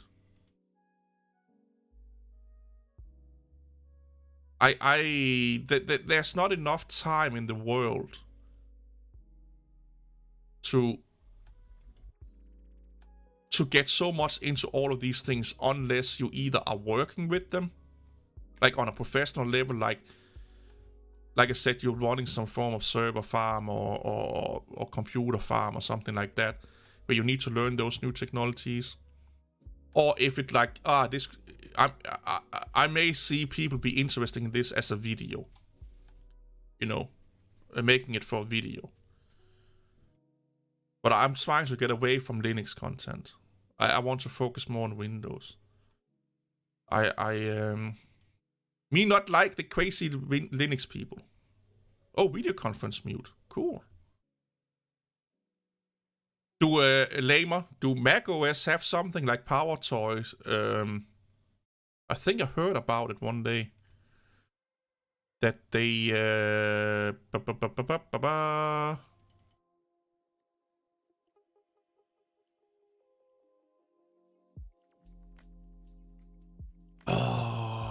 Microsoft. Yeah, I know about Microsoft. PowerTalk Peek in Windows is a Windows version of macOS Quick Look.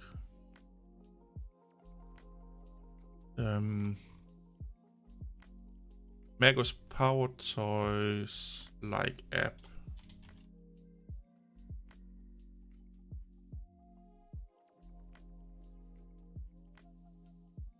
Again, same answer. Same answer as last time. I'm not. I'm Linux for me on the desktop is pointless. I'm getting to a point where Linux for me is really pointless.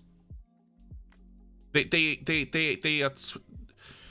spend more time having a pissing contest over what distribution is the best and who's the real fucking tough Linux user and blah blah blah blah blah, instead of fucking making Linux worthwhile on the desktop. Revere OS is Windows OS. Yeah, really, no, it's not. I've seen people make videos about it. I've seen the thumbnails. The only Windows OS is Windows OS.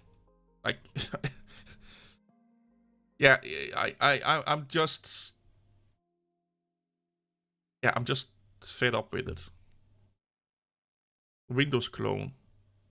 Look into, what is it called, React OS or what the fuck, the Windows 9X copy.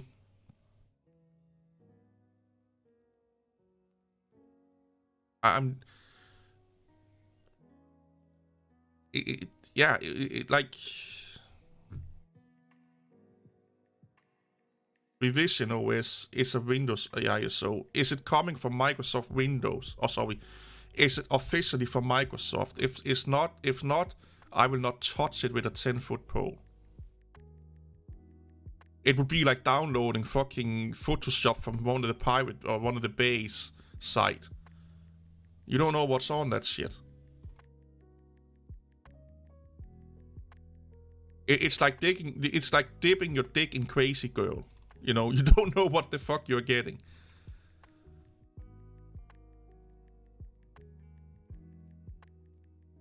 I'm just getting too tired of all of that bullshit, to be honest.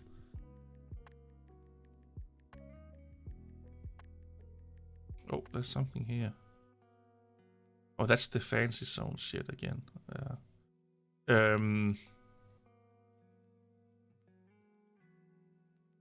Power apps.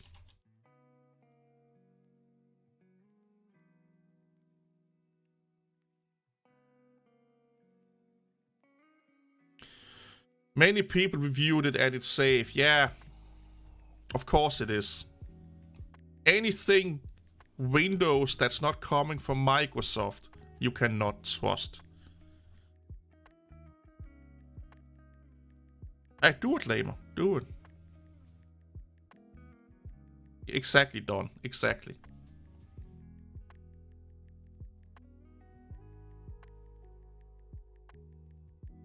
Become a Mac power user with these 5 award-winning apps. Oh my god, Mac OS have award-winning apps. Oh, what's going on here? Not allowed. Holy shit. Fuck you, IGN. What the fuck?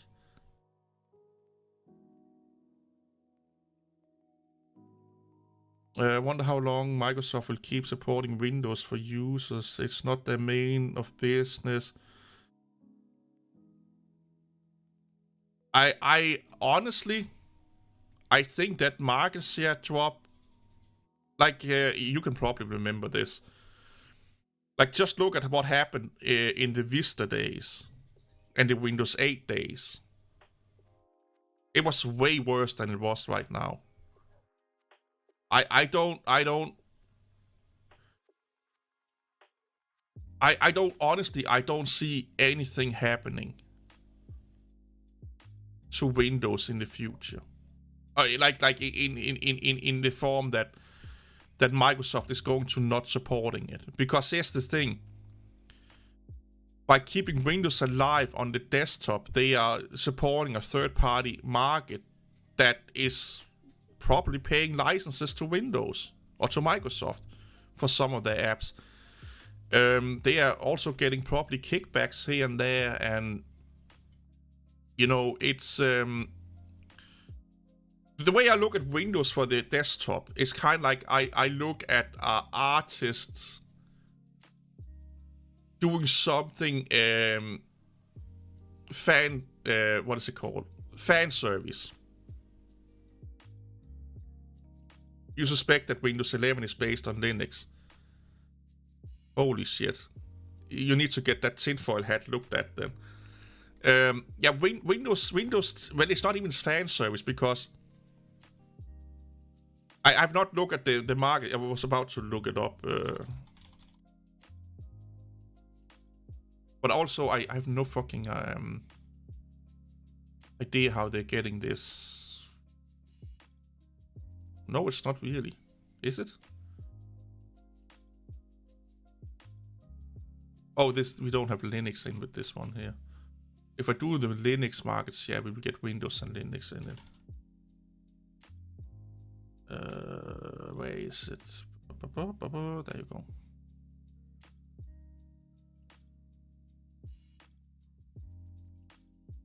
Yeah, it's not doing that well. But it's evening out now.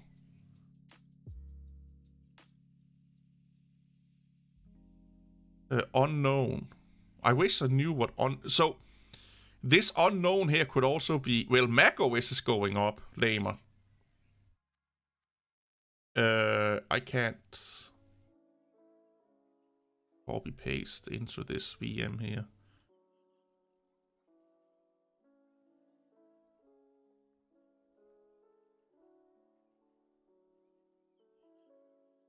Where are they getting their data from? Yeah, that's the same one I'm looking at. Max is, yeah, it's the same. They're getting the data from the same site.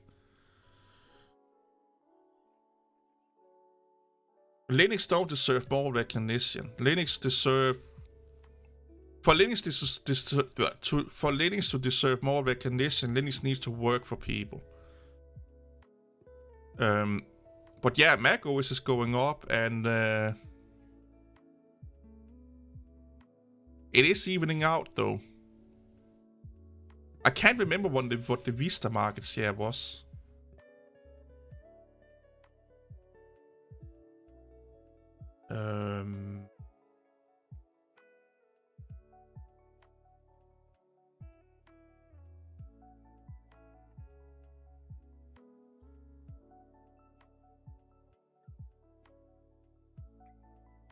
Yeah, Microsoft Office, yeah. Windows is still, Home is still being used in corporations all over the world and blah blah. The Steam Deck is not going to overtake the Switch. That's dreaming.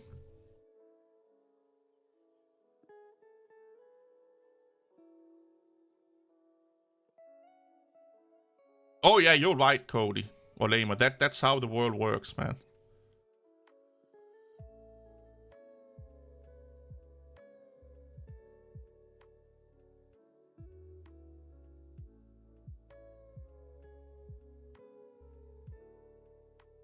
Yeah, but using a virtual machine don't make it Linux though. Yeah, I think I don't think that this 2018, 19, that we can use that. Yeah, it won't be long before everything is in the cloud. Like, we're not even booting into a fucking Windows machine anymore.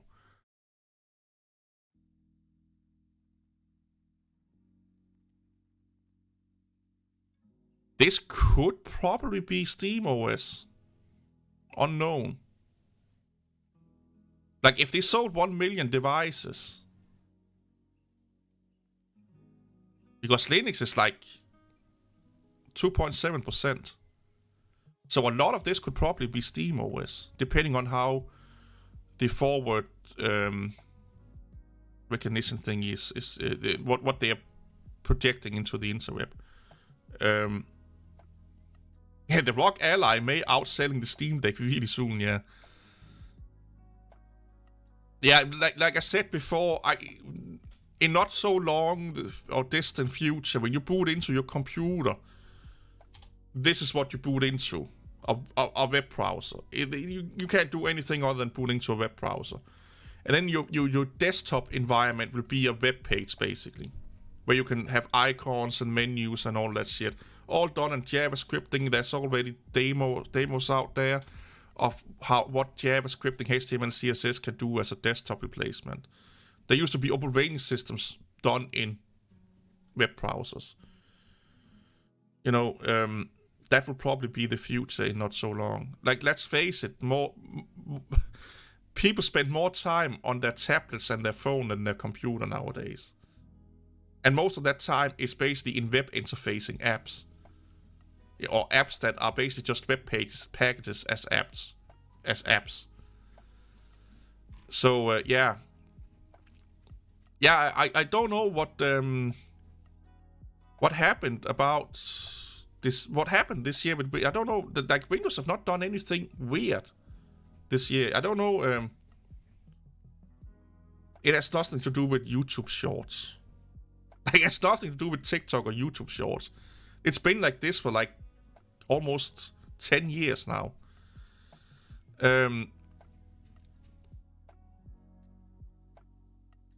Yeah, Chrome OS. Yeah, it's also actually getting up there in installs. Yeah, something happened here where people switched from whatever Windows thing they were using to this thing down here.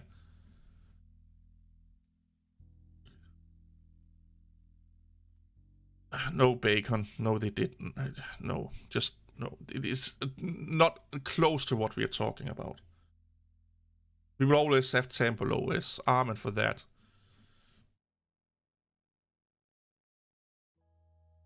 Modern games.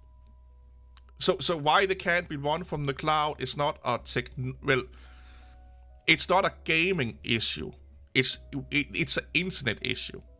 The problem is the internet infrastructure. If everyone have fiber optics, that will solve 90% of the problems.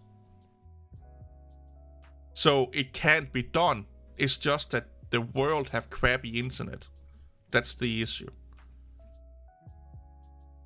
That's the issue. I tried cloud gaming on Xbox's cloud gaming service. It fucking works good. Well, what is it called? Xbox.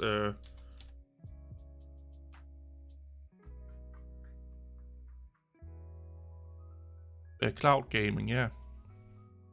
I got it under my Xbox app on Windows. It fucking worked really well. I don't know if I can look at it without being logged in, but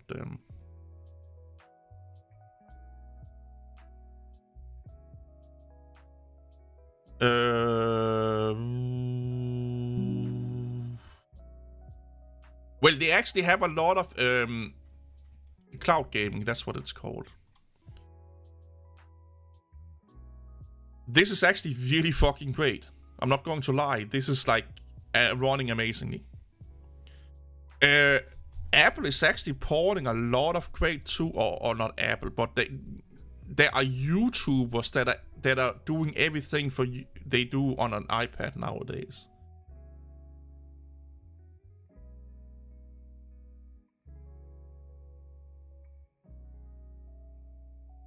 Like you can do video editing, photo editing, accounting, and especially if you're connecting a Windows, or not a Windows, like a monitor to the system and stuff like that. It's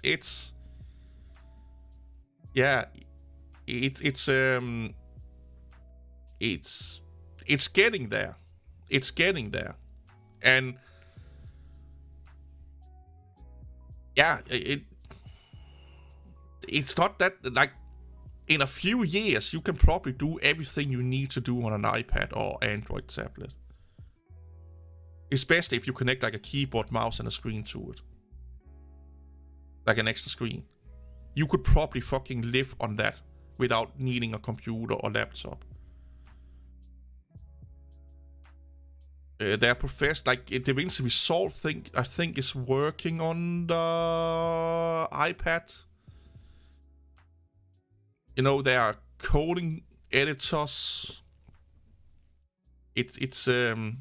But yeah, competitive people probably prefer. They probably need local computers. Yeah. But yeah, try this out. I actually played a lot of games on this here just to try it out when I had it for like a month. And granted, the quality of the picture quality was of course not as good as playing the game on my native install, because I tried a game that I installed the game and then I tried the cloud game version of it. But I didn't notice any input lag or noticeable input lag. I could play the game just as fine. And it was a shooter. What the fuck was it called? It was that shooter with that Eastern American, not a Southern American or Cuban guy. Or what the fuck was it called? Where you have that slingshot in your wrist. Just Cause. I could play the latest Just Cause as well as I could on my physical machine. No issue whatsoever. And I tried racing games, no problem. It worked really well. But I also have decent internet. Not great, but decent. Like I don't have a lot of ping, and I have like okay download and upload. I could see like if you were like really unlimited internet connection and stuff like that, yeah, you will have an issue. If you were live streaming at the same time, you will probably also get an issue. Unless you have like fiber optic upload speed. I actually think I tried the Squid Legends in it.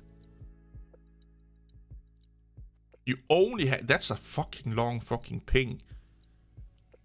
I'm sitting at like 10 milliseconds or something like that. 10, 14. Depending on the game.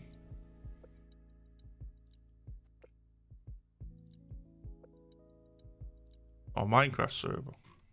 That's still a lot.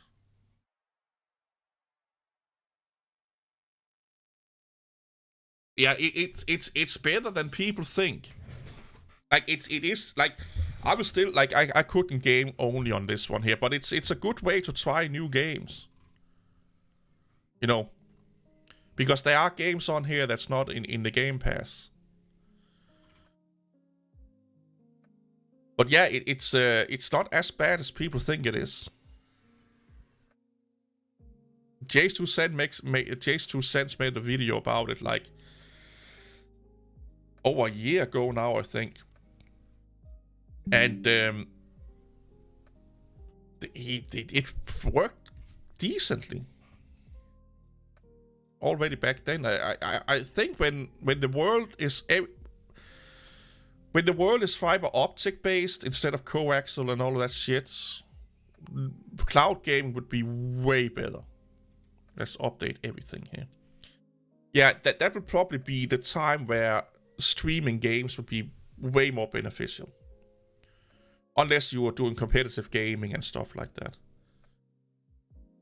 But for platformers, maybe racing games, yeah, I could definitely see that. I know, like, we can try and pretend this is never going to happen, but that's the future. Everything is going to be streamed to us. That's the future. And that also means that you don't need a powerful, big-ass computer at your desk anymore. So you can do it on your phone, your tablet, and stuff like that. The phone and tablets, that's the future. That's the future. And then after that, it's probably fucking neural networks in our brains or something like that. Yeah, well, cloud computing, streaming technologies like streaming games, streaming content, streaming operating system and stuff like that. It will be you will just be basically, you will have like what it will be equivalent to a thin client at home. And that thin client is just your phone or tablet, and then you log on to a website or something like that. And then you have like your desktop. This here could just be a website looking like this. Or you are teleporting into a computer, a server or something like that, but this is your desktop. And then you buy a subscription for X amount of computing power and graphical power, whatever the fuck it is. Or you're just like opening up a browser, and then instead of Netflix, you have like Gameflix or something like that, A streaming video did that like almost a decade ago. It's like the only reason why gaming have not been able to do it is because of the bandwidth of the internet that most people have. And of course, that implements latency. But hey, Game Pass or Xbox app, I can get that on my phone, iPhone, and I think they're making a Mac OS version also. So if you want to game on the Mac OS, you just open up your Xbox app, and you go into cloud streaming here if it wants to start up. You want to Gameflix and chill, yeah. You want to give me a BJ while I'm kicking this ass in League of Legends. Yeah, then you're just opening this app up on your Mac computer, and you're just streaming the games. Lema can, when he comes home, I think you can download and install Xbox app on Mac. I don't know yet, but if you can, look at all the games you can stream. 374 games. Or 47 games, sorry.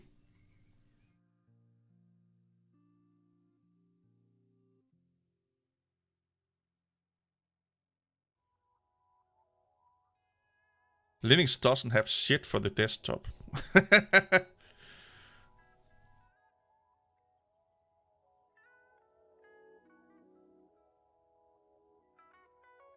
There are so many places where I would be using Linux.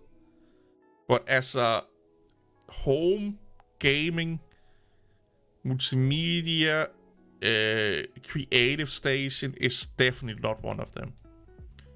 All my laptops I ever had has always run Linux. Because for me that makes sense there. I'm not gaming on it. Most of my laptops is not meant for development or editing or anything like that. Maybe a little bit development. They are more, laptops for me has always been tools that I use for either repair shit or manage shit or learning and stuff like that. And Linux would be perfect for that. But my desktops has always had Windows also, because I always needed Windows. Yeah, GeForce Now is the other one. Yeah.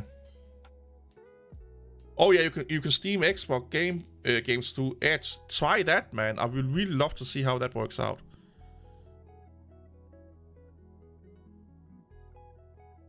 Yeah, OnLive. Yeah. I remember that service. Yeah.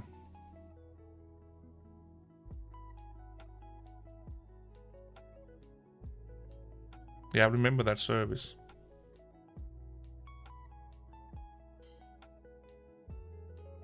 I honestly, like, I think we are overhyping Linux to some degree for the desktop.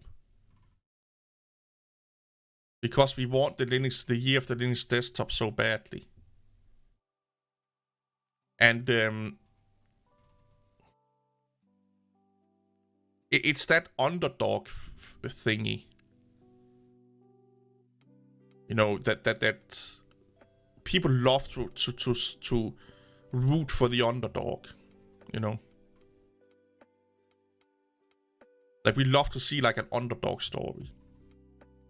And honestly, I don't ever think that will be a case for Linux. It's too late. Look at how much computing you don't do locally anymore. Like, how much of your life is online.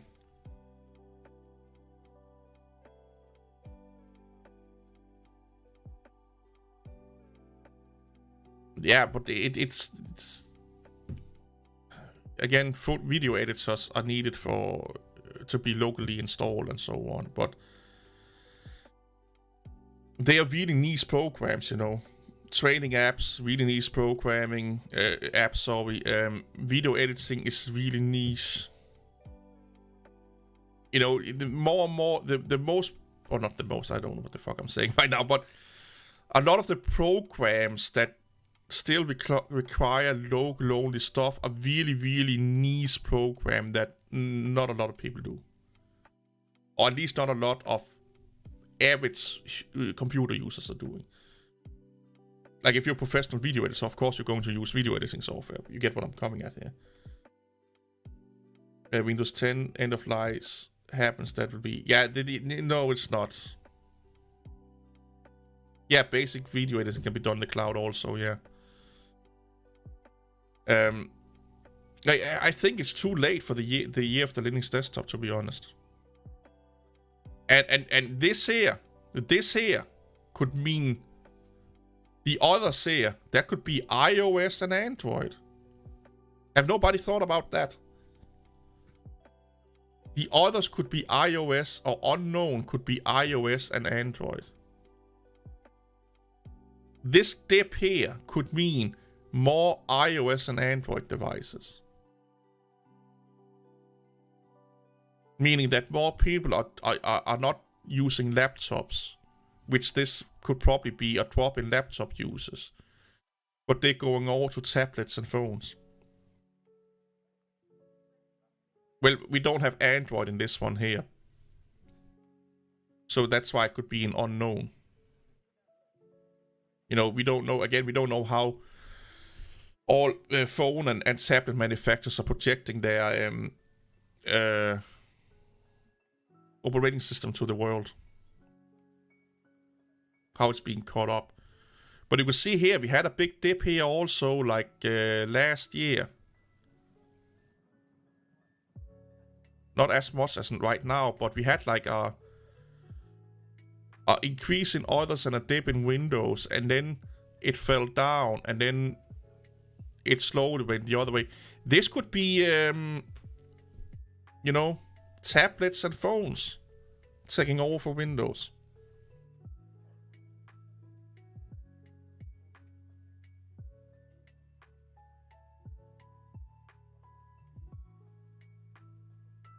Yeah, but that don't matter if people are not gaming under Linux, because most of their games don't work under Linux.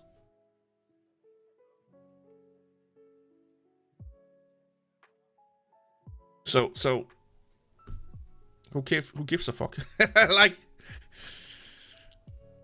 what is it, like 13% of games on the store is only working on the Steam Deck. So who cares if 13% is running faster?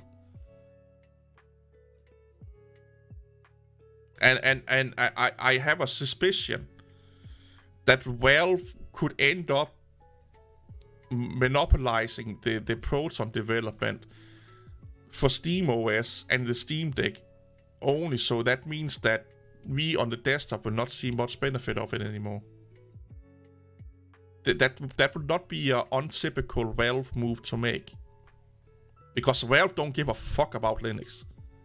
If you think Valve gives a fuck about Linux, again, you need that tinfoil hat to be looked at, because there's some big water hole. Like, Valve is like, the only thing Valve care about is Valve. That's the only fucking thing they care about. They don't give a fuck about anyone else than Valve. They just saw a benefit and an opportunity, and they ran with it. So, yeah, but this here, this could be because of tablet and phones. I will say Google care more about Linux than Valve does. Because Google is still helping out in the open source community in places that don't directly or indirectly benefit Google. Valve only doing shit that benefits Valve. Only doing stuff that benefits Valve. If that's not like a massive indicator of where the priorities are, that's... you know... It's like the girl that only fucks you after you got her drunk. Or taking her out for dinner.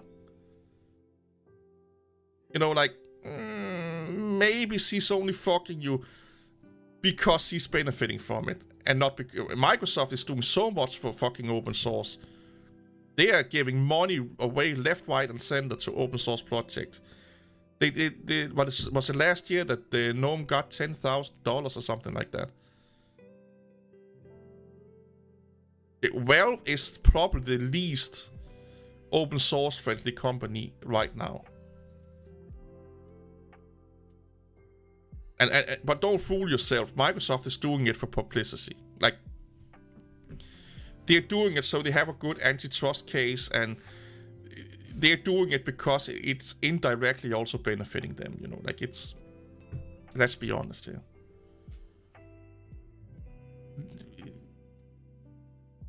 I bet I will not be surprised if Valve has more money than Microsoft.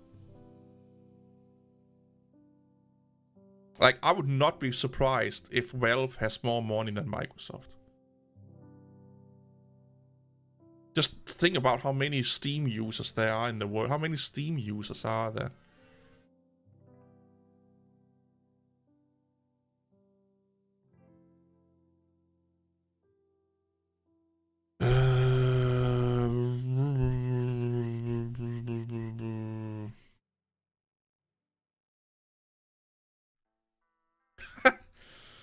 Okay, that's not that many. 120 million users.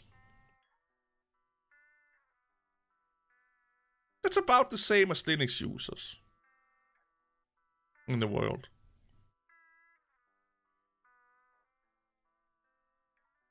Yeah, Microsoft is in the trillions, so it's probably not as worth that much, or as worth. It's probably not worth more than Microsoft.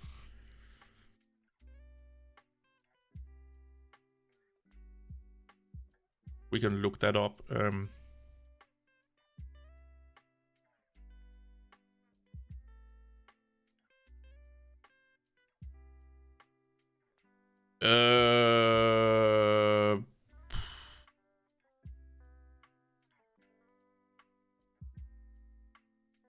$2,376 billion is the net worth as of May 19th. Well, 3 billion to 12 billion. So yeah, not even close.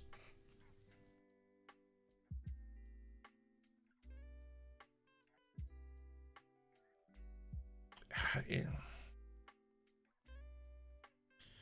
I don't give a fuck, man. I'm so tired of that shit. I'm so tired of, hey, this have to beat that and that have to beat that, and like just calm your tits, man. Just nobody gives a fuck. What if Linux became the most used operating system tomorrow? Would your life be better? No. Linux would still be the same Linux that you're using today. More people just have to suffer. Like...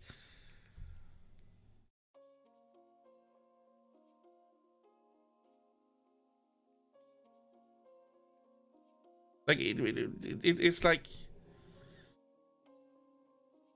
I don't know what the Linux community get out of becoming more popular than Windows.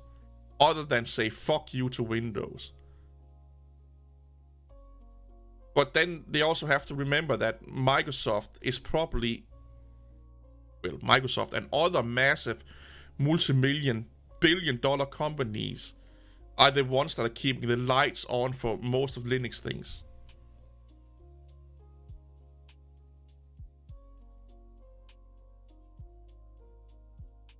Well, that's not what the Linux community is going to tell you, Donnie. That's not what the Linux community is going to tell you. They are going to tell you that people are supporting Linux because of the community, the openness, the put in the fucking doctrine that they are putting out there in the world. And why are they saying that? Because it's benefiting them. Nobody in this world is not doing anything that's not benefiting them. Nobody is not, like, nobody's doing anything that's not benefiting them. But we tend to forget that Linux costs money. Open source costs money. Who are the biggest, or who are the people spending most money in open source and Linux? Multi-million, billion-dollar companies. Yeah, take care. Multi-million, billion-dollar companies.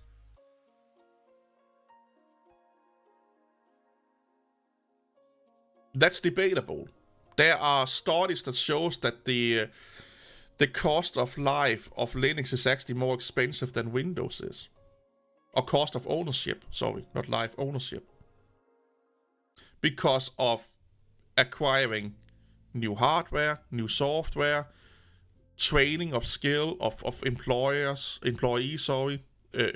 workforce, inefficiency for a long time in the workforce until they become comfortable with it, and so on and so on.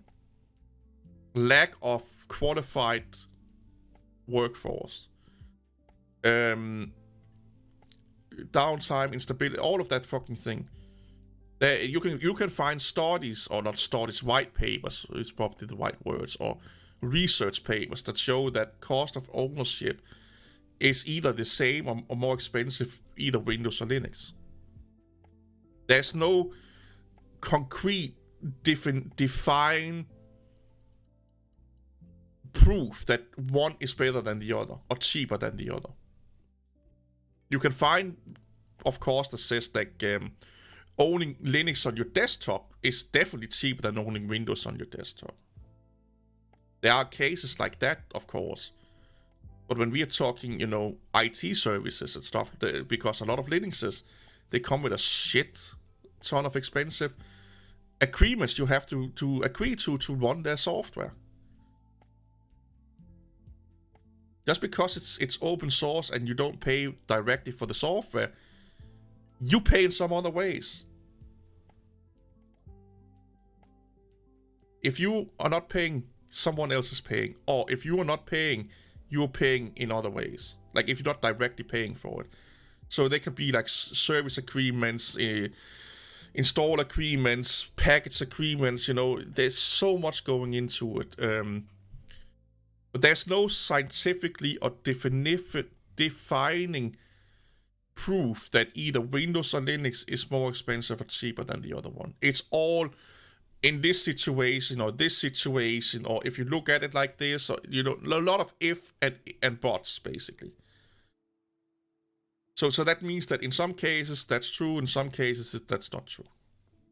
It all depends on how you look at it and what your use case is. Like, if you're a professional video editor with, let's say, 100 video editors under your employment, you could use KDE Live.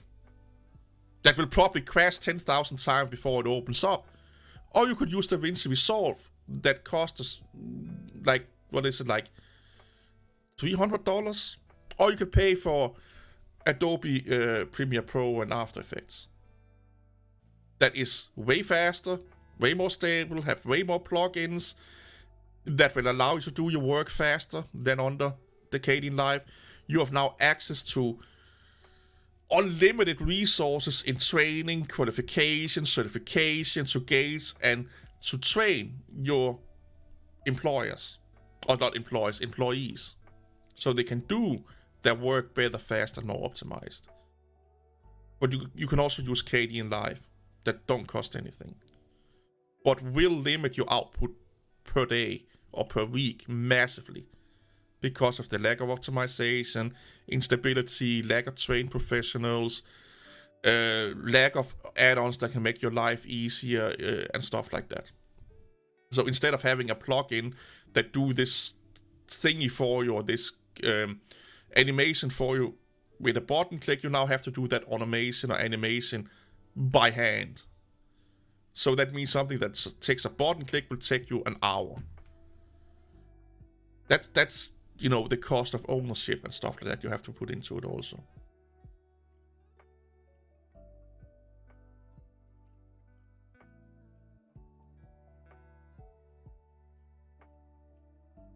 I think Microsoft have given away Azure spaces to open source projects.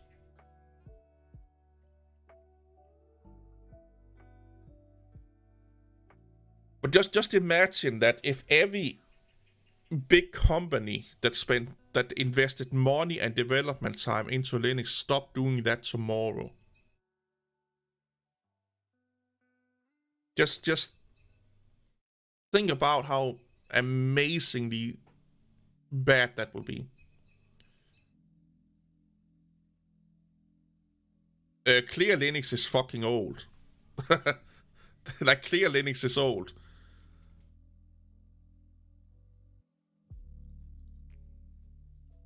...2015. And they did that for the same reason IBM bought Red Hat. Intel did it because it's benefiting Intel. DevOps, AI, cloud computing, containers, that's what Clear Linux is for. And that's all areas where Intel technologies are quite good. So they can sell servers with Intel chips and blah blah blah blah blah blah.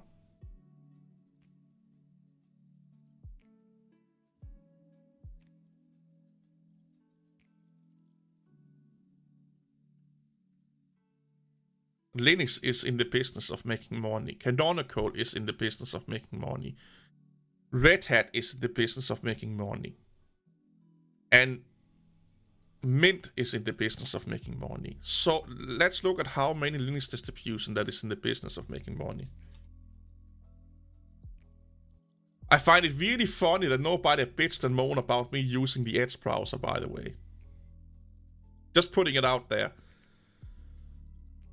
MX Linux, nope. EndeavourOS, nope. Mint, yes. Manjaro, yes. Debian, kinda. Pop OS, yes. Fedora, kinda. OpenSUSE, Ubuntu, yes. OpenSUSE, kinda. Light, kinda. Grata Linux, kinda. Zorin, yes. Elementary OS, yes. KD Neon, nah. Antex, nah. Poppy Linux, nope. Alma Linux, yes. Kali Linux, kinda. Arco Linux, no. Easy Linux OS, kinda. Sparky Linux, no. Vanilla, no. Peace Linux OS, no. Alpine, no. FreeBSD, kinda. Nebroa, no. Magia, kinda. X4 OS, kinda. Nix OS, no. Bluestar, no. Gnopix, no. Artscraft, no. Kubuntu, no. Well, kinda, because it's Ubuntu. Whatever. Yeah, I will say kinda because it's an official Ubuntu release. Parrot OS, kinda. Catchy OS, no. Lubuntu, kinda. Smart OS, no. Voyager, kinda. Peppermint, no. Talis, kinda.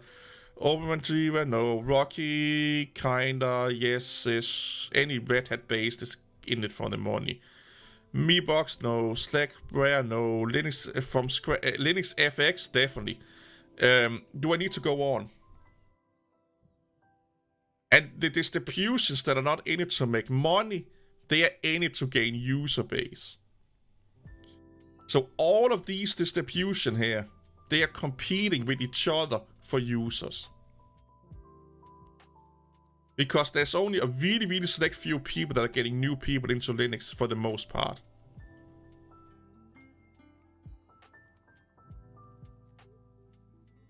And that's these distribution here. Mint, Manjaro, Debian, Pop! OS, Fedora, Ubuntu, and OpenSUSE. And to be really, really, really, really, really crazy about it. Oh well, maybe we need Fedora up there.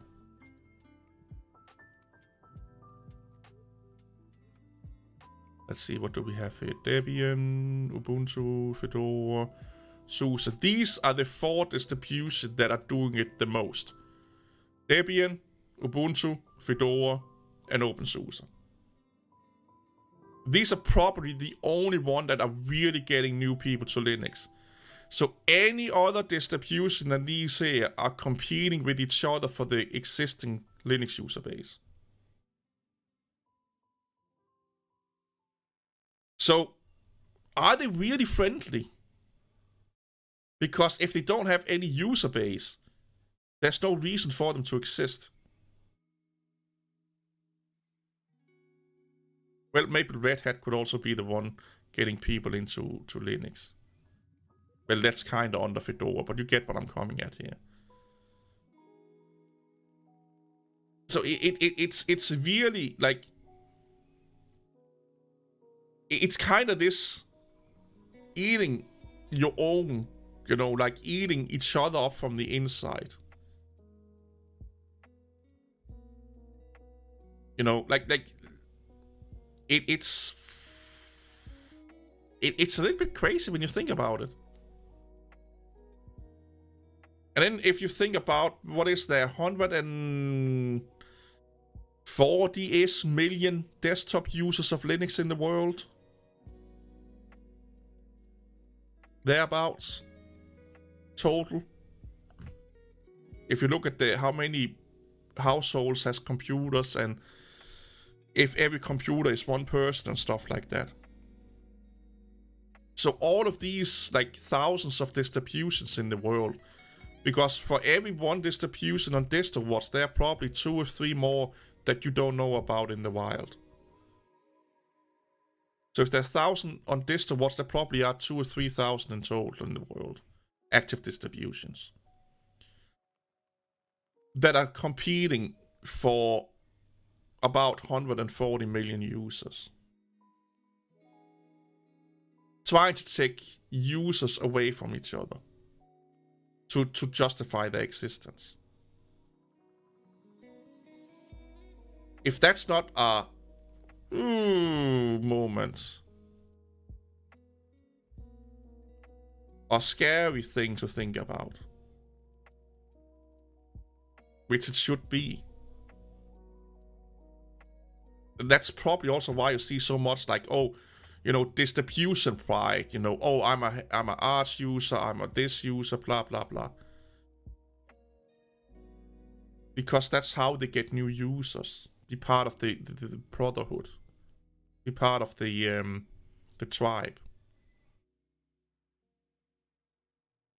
And then you look at Windows having over 2 billion installs or something like that. Like Mac OS is in the 2 million, 3 million mark or something like that. Maybe 400,000 million. Oh, sorry, 200 million, 300 million mark plus. I think, again, I'm just speculating like a motherfucker here, but I think that's why we have so much toxicity in Linux. Because, oh, you have to use our distribution or our package manager, or, you know, because if nobody uses it, there's no, like, why should we still develop it, you know? So that just, their currency is users. Users are justifying their existence. Where with Linux, or not Linux, with Windows and Mac OS, that's money. That's the, you know, as long as it makes financial sense to keep developing Mac OS and Windows, we will do it. And Windows do give Microsoft a shit ton of money in their services. Office, OneCloud, Game Pass and all that fucking shit. You know, they are making a lot of... Windows in of itself may not make Windows or Microsoft a lot of money, but Windows as a platform, being a delivering system of software, is probably making Microsoft a lot of money. If that makes sense what I'm saying here. Just like with Mac OS. Apple realized long ago they didn't really make money on Mac OS, so they gave it away for free. What they are making money on is everything else that Mac OS is a delivery system for. I switched to OpenSUSE for Fedora a year ago, and I do not regret it. Yeah, for, OpenSUSE is really... I do like OpenSUSE quite a lot. Right now, I only have OpenSUSE and Ubuntu installed. MX Linux for me is mostly just a tool. It's a distro I would be putting on a USB drive to take with me to work as a tool for IT work. You know. Windows 11 is quite good. Like, I'm not going to lie. It's not bad. But as we can see here, desktop computers are dying out, man. I think this is honestly... I think this is like tablets becoming so fucking capable. Google, stop. I just activated my Google Nest speakers. But yeah, like... If you go on to YouTube... let's see if I can do that here. Good old YouTube.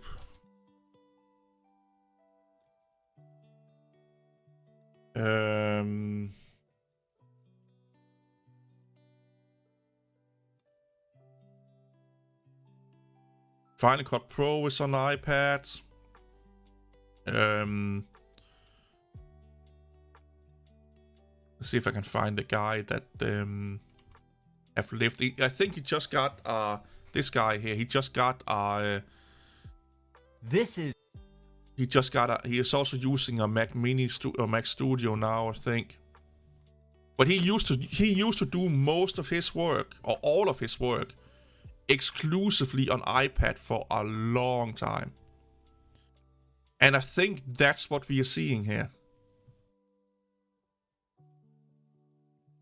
This is probably school kids. Fuck. Dude, come on. Like...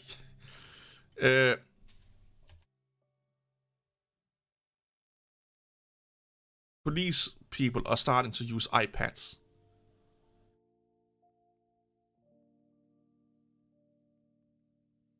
Like...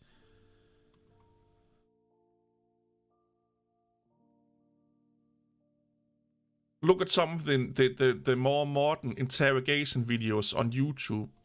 You see iPads creeping up more and more. Also with police officers in their cars and stuff like that.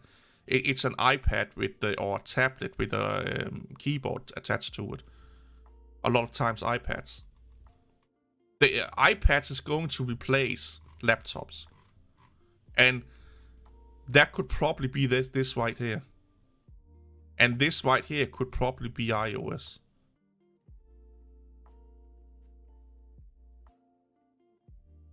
You know, that's just, again, look at kids nowadays. They have an iPhone and an iPad, or a tablet or a phone. You know, you rarely see a lot of younger people running around with a crazy big laptop under their arms anymore. And if they are running around with a laptop, guess what brand it is? It's Apple, because that makes them cool, you know. It makes them cool. Oh yeah, a lot of Linux users don't use Linux. Or review, like a lot of Linux channels don't really, well, they use Linux, but they don't use Linux. They are doing Surface shit with Linux. You know, And that's an issue. Like they're changing a wallpaper here, they are hacking a config file there, and that's kind of it. That's kind of triggers you. Yeah. I stopped giving a fuck. Hey, they have an image creator now. What are we going to create? Want to see how image creator works? Select surprise me, then create. Linux love Windows.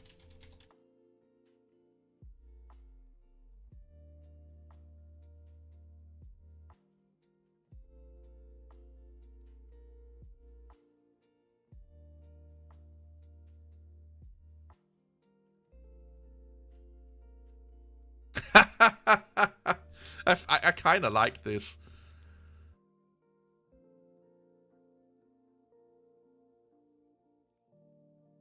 But here again, this is how stupid. This is how stupid AI is. It don't understand this here. It actually think it's Windows. Like physical Windows. So what if we do Microsoft Windows?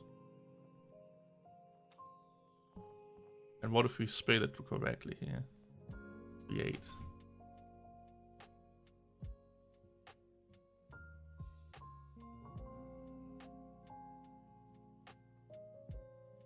None of the games yeah, well.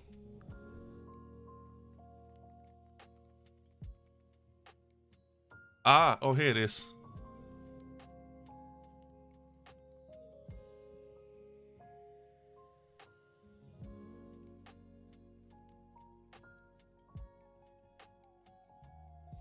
This is kind of cool, though.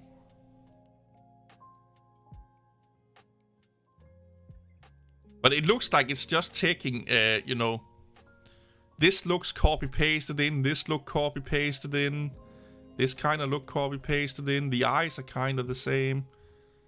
It is impressive, don't get me wrong. Yeah, oh, this one here is the closest one that we have right now. Kind of the Windows colors.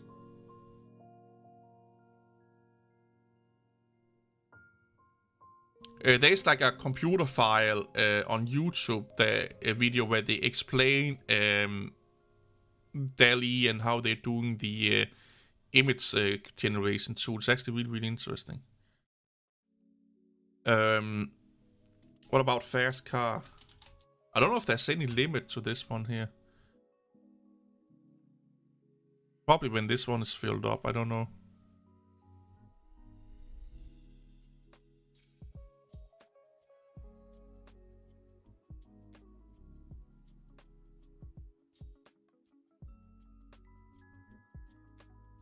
Yeah, so this could just be in a car picture with some blurring effects to it.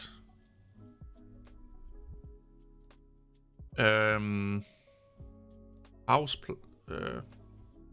floor plan.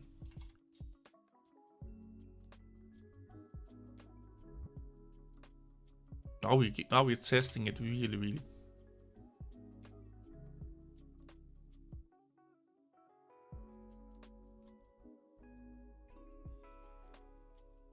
This looks really copy-pasted in also.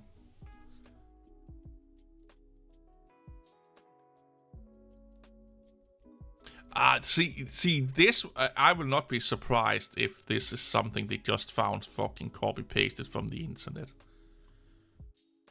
But it is quite good. Well, this here don't make any sense, but yeah, this here don't make any sense either. Yeah, this is really bad. All the doors are on the floor. What about this one here? This is a little bit better. I don't know what the fuck this is, but...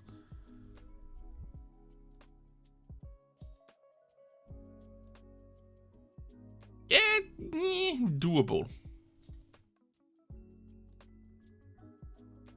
Yeah, here again, it really can't do doors that well. This is just a door going into a wall. Or a window, or what the fuck it is. Yeah, it's crapping its pants. But like, you will get like a generalized idea. And here we have, I don't know what the fuck this is.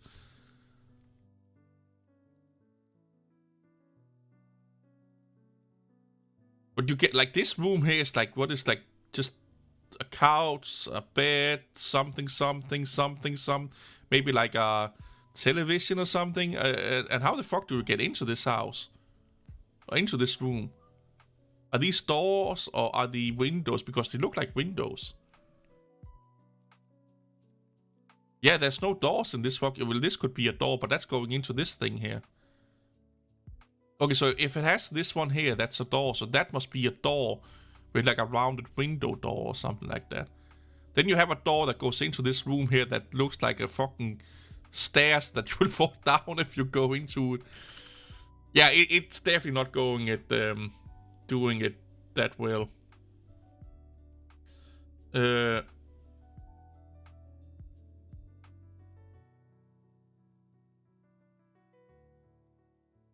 Yeah, so they don't pay the same price for Microsoft Office as you do. Like, they're not close to it. And Microsoft is having better privacy protection instead of Google. So here in EU, a lot of educational institutes are moving away from Google to Microsoft because of issues with privacy and Google and not following the GDPR, for example, and how unreliably it is to remove your data from Google accounts and stuff like that. I work with one that is associated with a university, and we were talking about that, and he says that it's just a nightmare when it comes to Google and privacy and account handling and stuff like that, and making sure that they are really needed and stuff like that because of, privacy. So that could be why the military wanted you to use Microsoft. That you're probably doing or talking about shit that probably not like top secret, but they want to make sure that when you're not there anymore, that the shit that you were doing is not there anymore. All your porn preferences is not there and whatnot. Like, you get what I'm coming at here.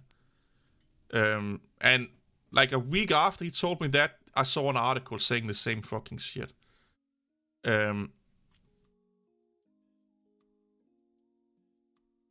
What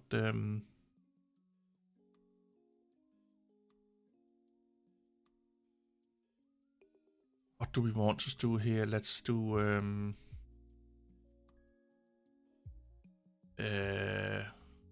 oh yeah.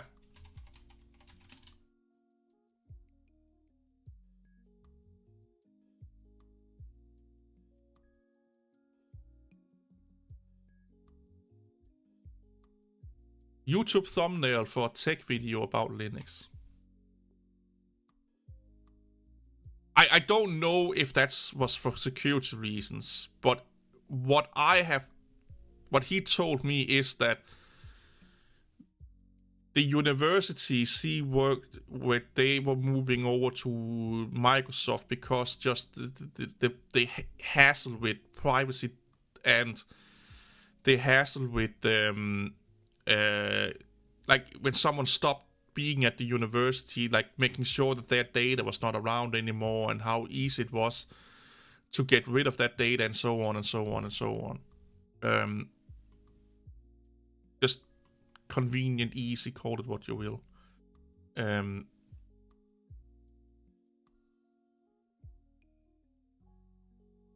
Yeah, it's not bad. It's just the format is not good, but maybe I should use this to do all my thumbnails.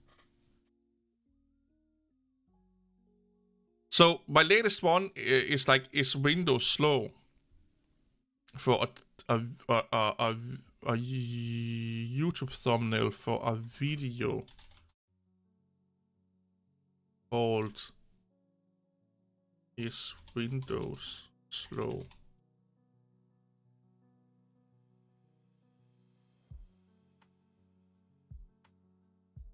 Hey, Benjamin. Well, it's almost midnight here. Like in an hour or so. Beep, beep.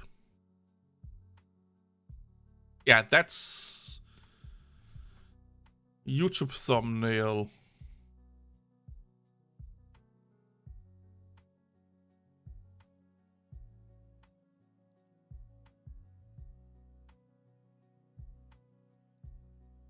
Oh yeah, so we are on the same time zone then. I actually had a friend that was stationed in Bosnia, like in the 90s. These look like stock images that they put in here. This is not.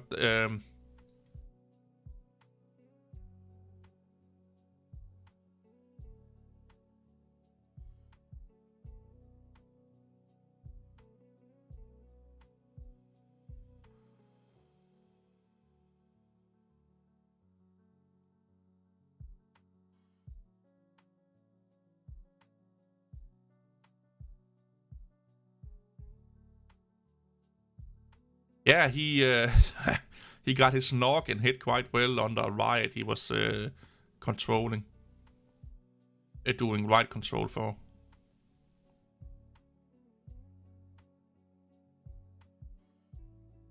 Yeah, this looks a lot like... I don't know, like this guy's eyes looks really weird. Yeah, the eyes looks really weird.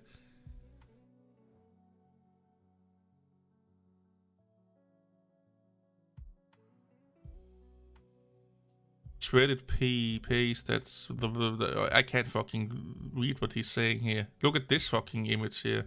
Look at his hand. Look at, like, this guy really got hit in the face, man. Come on. Yeah. They are AI generated, yeah. Let's just do Microsoft Windows 11. It is fun, but it's really bad. Like, they are not like... If you're doing abstract art, I think they will be really good, but like... For more like, you know... This could be doable, at least this one here. So if we do like abstract art, this is probably going to be well.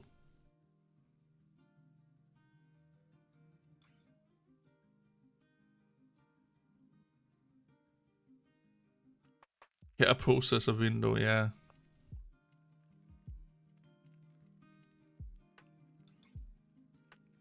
See, stuff like this here, like this is not bad. Like this is not bad.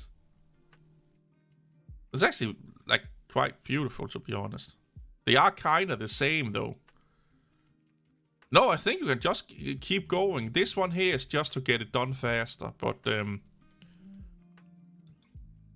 let's do nature.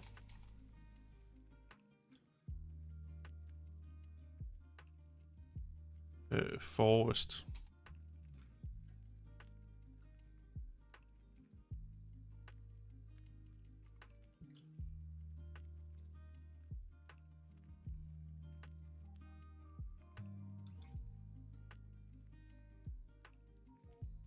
Yeah, that's not bad, man. I like these two up here the most. I just wish it was higher resolution, though. Like, this is not half bad. What is customizing doing? Microsoft Design.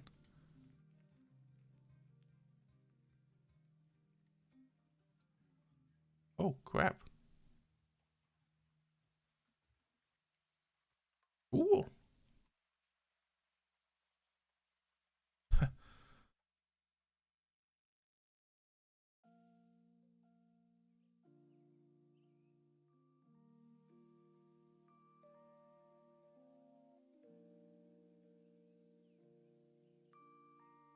This is kind of cool. I'm not going to lie. That's. I didn't know they had this. Where the fuck is my picture? This looks really cool. Look. Yeah, you can get it upscaled. Yeah, I know that. But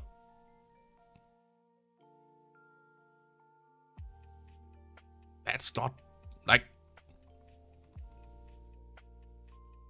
That's not half bad, man. I did not know they have this fucking designer thing. I had no idea what the fuck this is. Portrait, landscape. Let's do landscape and see what they can come up with. Yeah, I will put that up. Yeah, you're right. I will put that fucking shit up. Like, this looks kind of cool.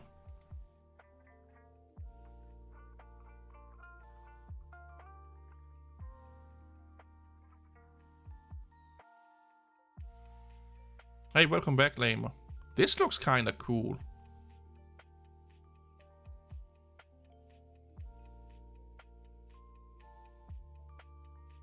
Interesting tool. What does this cost as a subscription? Oh, I don't know what the fuck I subscribe to.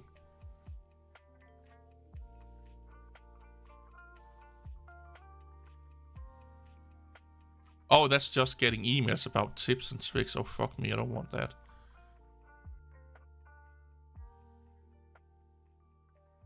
I was on the phone, yeah. We're just messing with the AI image. I really like this one here.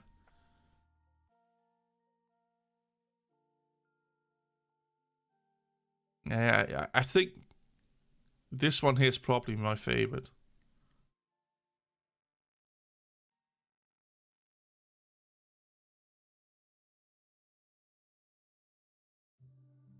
Oh, the Mirror's Edge look and feel. Yeah.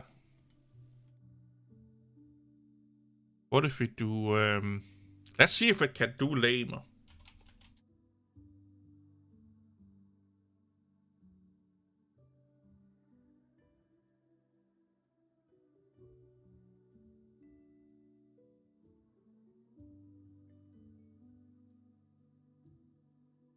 So this is lamer.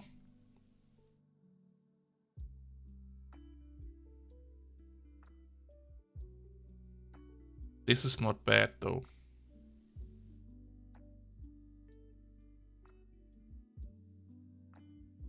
This here is actually really good.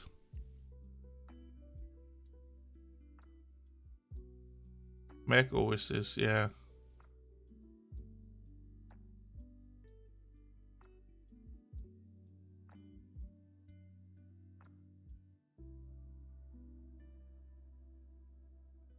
What about Beach?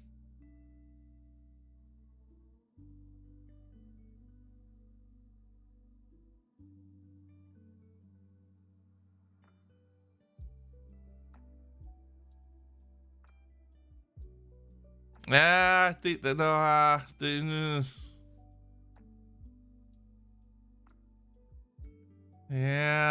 this looks weird. Yeah, it's not that good yet, man.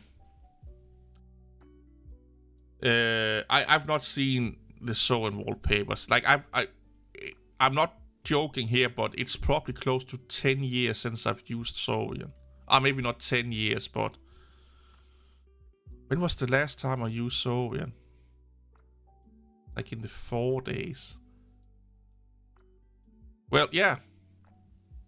2010, 11-ish. I may have done videos about it, like, but I never really used it. I just have a massive disdain and distaste for the developers. Like, unbelievably big.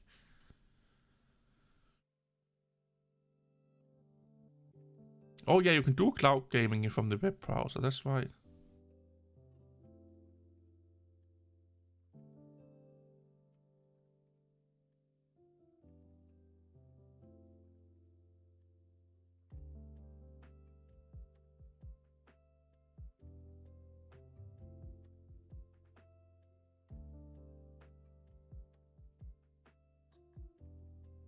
Oh, you can't get it for iPhone. Only Android. Haha, lamer.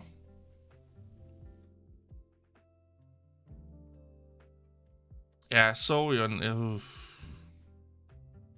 Yeah. Yeah.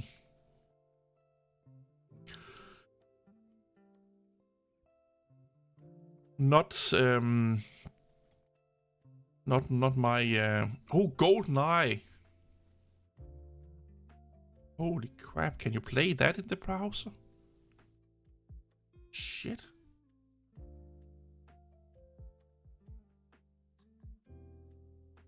I totally forgot about that, but retro gaming, like, is amazingly fucking good for browser games. Or for streaming. Seizure warning.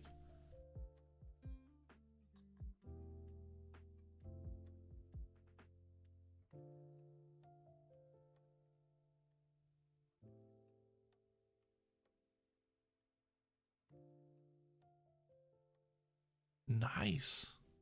Teenage Mutant Ninja Turtles. Power Wash is actually a good game. Like, if you just want to chillax while you're doing, like, just get your brain out of your fucking, just don't think about anything. This is actually a really good game, just fucking cleaning shit with a power washer. And then finding different fucking tips and, if it has to take more dirty stuff away, it has to be small and powerful. And I'm not joking here. I completed this game. I only played this game until it was finished. Every time I had time for gaming, I was playing this game. Just washing different fucking shit. And I don't know why it was so satisfying, but it really is. Just cleaning shit up with a fucking power washer.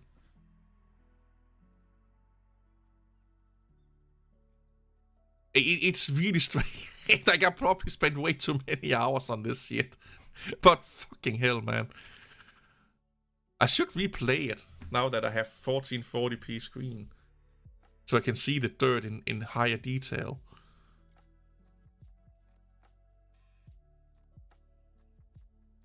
But yeah, I played this quite a lot. I think for like a week or two. Maybe 3 weeks. I think I spent it like 40 hours in it or something like that.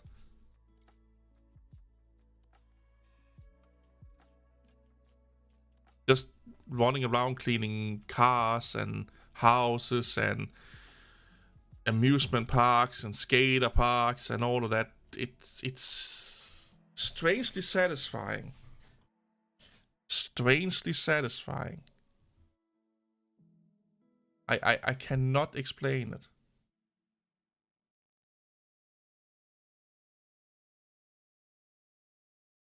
Goodbye and hello.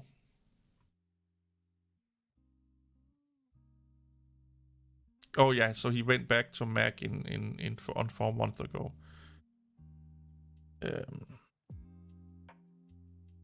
It's a sexy machine, like that little phone there.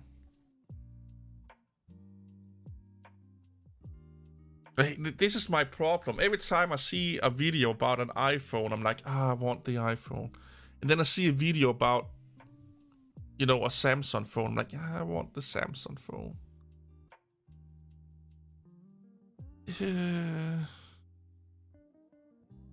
Why is life so difficult? Why can there not be any easy choice?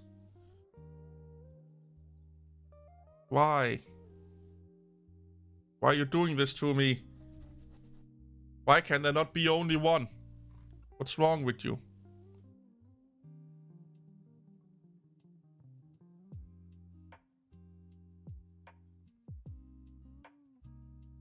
I don't know if you saw that video I posted for you, Lamer. About the Pixel phone, the guy that really had issues with it.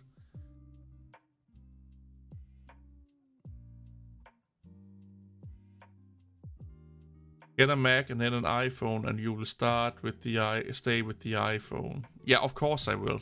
Like, if I get an iPhone, I will love it to death. There's no doubt about it. Um,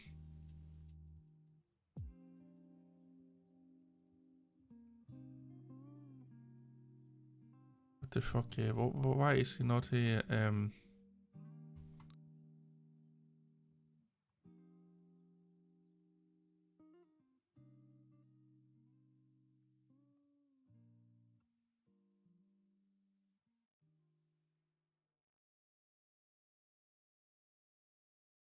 Yeah, here he is. All right, so I'm using a shot glass and a random thing I found in the house to prop up the phones because we don't have a high budget here, but I've been wanting to make this video for a while now, and it's the fact that I switched over to Samsung after using the iPhone for a decade, starting with the iPhone 5S. Like, this dude here is a hardcore iPhone user, and he actually prefers Samsung. And when I saw his videos, I'm like, yeah, I get what you're saying. But yeah, he definitely don't like the Google Pixel 7. He had a lot of issue with it. Like, we can watch this one here, and then I think I'm about to say goodbye. You change some of your settings. Yeah, fuck it. I don't want that. I don't want that. I will do this. Look how good sound is on Windows on the VirtualBox versus Linux on the VirtualBox. Like, come on, people. Come on. All right, what's going on, guys? So I really don't like making videos where I directly call out companies because in the grand scheme of things, I'm trying to be on good terms with everyone. But it gets to a point where things need to be said and addressed in the open. And the only time I've really done this is with Intel back in the day, a couple years ago. And now me and Intel are on good terms. Google, you're up to bat, and I have a It's still lot more to say crackling, but about it's you still guys. better than Linux. So this is going to conclude my three-part saga I've had with the Pixel 7 Pro. But you know what else is a three-part saga that isn't going to be concluded? Our sponsor, nobody.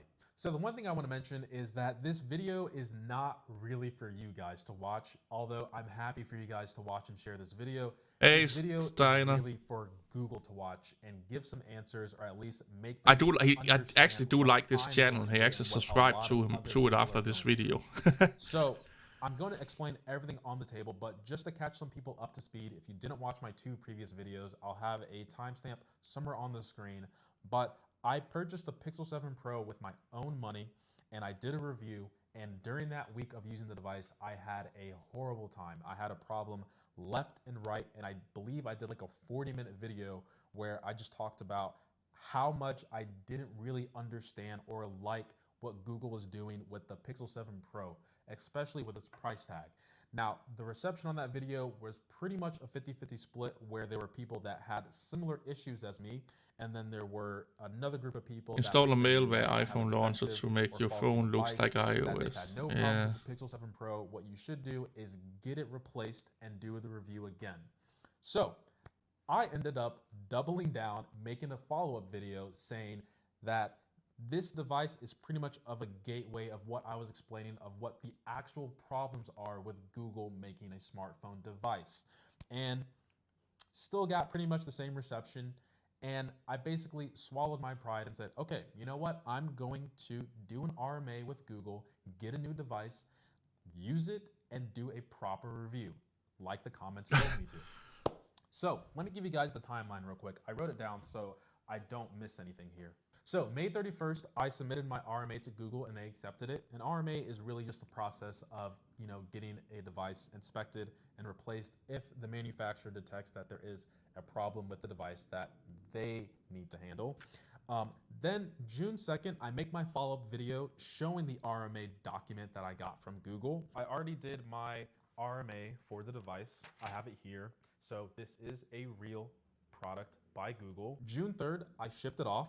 2 days later, they received it because Sunday, they don't do shipping on Sundays. 2 days later, on June 7th, they started the repair process and shipped it within the same day. Then Cool. June 9th, I received it, and then I was still daily driving the Pixel 7a at the time, and I just wanted to spend one more day with it. And then the following day, on June 10th, I swapped my SIM and started using it. So let's get into the issues I have with this replacement I got from Google. So the one thing I will give credit over to Google is that all their shipping labels are overnight. So if you do ship it out, it's going to be there within the next day. And when they ship it out, it should be at your place within the next day. So that's nice. But that's where the positives pretty much stop. So the device came in this pouch here, which isn't anything too negative. I don't have the unboxing video posted on my channel, but I'll probably have clips because I did record it. It's literally just the phone. And for people saying this is not valid, just go ahead and take a look at that. I'll have it zoom in somewhere on the screen, but yeah, it's definitely a phone by Google. Another thing that I want to mention is not sure if this is exactly new or if they just put this on top. So you can actually see that this isn't even fully lined up. So this just seems to be, I'm not going to say this is a bad job by any means. This is more likely that they just gave me a brand new phone, maybe one that was sitting around, maybe not. I'm going to have to check the serial number to see if this is actually real. But as you can see, it is powered on Google, Android, all that good stuff. But yeah, but whenever I see a product come in a pouch or something like this, I get kind of suspicious, but you know, I'll let it slide because you can say this is industry standard. So not even 24 hours later, getting my RMA device that a lot of you guys recommended, I was in bed and I was watching either Mortal Kombat or Diablo 4 videos. Lige nu kan du gøre et kup Fucking advertisement. Suzuki Swift. Swift Coupe. Some Danish advertisement for you all. There you go. For et erhvervslån? No, I don't want to lend money for my business I don't have. There you go. And I hit the up button on the phone and the volume rocker pops out. And I'm like, what can I even do at this point? I can't even turn off the phone because guess what? I need the up button in order to turn off the phone. Up or down, one of the two, doesn't matter. And that's where I noticed the serial number isn't even the same. So did they even actually repair my device? So then at that point, I'm just in shock of like, how could Google one-up themselves on having me have problems with the first device? I sent it in, get it back, and they gave me a device with even more problems, which are hardware. Yay. But that's not it. So I'm like, you know what? I didn't set up my fingerprint sensor because I just wanted to fly into this phone, update it, and make sure that everything is clean as the stock experience, people would say. So I go to set up my fingerprint, and I will do this live on camera, by the way. I'm going to go into settings here. Going to type in fingerprint unlock. I'm going to go to fingerprint unlock. Going to click more. I agree. Start. Fingerprint setup timed out. Can't use fingerprint sensor. Visit a repair provider. And I'll have this somewhere on the screen. I would take a screenshot, but guess what? Don't have my volume rocker to do it. So I woke up this morning, and as what most people do, I am just on YouTube looking at some Diablo videos since I'm playing on hardcore and figuring out how I can survive. Since the volume is so low on this device, I decide to turn up the volume, and the volume rocker literally comes out. Nice. I honestly don't even know what to say anymore.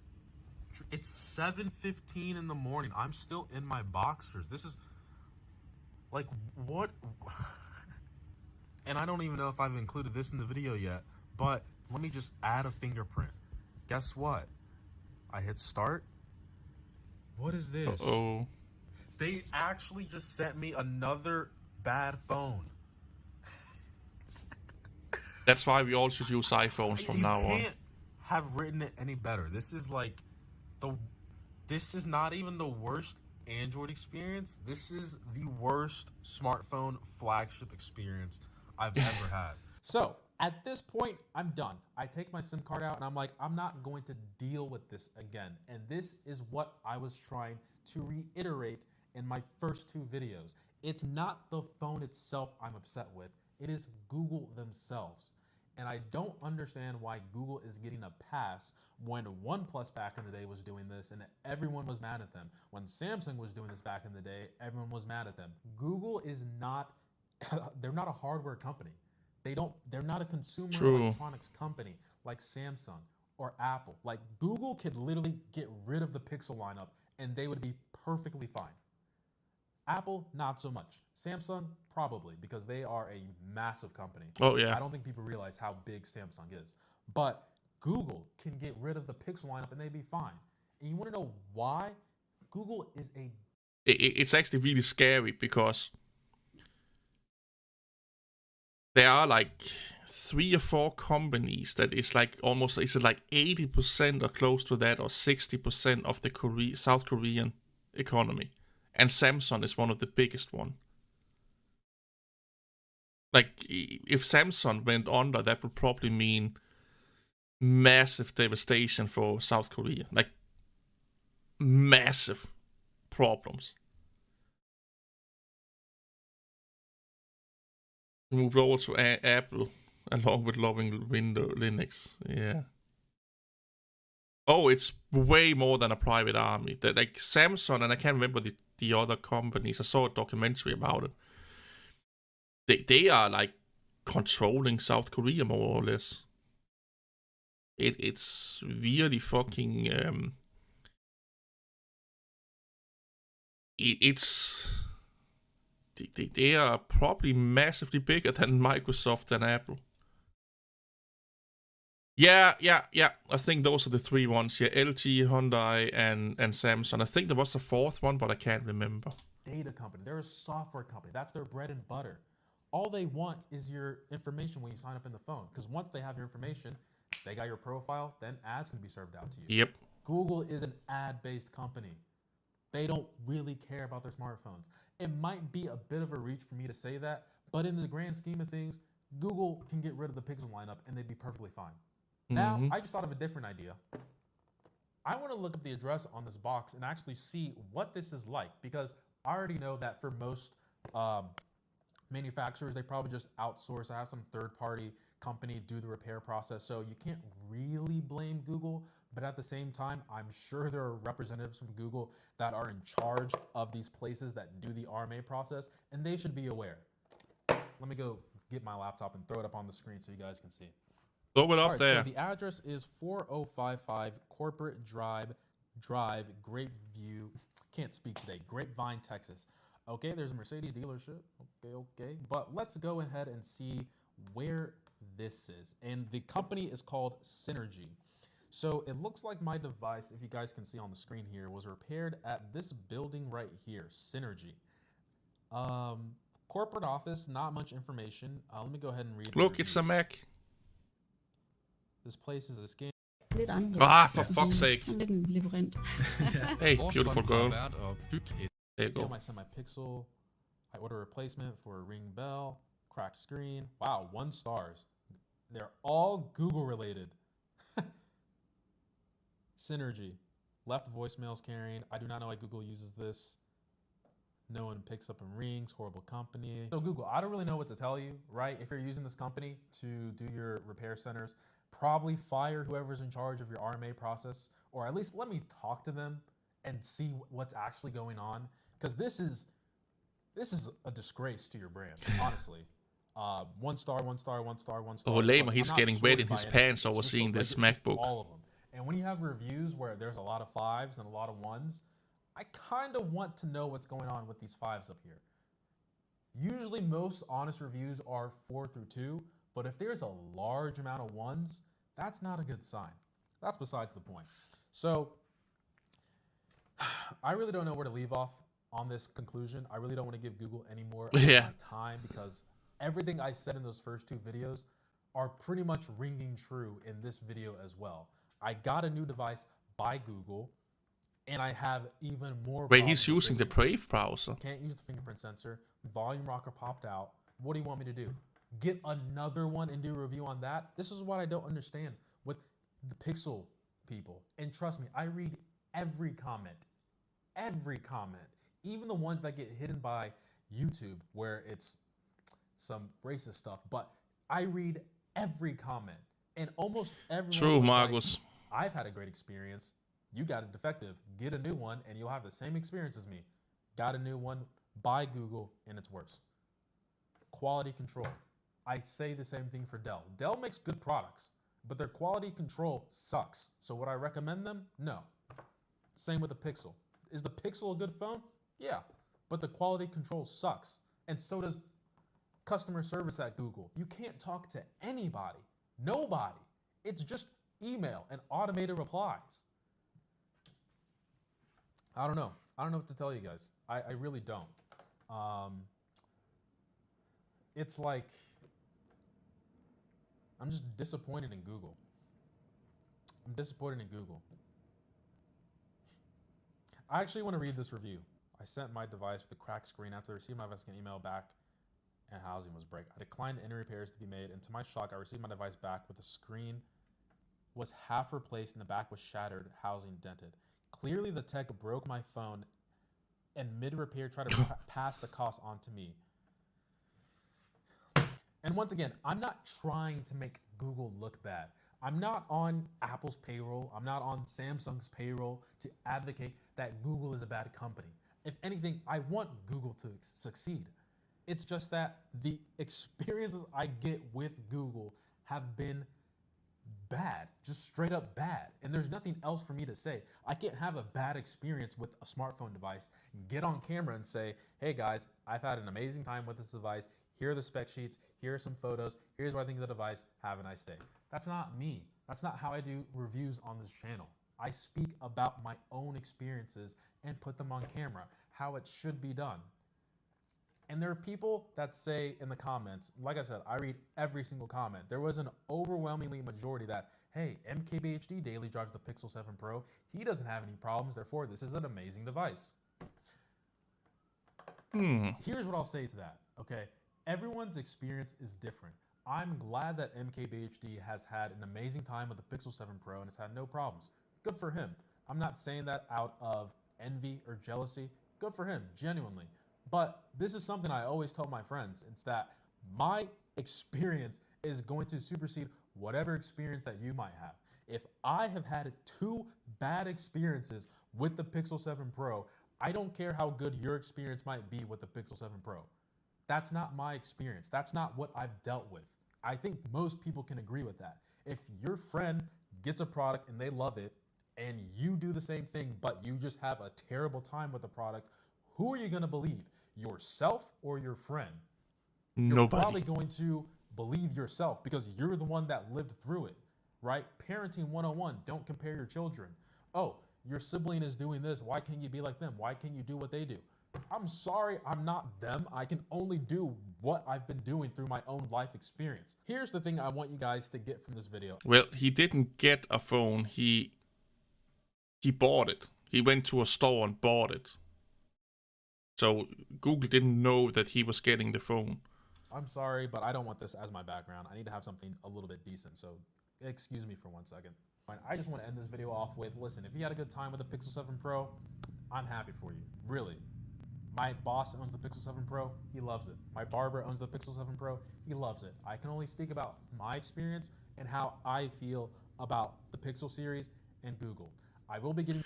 I will say this, that there are a lot of articles about it having issues with overheating.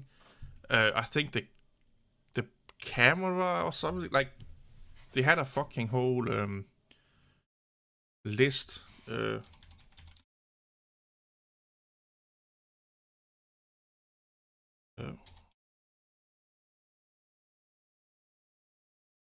Any problem, poor battery life, static looking interface, camera issues, and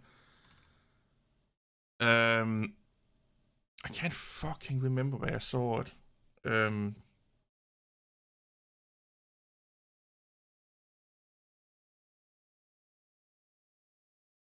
Yeah, there was something with the back cam on the new phone.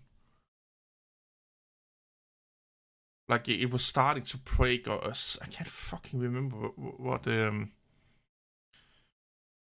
like this whole, like this bar was, something was happening with the cam, like some hardware related.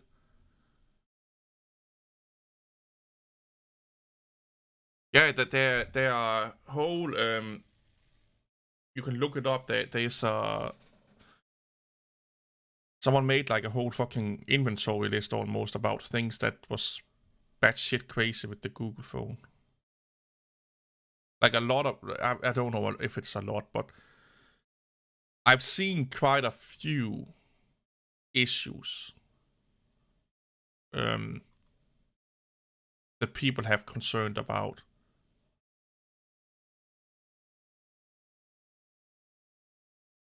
and had problems with. But this is the Google 6. And it's like what he said, it comes down to quality control. But yeah, it's a weird thing. Hey Laura, how are you? I think there was a pixel and apps like TikTok where the camera was shaking in the app.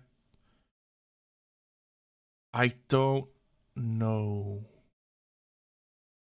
How are you, by the way? I needed you at work the other day.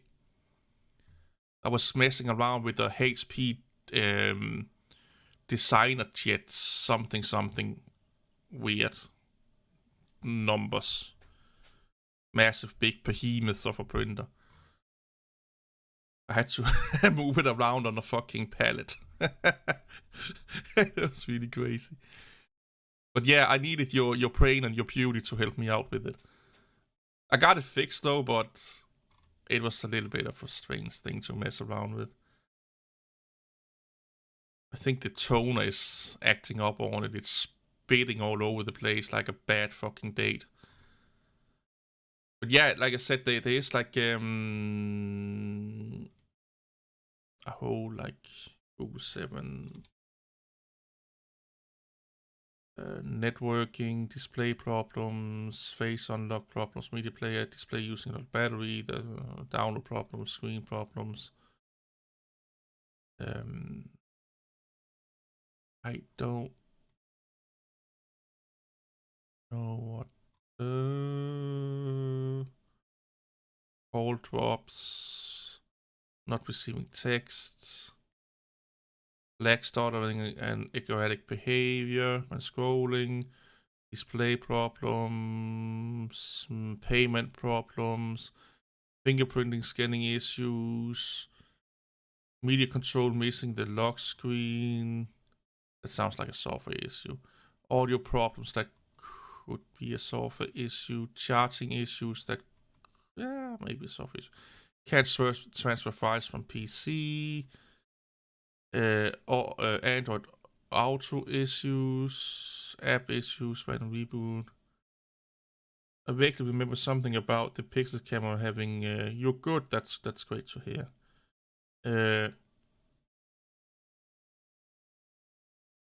HP's one, but by fun I mean I hate all copies at this. Copiers at this. Yeah, they. I fucking can't remember. It was like a HP design. Jet T some T7 79. It was one of the bigger ones.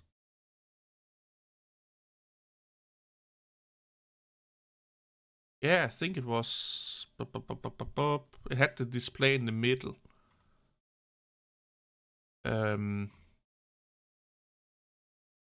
Is it 170? 1700?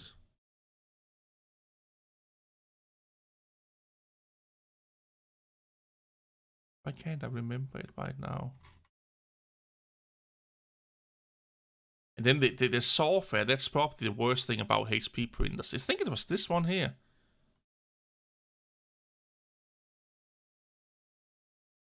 Yeah, it looks like it was this one here. T7070.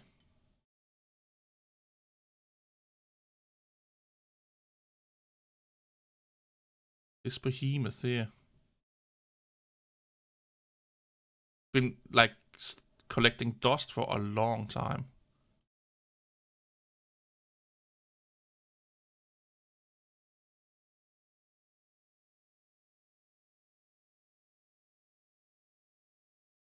Yeah, it's a weird machine. Yeah, I think it's this one here, yeah. 6 years ago.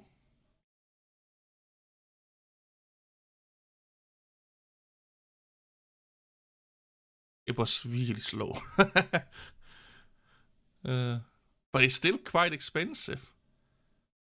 Remember iPhone 6s, they messed up yeah, no, was that not the 4? iPhone 4? I think it was iPhone 4.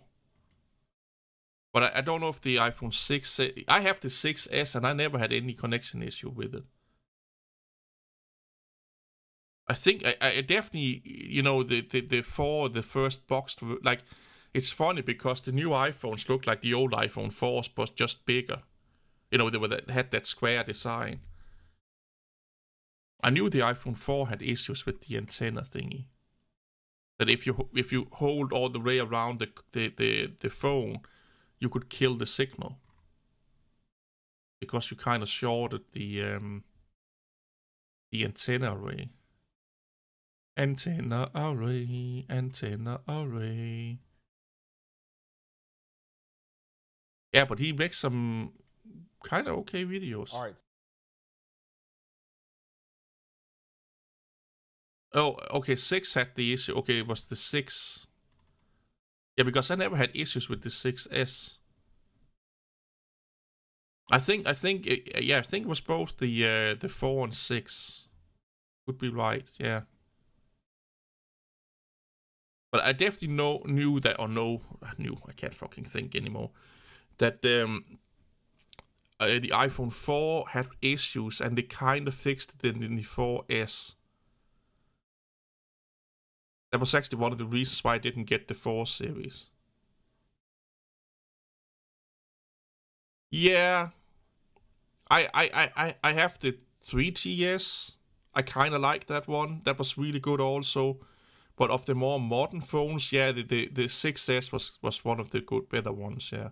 Like, it's just recently got dropped in support. So it well... and the iPhone SE is built around the iPhone 6.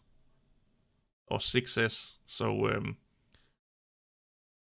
yeah, it's quite... Leder du efter et nyt mobilcover? fuck, I need to log in. Yeah. Sonos. I am back. I am back. So, are you guys and girls having a weekend yet? Where you are in the world?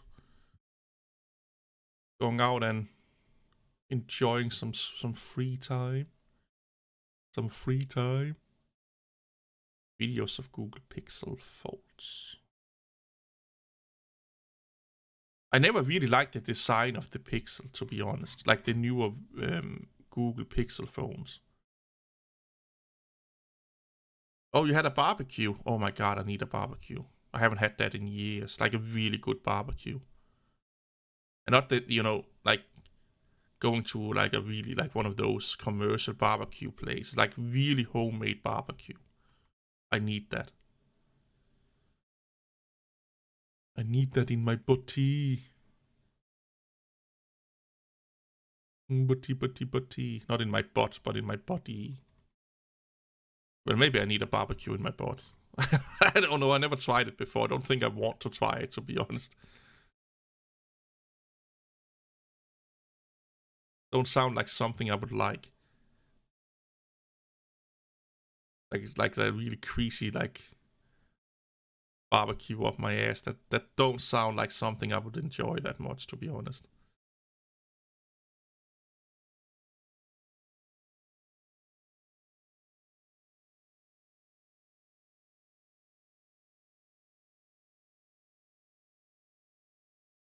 This one here, I don't know, I just find them really badly designed. Spicy ass barbecue, yeah. Yeah. Like, then you can have an excuse for actually having, you know, like a spicy ass. Well, I inserted a barbecue up to it, so that's why it's a spicy, creepy mess. Messy. Yeah, I'll probably just get a fucking iPhone. I have a month to decide what I'm getting. Or I will just get Laura to spank me and tell me what to get. That would be the easier choice. But I heard a lot of good things about the Samsung S23 though. Oh yeah, I'm not into Sony's. Like, if I'm going Android, I'm going Samsung. They're the ones supporting the phones for the longest time. And they seem to make the best hardware also.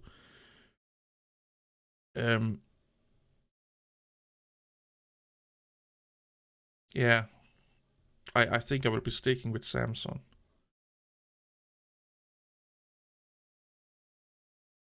My brother's, I was about to say wife, but girlfriend, she's really into Sony's. Like, she don't want to buy anything other than Sony's. And he's an iPhone user. And I'm kind of all over the place. I normally tend to switch every 2 years. So 2 years on Android, 2 years on iPhone, and then do it like that. But the last 2 years I've been doing Samsung. Pragmatic. Now I just don't. I get afraid, and it sounds really stupid, but I get afraid that I'm getting so reliant on one ecosystem that I can't use the other one anymore. That's why I'm doing it. That I'm afraid of forgetting how to use iPhones, because I do help people with iPhones once in a while. I can't remember, Marcus. I don't really know, but you could be right. No, they use Sony use Android. They do use Android. It's a full-blown Android phone like anyone else. But I do hear a lot of people liking them.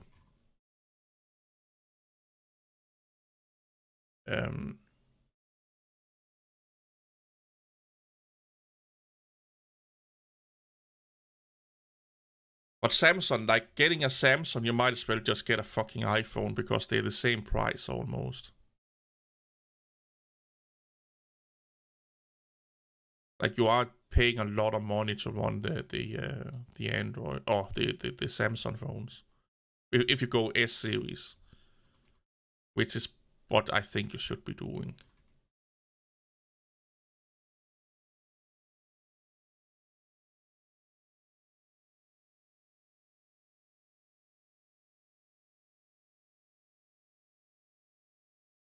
Well, the high-end A series can also be quite good for Samsung.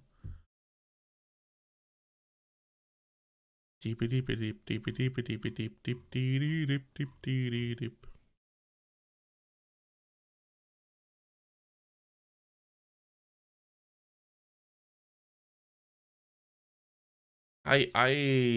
do like Samsung, and I like the app ecosystem. It's quite good.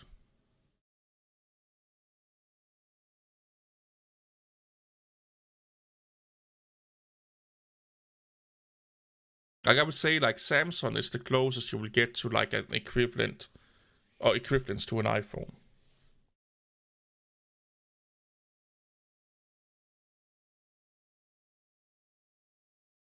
Or we have, like, we don't have a specific apps or Apple store, but we have a lot of first of all, we have like 3 or 4 mobile phone repair shops, and then we have like 2 or 3 certified Apple shops in my town. And I think they are all owned by a mobile phone carrier. And the one I have actually have, like, the one mobile phone carrier I have a store that's iPhone, or not iPhone, but Apple certified as repair shop. An iPhone certified repair shop. I need some coffee, or I need to go to bed. Eat one of those things. I need some snuggles. Need some cuddles in bed. And some waffles. Bed and waffles. I'm getting a little bit hungry again. But I, luckily enough, touch wood and touch penises and touch ass and all that shit.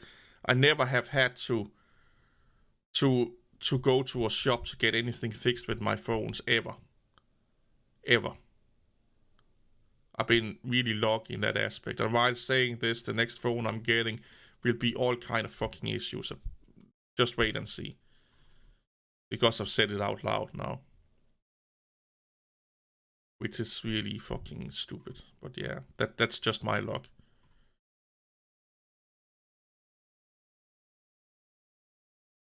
That's how lucky I am. Oh, I just got an idea.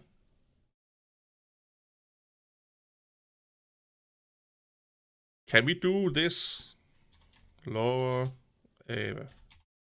What is the Google image creation coming up with if you use this amazing name? Content warning.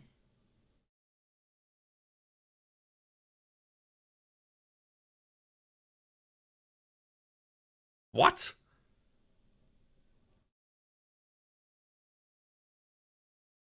What? Our system flagged this prompt because it may... You hacked it? Are you too fucking sexy for this here? No, that can't be.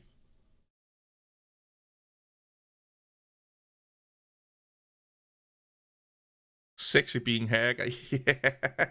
What the fuck? Let's try again. What?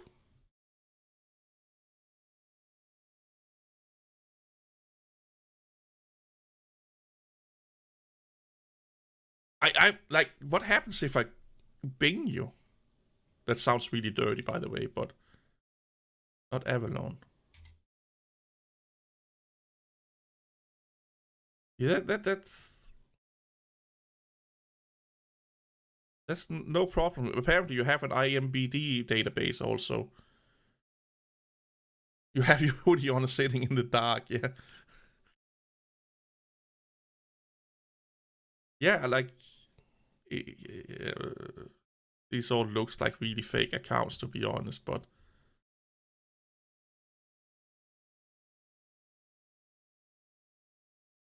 I noticed that like, Facebook has been fucking overflown with, like, you know, those... I don't know, how can I say it? Like, fake account. Oh, it's not your... Oh. Well, then we can't find you on Facebook, sadly enough. But we can find your YouTube. Yeah, because when I log on to Facebook, I get like, oh, yeah, bots. Yeah, that no, it's not really bots. It's catfishes. You know, like it's guys, probably guys pretending to be girls that then want to be your friend, and then they want to chat you up, and then, you know, before you know it, they want you to send them money because they're stranded in the middle of the highway and can't get home, or someone stole their knickers, or some crazy fucking story that makes no sense. And these kind of like, see, it looks normal, but like, this looks a little bit suspicious, this looks a little bit suspicious, you know, this looks a little bit like big titties right in the front of the screen, suspicious. Is this not the same girl? Or almost?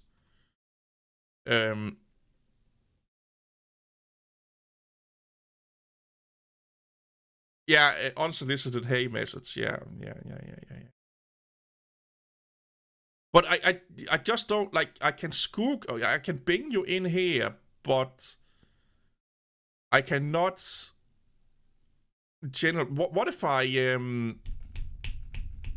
what if I do my name? What if I just do Kent?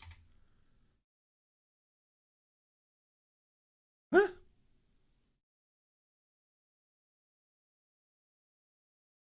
Do your name mean anything? Oh, this is because it's the southern part of England that's called Kent. What if we do Ava? I kind of like that. See, that's working.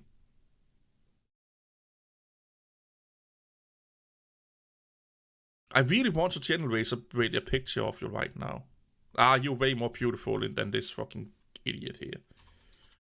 Let's just do this then. That's also working. I'm confused. Someone help me understand this. Yeah. Oh, yeah.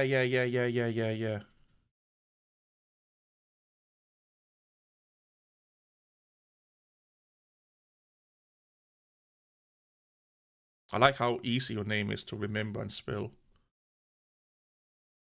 Yeah, that's also... What?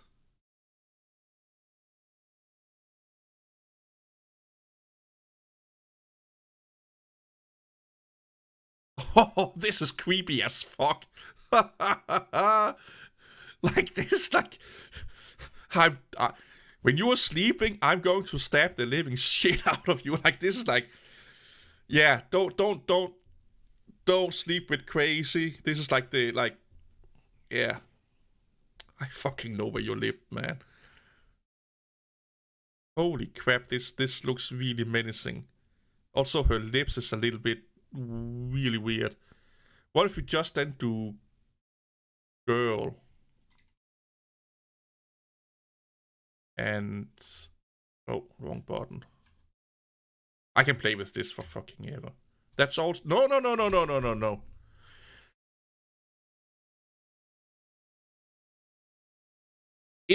Could there be like a adult actress having kind of the same name?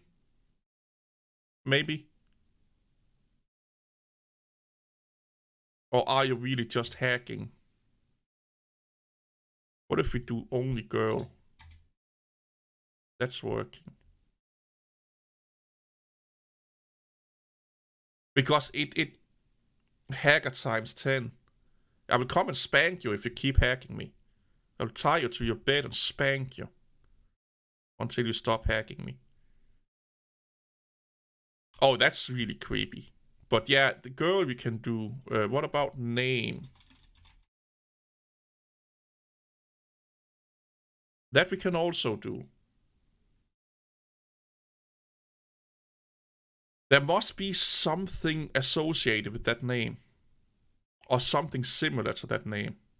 Ooh. You can't spell the name for shit, but... Yeah, they don't do you justice. That's not the what's going on? Are you like a secret actress here or something like that? Why? Peekaboo 2018. What?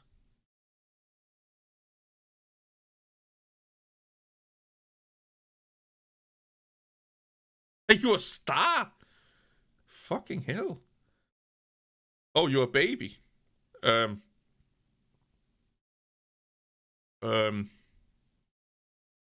that could be why.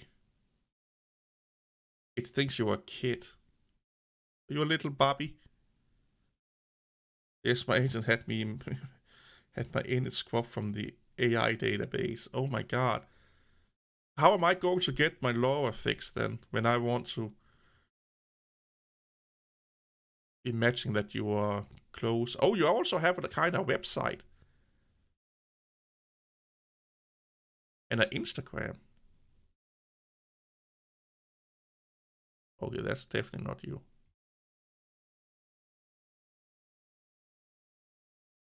Oh my god, is this an AI? This looks a lot like AI or a lot of filter.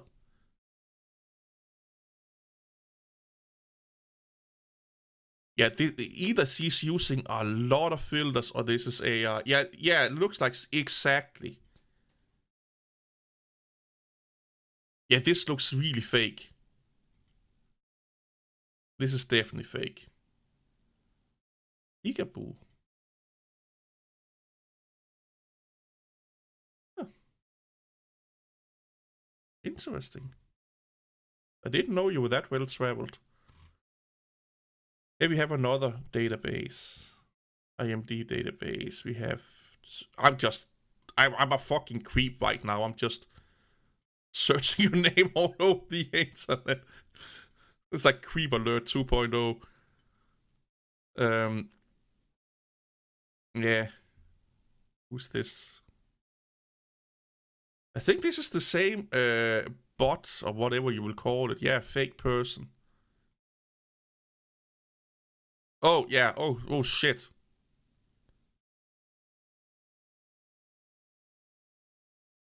That's definitely not you. I better not scroll down if there's any loot pictures.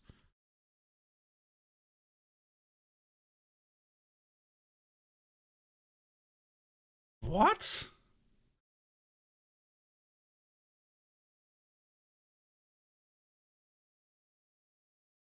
We also not shit Twitch. Yeah. Like here, people ask, what is LoRa? LoRa is a powered cardioid 4-way line array system with a wide dynamic range offering 146 dB linear max SPL DAS audios. New power line. Interesting. Who is? Oh, that's Eva. It's fun Googling yourself. Audios to the max. Awesomeness to the max, man. Come on.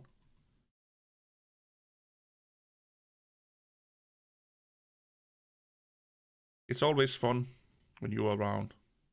So fun to the max also.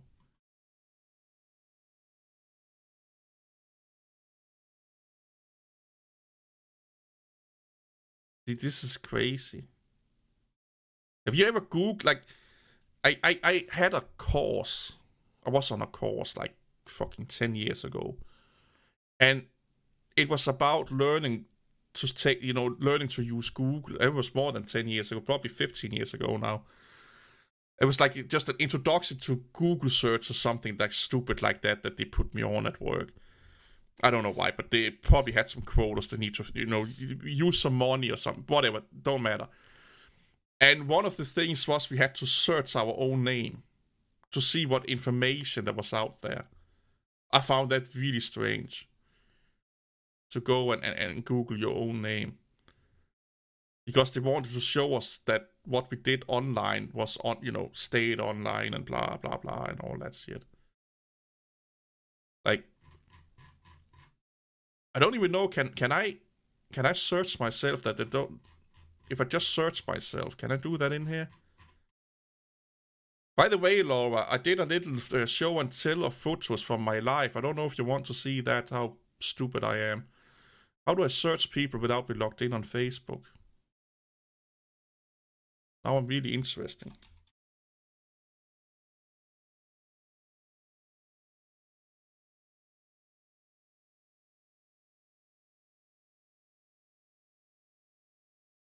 Oh, my headphone or my audio just went off.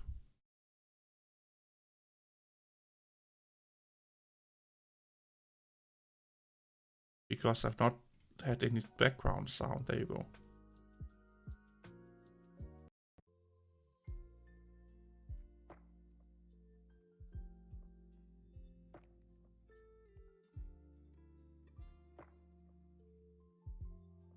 A laptop is not bad.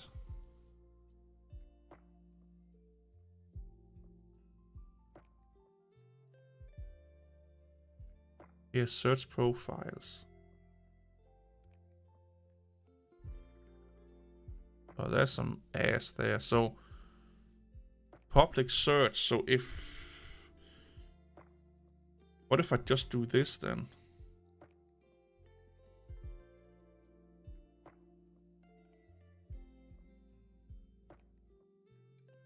Holy shit. Do I have more than one Facebook?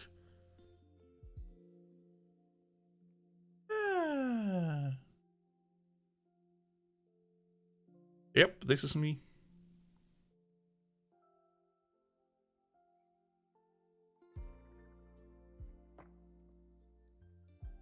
Yep, this is me. How many photos can we... Oh, we need to be logged in to see my photos. Or do we? Yeah, we do. What if I do this? Ah, that's how you cheat the system.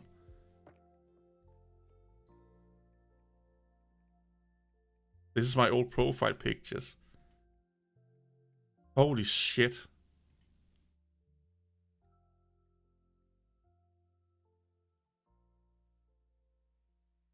Holy crap. No, it's also a dog name. It's a guy's name. It's a guy's name. But a lot of dogs is called it also here in Denmark. Lassie is kind of like the equivalent to it, basically. For a dog. It's a typical Scandinavian boy's name.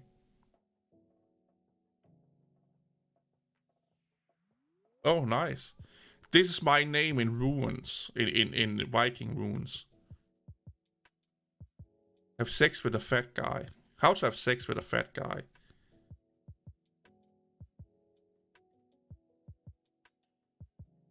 Yeah, I used to be slim. We're just looking at my Facebook history right now.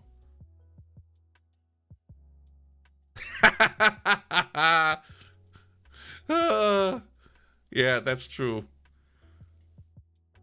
Life of an admin.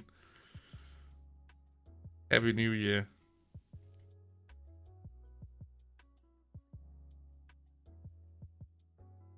Holy shit, I post a lot of shit.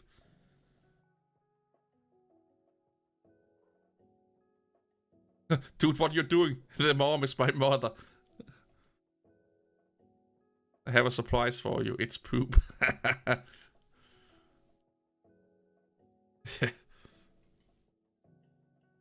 Oh, oh. I hope there's no nude in here. I don't think there is. Yeah. So this is my one of my old friend's sister. I've known them since I was fucking in 5th grade or something like that. Yep. Yeah, deal with it, yeah. Holy shit, I had a lot of fucking majestics as fuck, yeah. I have a lot of shit posted. Oh my god, do I not look sexy? Look at me. Look at that beard game. I are pussycat. Or 8 pussy.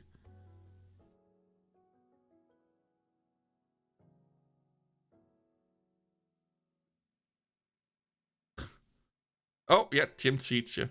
I actually, like, this is an outfit you could buy. I need a personal trainer. I don't think she's trying hard enough.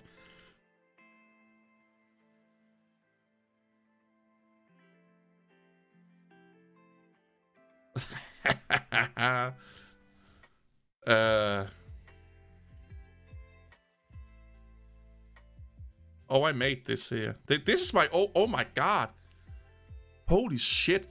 This is the background from one of my oldest YouTube channel. Way back in the day. This one I made also myself. And this one here. And this one. And this one. Oh, girl, I used to be an edgy motherfucker. Like, if you guys can find me on Facebook, I'm more than likely at you. Just know that I'm not much on Facebook.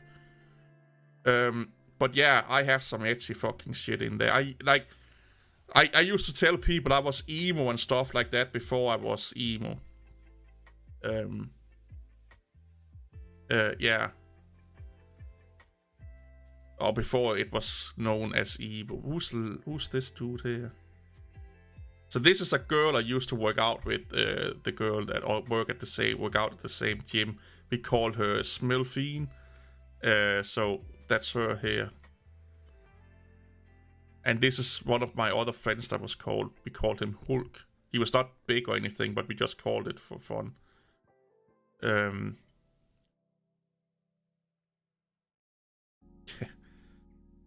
Game over.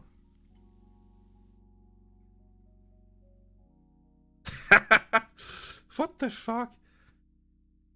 You're my best friend. You said bots. Yeah, that's totally me. Oh, this is... I don't think this would get me kicked off YouTube.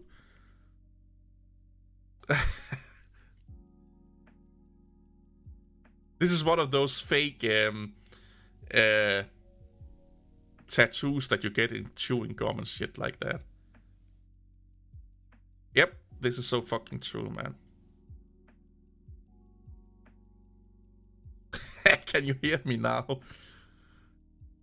Goodbye, cruel world.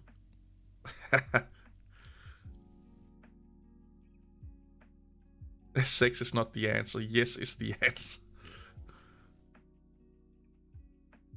Man, woman. Oh, that's complicated. I don't know why I posted that one.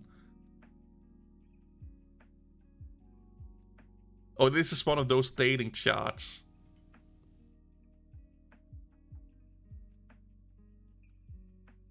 Day cycle. Yep. This is 2012. How long have I been on fucking Facebook? Oh, this is my old Minecraft world. Holy shit. Like 11 years old. That was when I made my first YouTube gaming channel. I think I had this running on my laptop back then that was running Linux. It was, yeah, okay. Oh my god, I spent a lot of time on this one.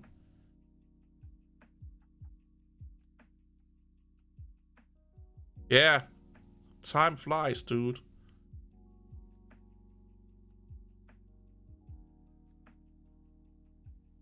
Yeah, I spent a lot. I used to, like, holy shit, I probably spent thousands of hours in Minecraft. This was my fishing place. Go to the chopper. Lol.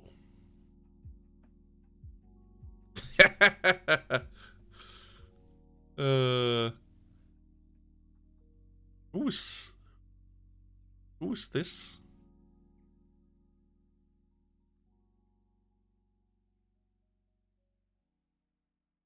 Who the fuck is this? Where the fuck do I know this girl from?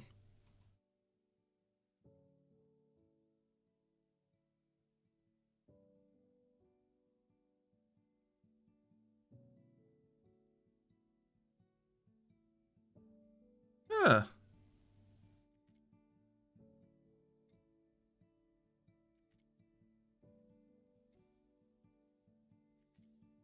What?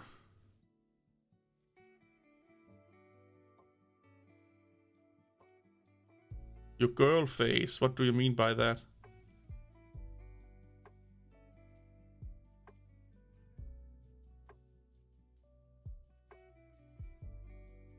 Oh, she's not on Facebook yet, or at least she's like...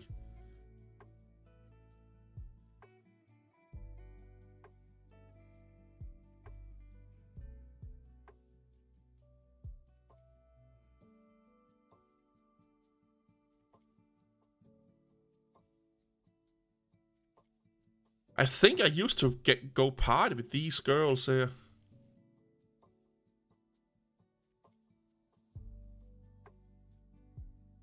Oh, yeah.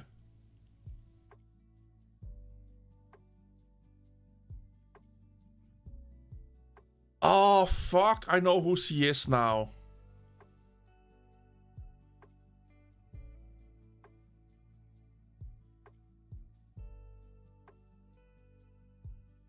I used to,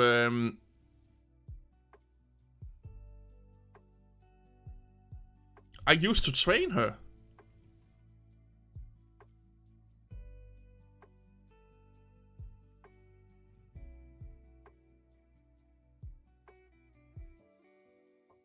Yeah. She used to come at the same gym I was at. And I used to train her.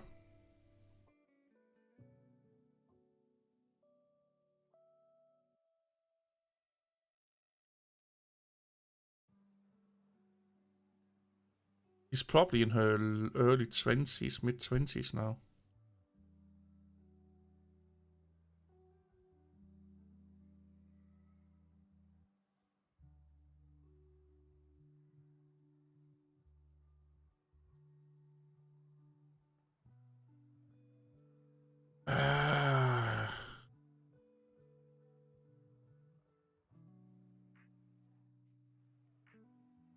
This is her mom.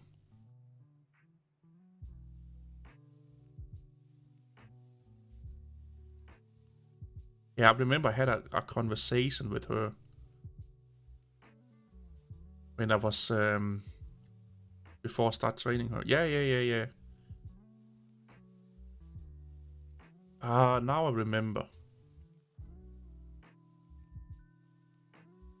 Yeah, take care, Benjamin. Kung Fu. True love. Never trust anything that pleases 5 days and don't die. You need a girl whose name doesn't end in JPEG. Oh, fail. Well, someone is expanding the family or exploring the family. I get told drunk. What's your hobby? Will code HTML for food.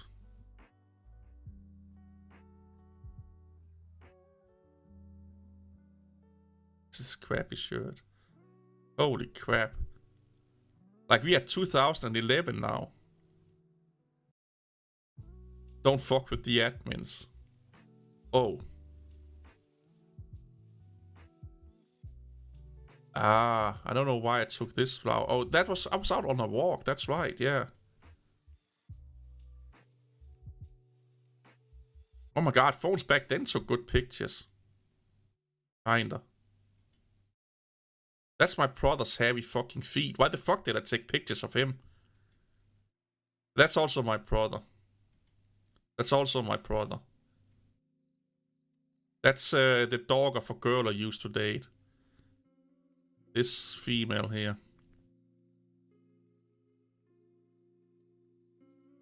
That's outside my apartment. That's good old Bill Gates and Steve Jobs. That's how it used to look like at one of the places I used to train back in the day. A local pub.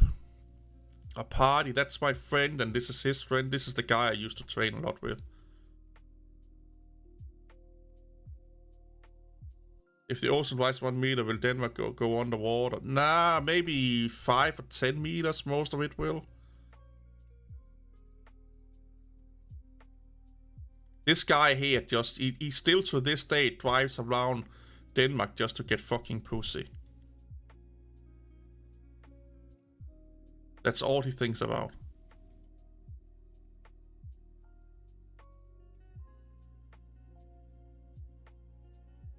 We had a lot to drink. A lot to drink. This is not uncommon. Like, we didn't drink all of them, but yeah, I had the gin and probably also the vodka and the Heinekens. That was me.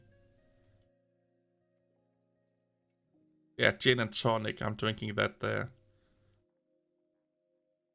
Holy fuck. Like, it's been years since I've seen these pictures, even though they're on Facebook. Oh, that's my one of my guitars and my old amp. Yeah, that's like one of the... Once a year we have like a massive city party. That's my mom. I've known her for fucking over a decade now. She used to be our neighbor.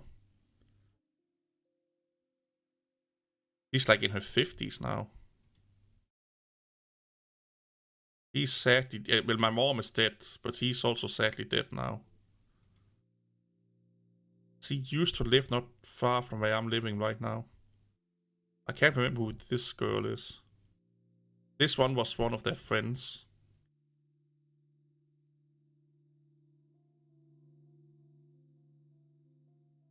Yeah, you're right, Marcus.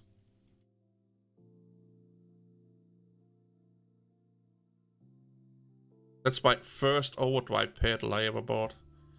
This is the second one. I used to love these headphones. They broke on me, sadly enough. This is my second ever guitar I ever owned. Ibanez.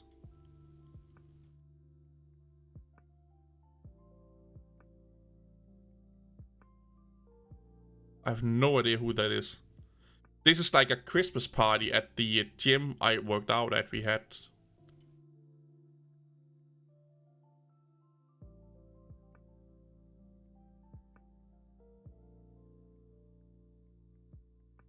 Holy fuck.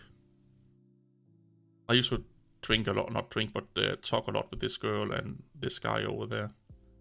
This was the owner of I will call it the owner. I don't think he owns it anymore, but it's still around the gym. It's just under new management. So these two I used to work out with these people here. I don't know who C is. I should go and tag all of these people one day.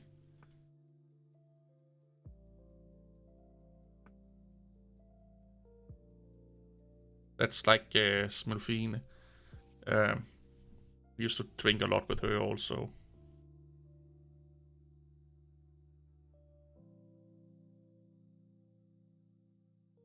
Just work out that. Yeah. I didn't have any relationship with them. She had a boyfriend, and she had a lot of boyfriends. Not like she was fucking around like with everyone, but she always seems to have like a relationship going on.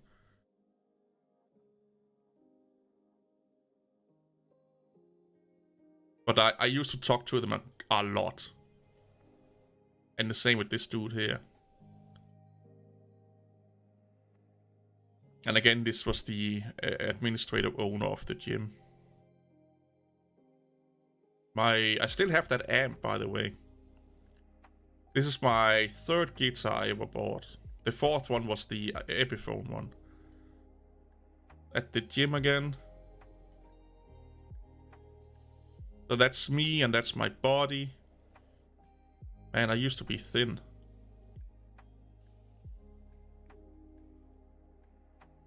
That's me again, my body, my weights. Me again, me again. Me and my body. Me again. Me again. Both of us. Both of us. Me again. Me again. Oh my god, phones were crappy back then. That's him doing some bench press or some leg workout. He always had these weird ass fucking t-shirts on. I always went in black and he always had like some pink or something like that on him. They all already have boyfriends. If she's like you, she won't mention her boyfriend. Or if she likes you, she won't mention her boyfriend. Well, I knew her boyfriends. So she, most of the time when she had boyfriends on, well, she was single at some point also, but most of the time they were also people that were working out at the same gym. So I knew who they are, or knew who they were. That's fat me again.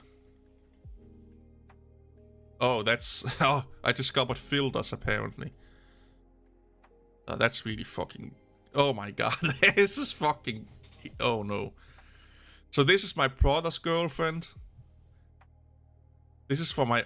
I think this is my mom's 50th birthday or something like that. I think this is my niece. Yeah, this is my niece. This is her mom. And this is my other niece. This is one of my old neighbors. That's my stupid ass mom. these two were dating, and he was like 40 something, she was like 20 something. And that's their kid. Or his kid. That's my grandmother. That's my mom and her friend. My brother. Again, my mom. My mom's friend and her niece or something like that. Or they, at least in family, these two here.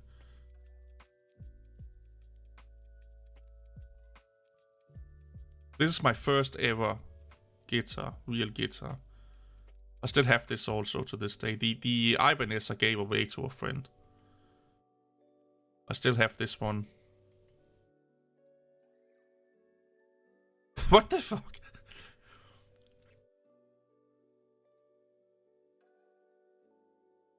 I think this is when I got my iMac. I found filters on my iMac. Oh shit. I still have this fucking t-shirt.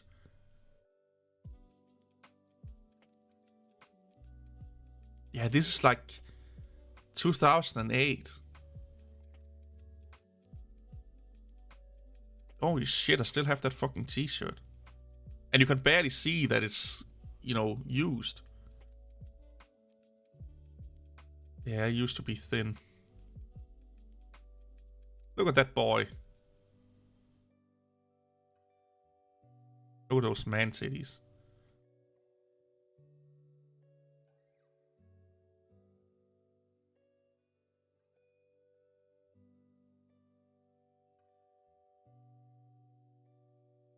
This is taken in another part at my grandmother's where she lived. They had like a gym I was using like 1 or 2 times.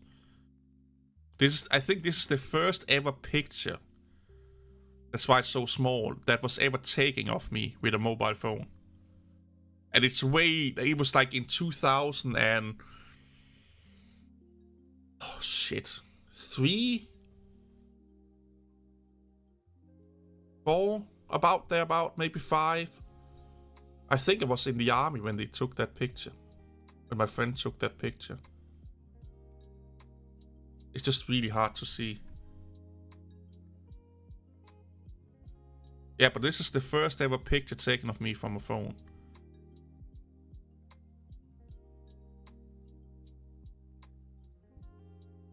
Man, I need to get my ass to the gym. So I started my Facebook account November the 13th, 2008. Oh, I have no idea what the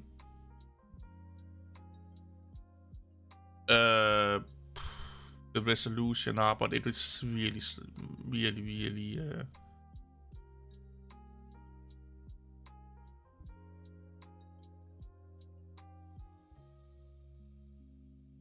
interesting. Oh, there's a lot of people with my name without my middle name. Holy shit.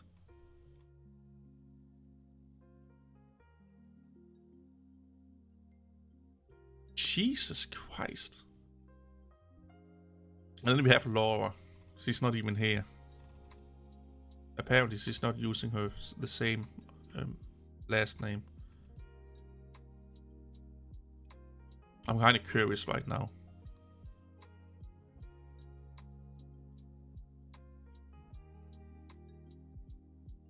Living in Los Angeles.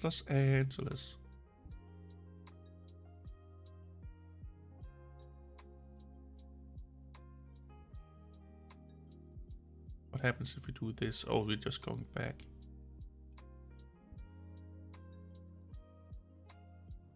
Stupid image thing.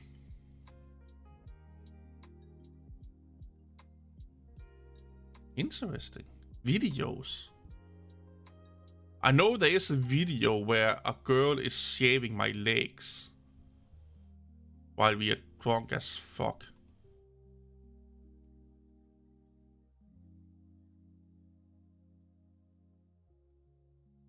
So let's do an image search of my name. This is really fucking narcissistic, by the way.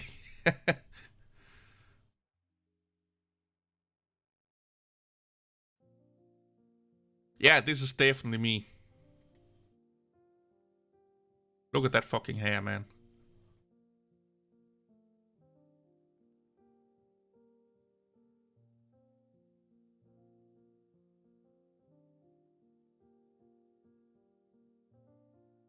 Yep. Definitely me. Holy shit.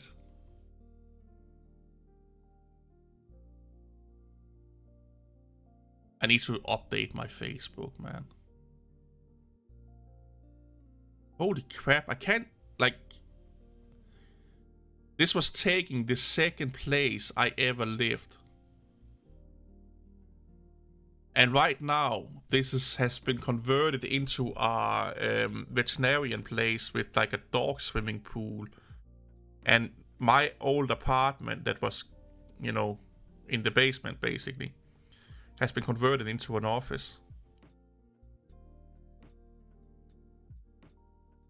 Fucking hell, man. I used to have like these car posters here was like some, I think I printed them out if I'm not mistaken.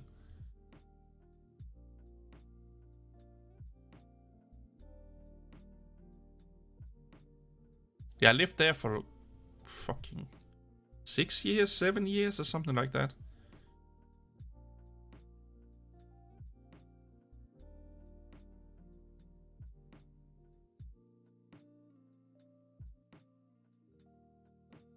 We used to, man, almost every weekend we had a party here in my old apartment here.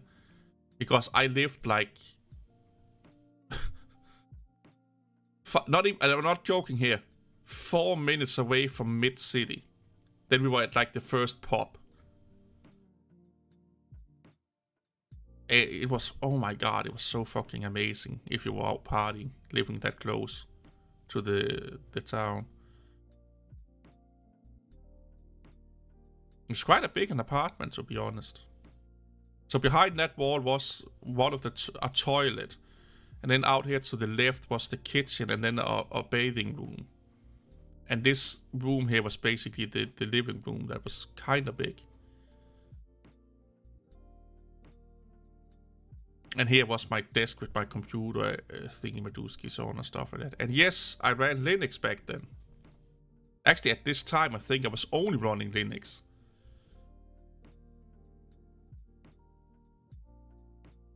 This here, I definitely was. Here, this was on the Mac. When I got my iMac.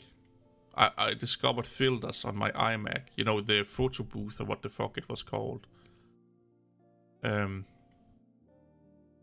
yeah, all of these are taken from the iMac back in 2008. Of course, not that one. Ooh. That was fun. Look, she's also laughing. But yeah, I will go and get some bedtime right now. So thanks for watching. Hope you all will do well. Have an amazing weekend. Go stalk me on this channel and everywhere else. See you all later.